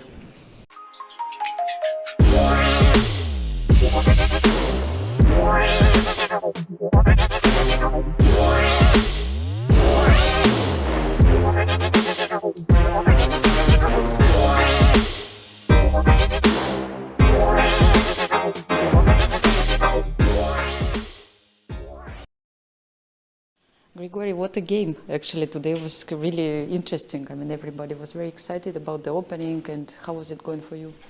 Yeah, it was a very exciting game indeed. Somehow managed to guess the King's Indian because I felt like it's one of the options. Like Hikaru is only half a point out of 2, and like he has to go all in at some point. So like the King's Indian was not the only opening I prepared for, but definitely one of the options. I think I was more or less prepared for it. Like this line is very interesting, and I think I got a very promising position. But then after knight a6, I did not remember what to do. But I think what I did was very good for white. You actually spent quite a lot of time on move bishop d3, like thinking about position in general, probably also. I mean, it's very concrete because if I don't consolidate immediately, I mean, it can go badly because there is rook d4 coming, knight b4 coming, bishop f5. So like I need to be very quick with my play. I think bishop d3 just works for me because, yeah, like I had to see this line, bishop g4, f3, rook d4, queen e2, and now if he takes on d3, I have an intermezzo rook e1, and I'm winning. Yeah, I actually missed his idea with bishop d7 and knight b4, because initially I thought that I can just go back to b1, but then he takes on d5, yeah. Yeah, but bishop g6 is a nice resource. Yeah, it was a very beautiful move, actually. Have you seen it long time in advance? Yeah, I mean, I did see it quite some time in advance. I mean, the point is that if he takes with the f-pawn, I go queen e7, queen c7, and rook e6, and he cannot defend against rook g6. And what Hikaru did with knight d5, it should be winning for me, but maybe bishop h7 was not the most precise. At least he got some very good practical chances there. Did you consider other moves Yeah, except I bishop? could just go bishop b1 back, and I probably just keep all the initiative. And yeah, it just feels like black is going to get checkmated at some point. Yeah, also, computer suggested here bishop f5, and like evaluation goes crazy at this moment with some ideas on the back rank. Yeah. Yes. Bishop f5 is also a move, yeah. And after that, what happened in this ending? Well, I didn't find, like after we exchanged queens on d3, like maybe I'm slightly better, but like it feels like black should have enough counterplay already with 2 bishops because my pawn on h6 doesn't matter that much, and yeah, I cannot reshuffle my pieces in a very good way. So yeah, at that point I think the draw was a logical outcome. There was such a nice game actually with this beautiful move. Do you feel a little bit disappointed with the result? Yeah, a little bit. I mean, after finding bishop g6, like it feels like it would be very nice to win the game. But I mean, it is what it is. Thank you so much, Grigory. All the best.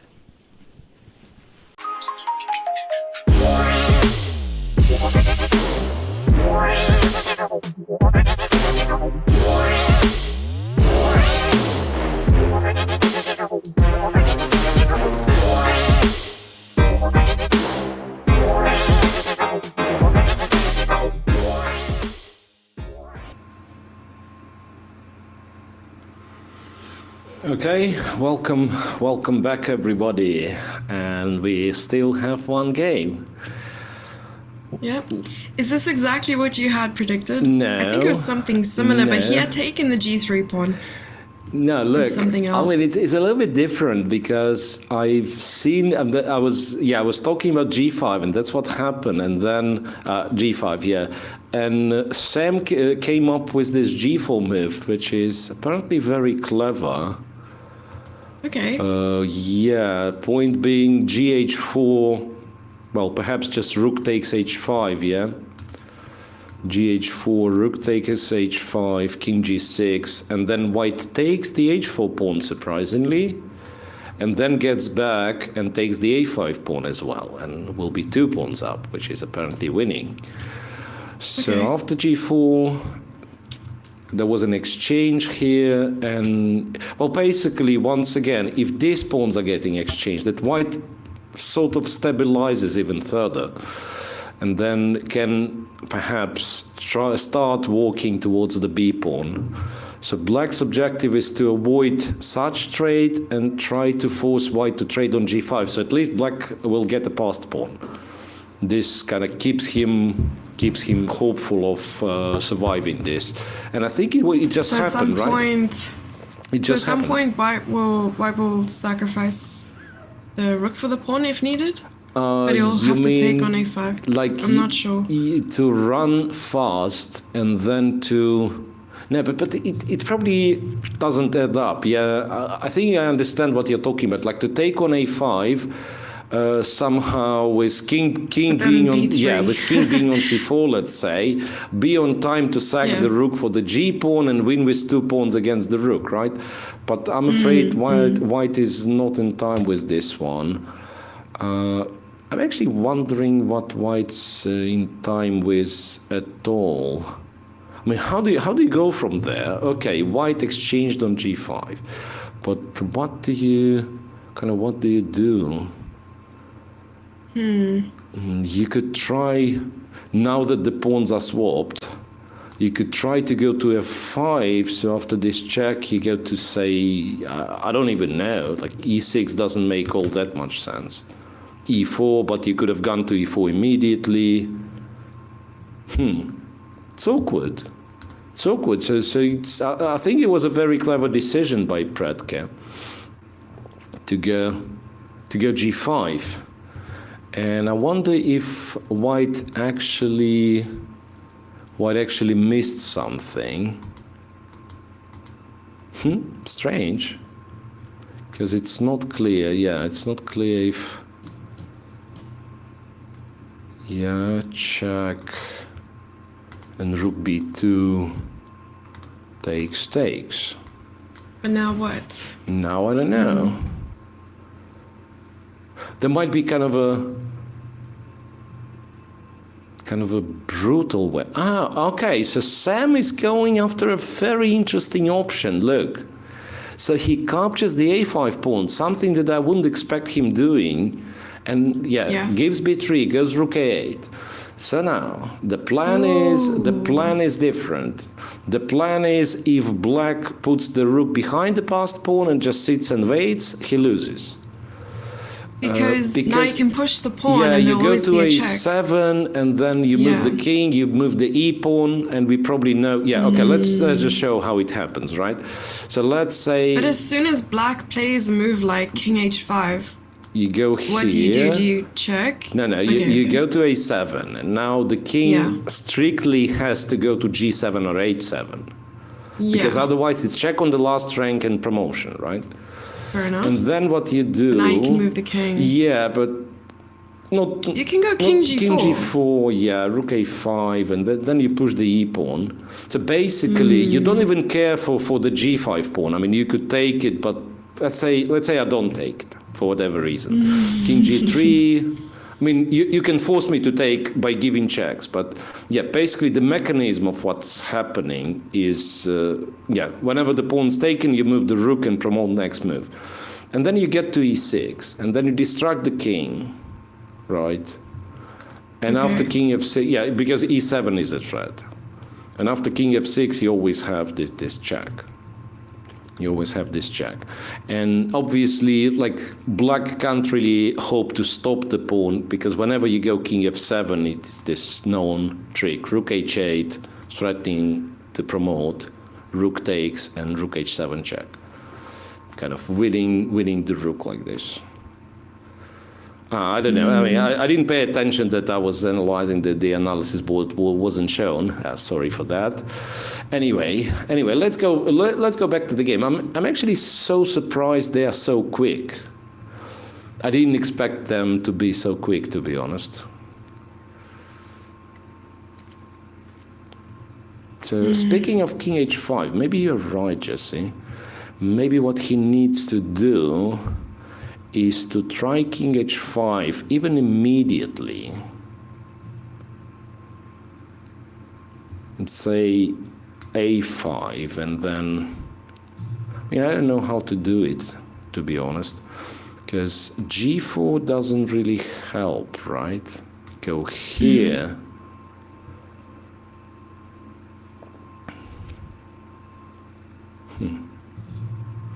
Black has too many things to care about, so he has to put the rook behind the passed pawn, I'm sure.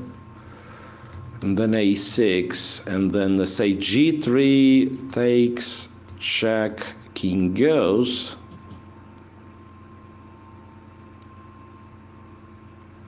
Wait a second. Is this holding? Because rook a3 is lost after a7, that's I'm sure. And you can't really defend against the check, yeah? But how about rook e6? Can this hold? No, it shouldn't. It shouldn't. King f5. Yeah. It actually... So this, rook h7... And hang on, and I had some and rook f8 precisely, yeah, rook f8.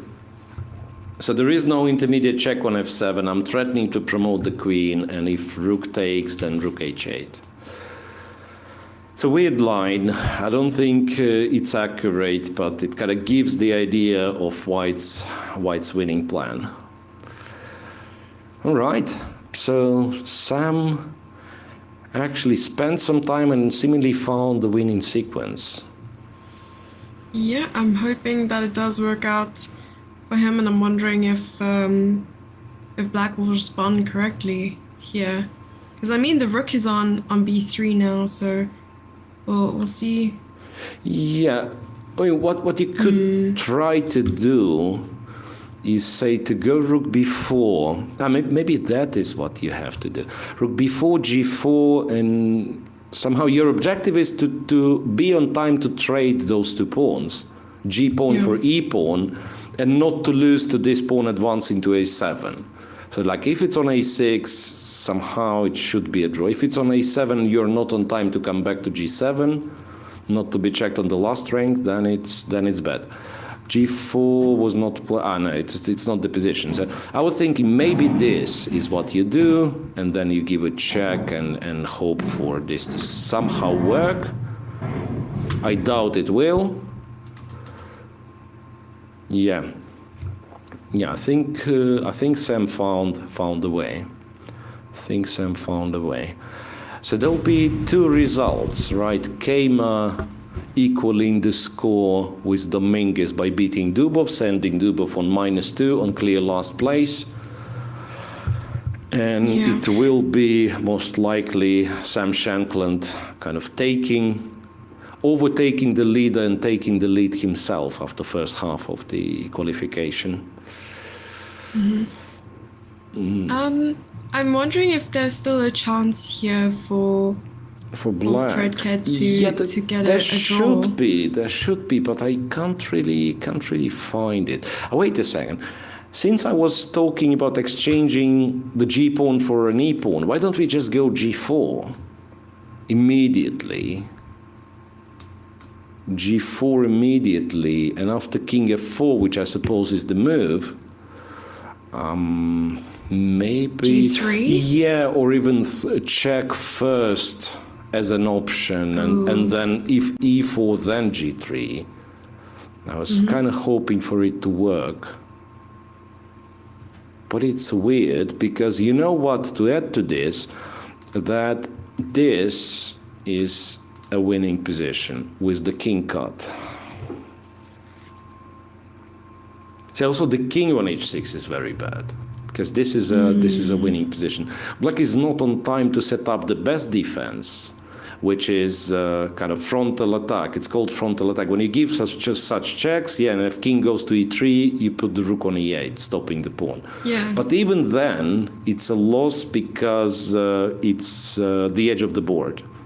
I mean, okay. I mean, I don't know why I'm doing this, but let's make some moves, and then kind of the frontal attack is this thing, check and rook e8. So you stop the pawn from kind of moving physically, and this would have been a draw if you move the whole position one file to the left. If it's the D pawn, Okay. if the king is cut on the G file, so there is basically an H file for the king. That it would have been a draw, but as it is, it's lost. And we are back to the position that we have. Okay. There wasn't even a move made. I'm not sure why it just switched Yeah, back. exactly. I mean, that's the infuriating part, because it's not supposed to update unless the move's made, but it does. But it does. I admire your patience. It's not supposed to update, yeah. And also by unclicking receiving moves, it should stop receiving moves, and I'm doing this, and it still auto updates. So we'll see. We will see. Yeah, not so much time left for black, and also not that many options. Okay, G4 checks played. But as I said, this extra motif of cutting the king on the G file, which makes it even harder. What if Oparin wins the death group? He won't, unless he starts winning game after game after game. Mm-hmm. I'm just reading the question from Raphael, which popped on our screen again. Yes. And have you listened to interview, Jesse? There was an interview in a break. During the break, there was an interview with Oparin, and not Hikaru for some reason. I don't know, or maybe I missed the part. I listened to some of it from the kitchen, but I was making a beautiful cup of coffee. Okay. So do you want to fill me in? No, but the thing was that Oparin missed entirely this bishop f5, which maybe not such a big deal. It's missable, but yeah, when he was taught that bishop f5 was the thing, then you could see.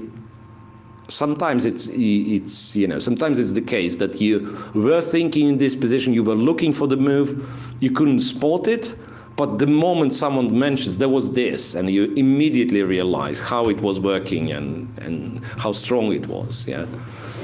Specifically because you already know all the tactical ideas in the position, all the patterns, and you just happen not to find the right move.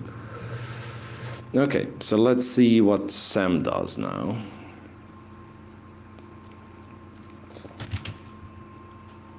Let's see. Yeah, There's 20 minutes. Maybe you're 20 minutes on the right. clock. Maybe G3 immediately without a silly check on B4 is what needs to be done. Silly check. Yeah, that's quite a silly check. It's quite a silly check. But this rook G8 does look. I mean, okay, so king F4, No, but the king and then cannot, black yeah. goes G3, and we go rook G8, right? Yeah, And that's rook what I said. A3, and we take. So we inevitably get this position. Look, king F4, G3, and we are just free to go rook G8. Forget about the 8 pawn. Immediately. Yeah, forget about the Yeah. 8 pawn. After this check, we block with E4, and we are at this position, which I'm sure is winning. Okay. So I was looking at G3, rook G8. Can't protect the G pawn. Can't do anything. So check. What about? That's not possible. No, I was looking at something else, but I don't think it works. King H7 out of all might be an idea. Kind of not letting this rook to grab the pawn. Or King G, I don't know why King H7, maybe King G7 is what you have to do. King G7. King G7. Oh yes, and then the yeah. king is no longer cut off anymore. Yes, sort of. So I go here, it's G3, I take, black takes, right? And then what's the method? Or maybe there is no method. I think it's got to be this move. For whatever reason, right? A6, rook H6. I think that was. But again, well, most of those endgames I'm kind of fluent in, but not this particular one. It's got to be called Ventura position, if I'm not mistaken. But what exactly happens there? It's better not to. Hang on. Yeah, G4 King F4 played. So I think going to H7 or G7 is sort of the only chance, because otherwise this transformation works sort of easily for white, right? I mean, switching to this Rook G8 plan and cutting off the king. So basically anything else, like giving a check. Oh, well, maybe you could give a check and after E4 play King G7, but I don't know if it's any different. He actually does give a check, okay. It's on the board. There's no reason, I believe, no reason not to play E4. Yes. And then King G7. E4 and then probably King G7 is kind of the last chance. I suppose he has to find King G7 then, that's a big one. Okay, if you're checking with an engine, what does the engine say? Does it hold or it's... Yes, 100% King G7 holds. Yeah, but holds as in makes a draw or what? Yeah, King G7? It makes a draw. Wow. Yeah, so... That's incredible. I think it's E4, King G7, and then something along the lines of... what was it? Probably you take... Oh, King F5 as well as... Yeah, probably taking is the best, and then Rook takes pawn. Rook takes pawn, yeah, King F5, and quite possibly Rook H4. I mean, I'm not sure if it's the only move, and apparently not. The pawn is yet too far. But yeah, that's the Rook can also just cut off the king, I suppose. Very tricky position still. It's a very tricky position. Maybe you can even play Rook E2. I won't be surprised if there will be, there'll be more mistakes in this game. Ooh. Because I was also looking at here E4, King G7, King F5, G3, and then something like Rook A6. Yeah, but then just go G2, right? Yeah, and then Rook. I'll take the pawn. So that's something we are not afraid of. That's somewhat related to this name of a famous French music composer, Philidor. Yeah. Yeah. Not to be confused with the other endgame position. With the other... John Cena. Yeah, absolutely. No, but really, I'm totally swinging from white being completely winning to what's white's best chance at confuse the opponent. Yeah. Since we found this King G7, maybe there is still, maybe after King G7 there is way to go wrong. Wow, but look, I was right. When I looked at this game, 2.5 hours into the game, or maybe 2 hours into the game, with board full of pieces, and somehow, I don't know, maybe it was pure luck, but sort of predicted that it'll be the longest game today. I had, what we had as the other possible longest, Kama with Dubov, but Dubov kind of fell apart pretty quickly. Yeah. Okay, so now Sam is thinking.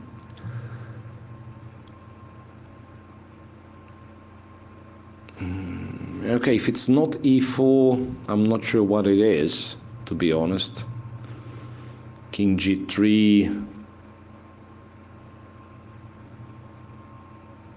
No, King G3 doesn't make any sense, it looks to me. I think, yeah, it's got to be E4 and then hope for G3. Not King G3 at all. Yeah.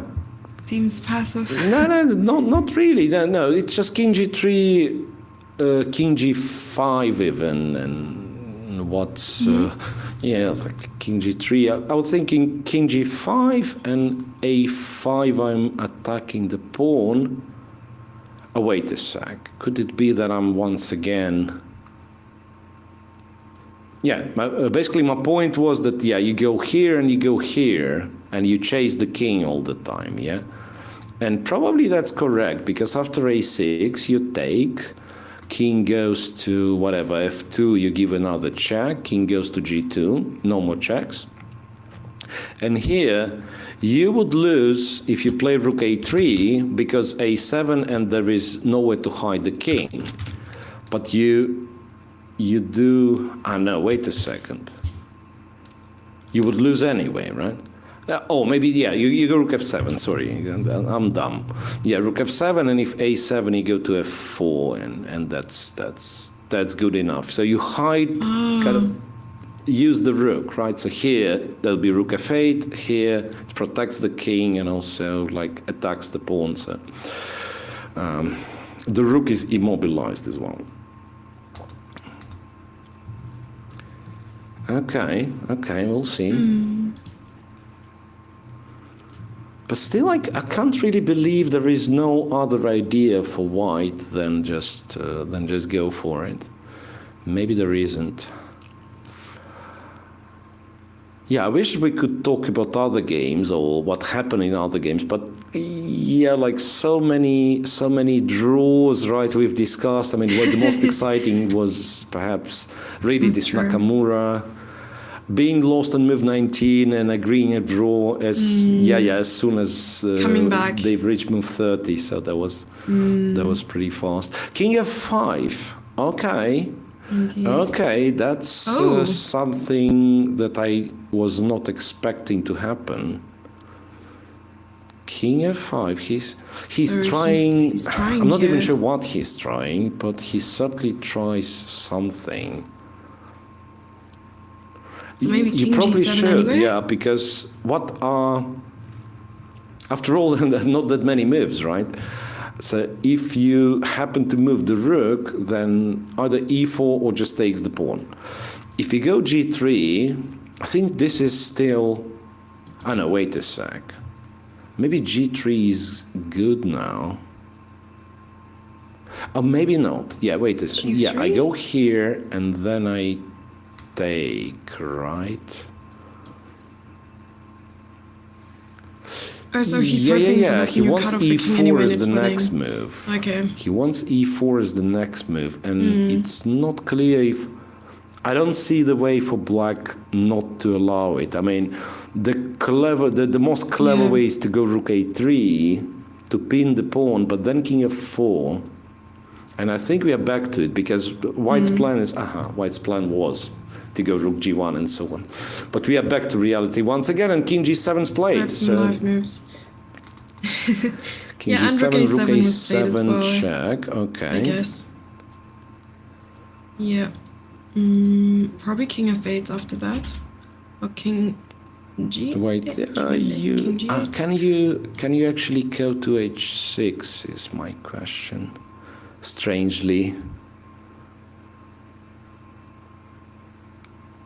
Maybe now you just go to f8. Maybe you're right. Maybe you're right. Maybe you just go to f8. Still confusing. Yeah, the problem in such positions that sometimes even engine claims are not trustworthy because some... No, really. No, not in any, but... the problem is like this well-known draw when the rook is on a8, the pawn's on a7, and let's say your opponent's rook is behind the passed pawn, like more or less anyone knows how to make a draw if it is drawish. And then you add one pawn each on the king side, and all of a sudden engine goes like plus something, plus 1.5, which is nonsense, yeah. And it still does it for whatever reason. I don't know. I mean, maybe some specific ones don't do, but yeah. I mean, as soon as you out of the table-based territory, maybe now the example I'm giving is not valid because it's 7 pieces, and 7 pieces we have the table base, right? So that's different thing, but yeah. I'm wondering if Sam is like slightly upset with himself considering the game. I mean, I don't know how. Or if he realizes he doesn't win, because if he doesn't and he understands he's not winning, then he has all the reasons to be very upset with himself, not just slightly upset with himself. because it's a very big difference. I mean, you're not simply winning the game, but you're also beating the nearest kind of concurrent. So that's kind of twice as important, sort of. King G8. King G8. Okay, to kind of Very controlling nice close-up the G7 and the H7 square. Okay.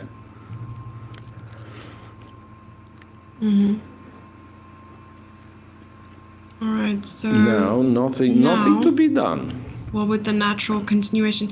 Maybe still? Do you think still e4 here? No, Or but it's still now you equal, just but- push the G pawn, right? And at some point, white will have to switch to stopping the G pawn.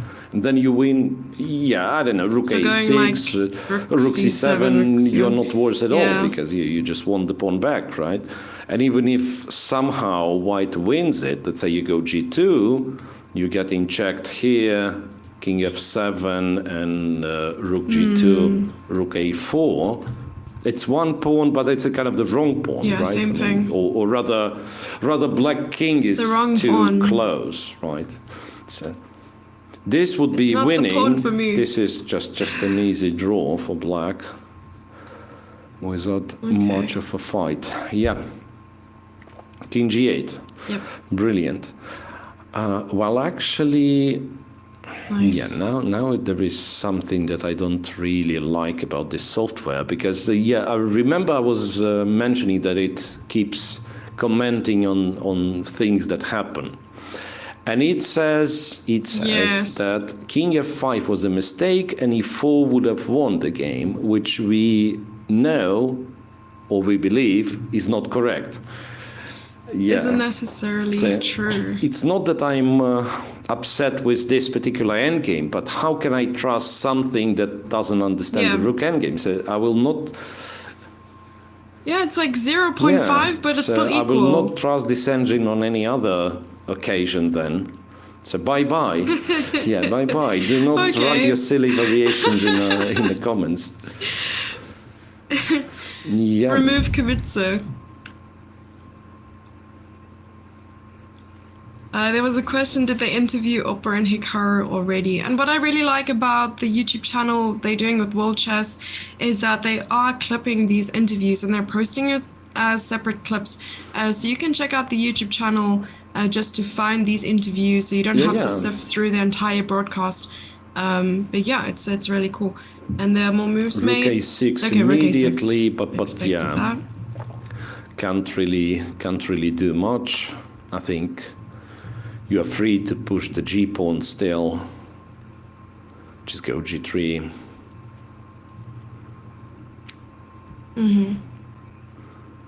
So G3. Yeah, I think it simply G6. kind of guarantees that you are swapping the G pawn for the A pawn. I don't see what white can do.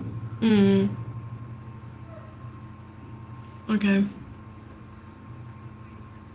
Can I ask, what's your favorite part of the game to work on? Or when you were training, when you were playing competitive chess, what was your favorite thing to do in order to improve?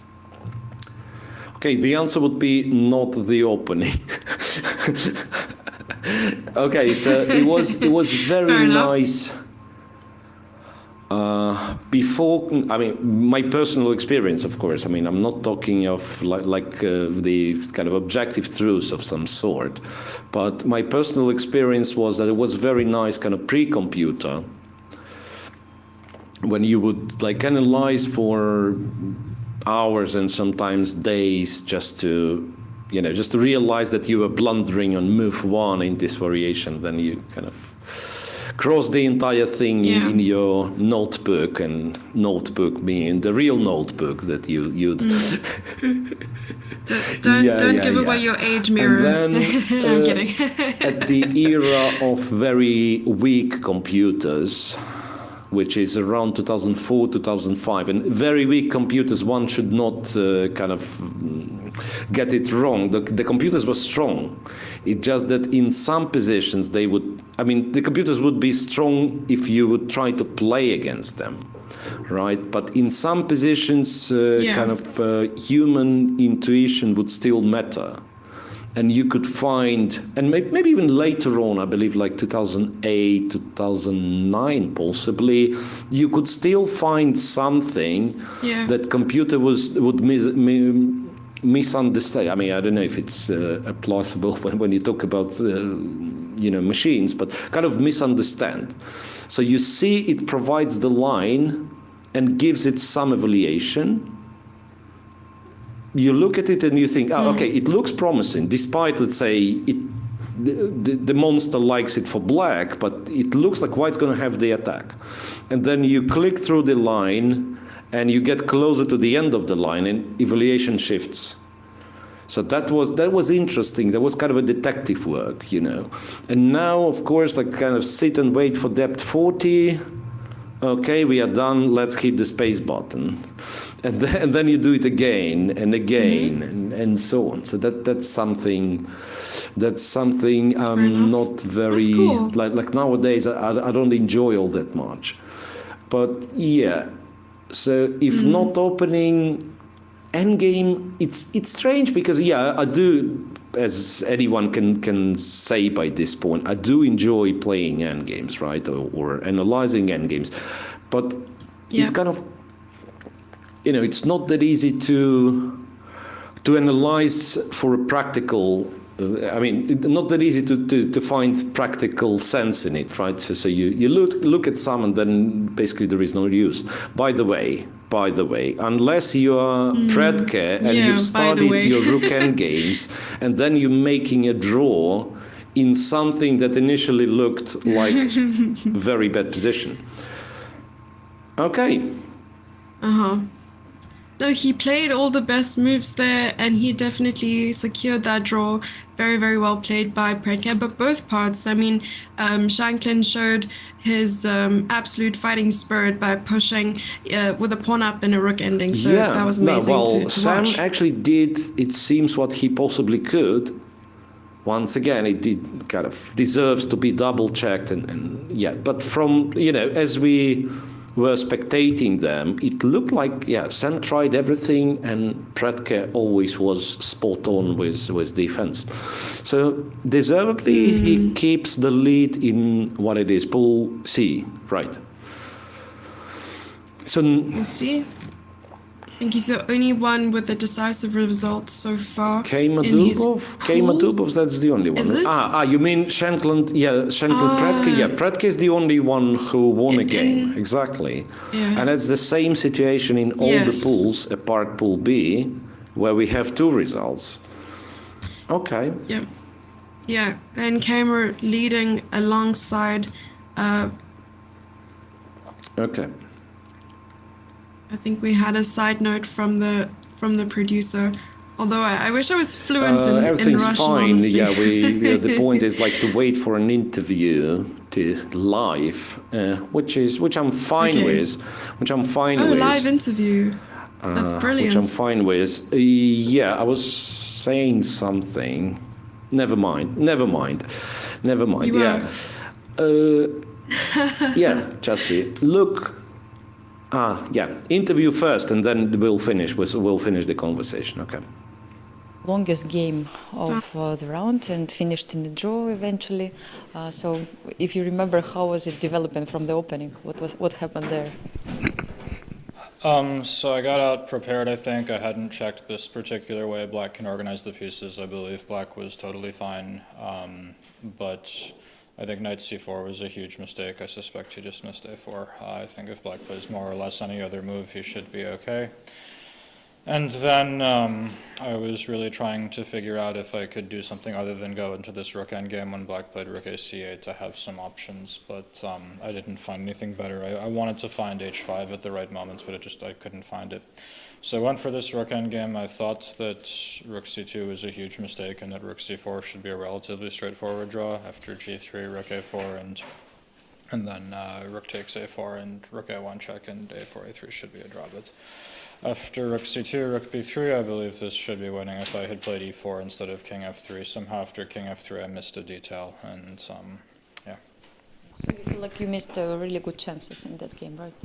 Yes, of course. I mean, both of my previous two games were pretty level throughout. This one I thought I was much better and probably winning if I play e4 there. I couldn't find, I think this should be a winning rook ending after e4f instead of the stupid king f3 when basically black is drawing by one tempo in every variation. Alexander, this interesting setup in the opening, was your home preparation?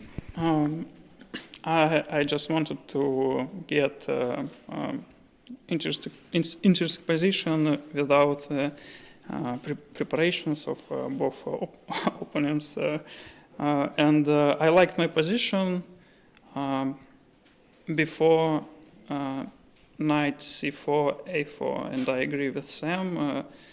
I just forget about this move, and maybe I could start from a4, or I could play something instead of queen d6. I could play rook c8 maybe. It's looked fine for me, but after knight c4, a4, I got strategically losing position, and I had to do something active, and I was lucky that we got rook ending without pawn,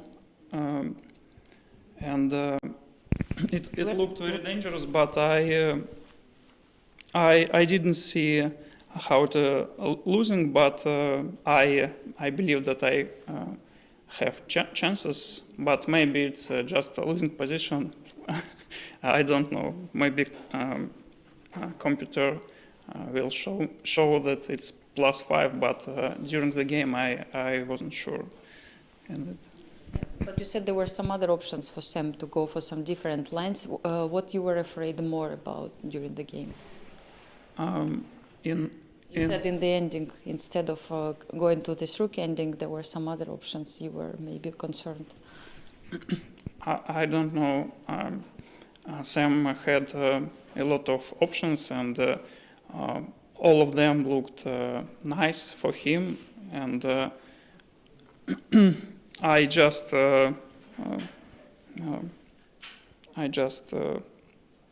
did moves, and it happened to a draw. I don't know. I had pawn less, but okay, it's rook ending, and I believe that I can protect this. Okay. Thank you very much for your comments, and all the best tomorrow. Thank you.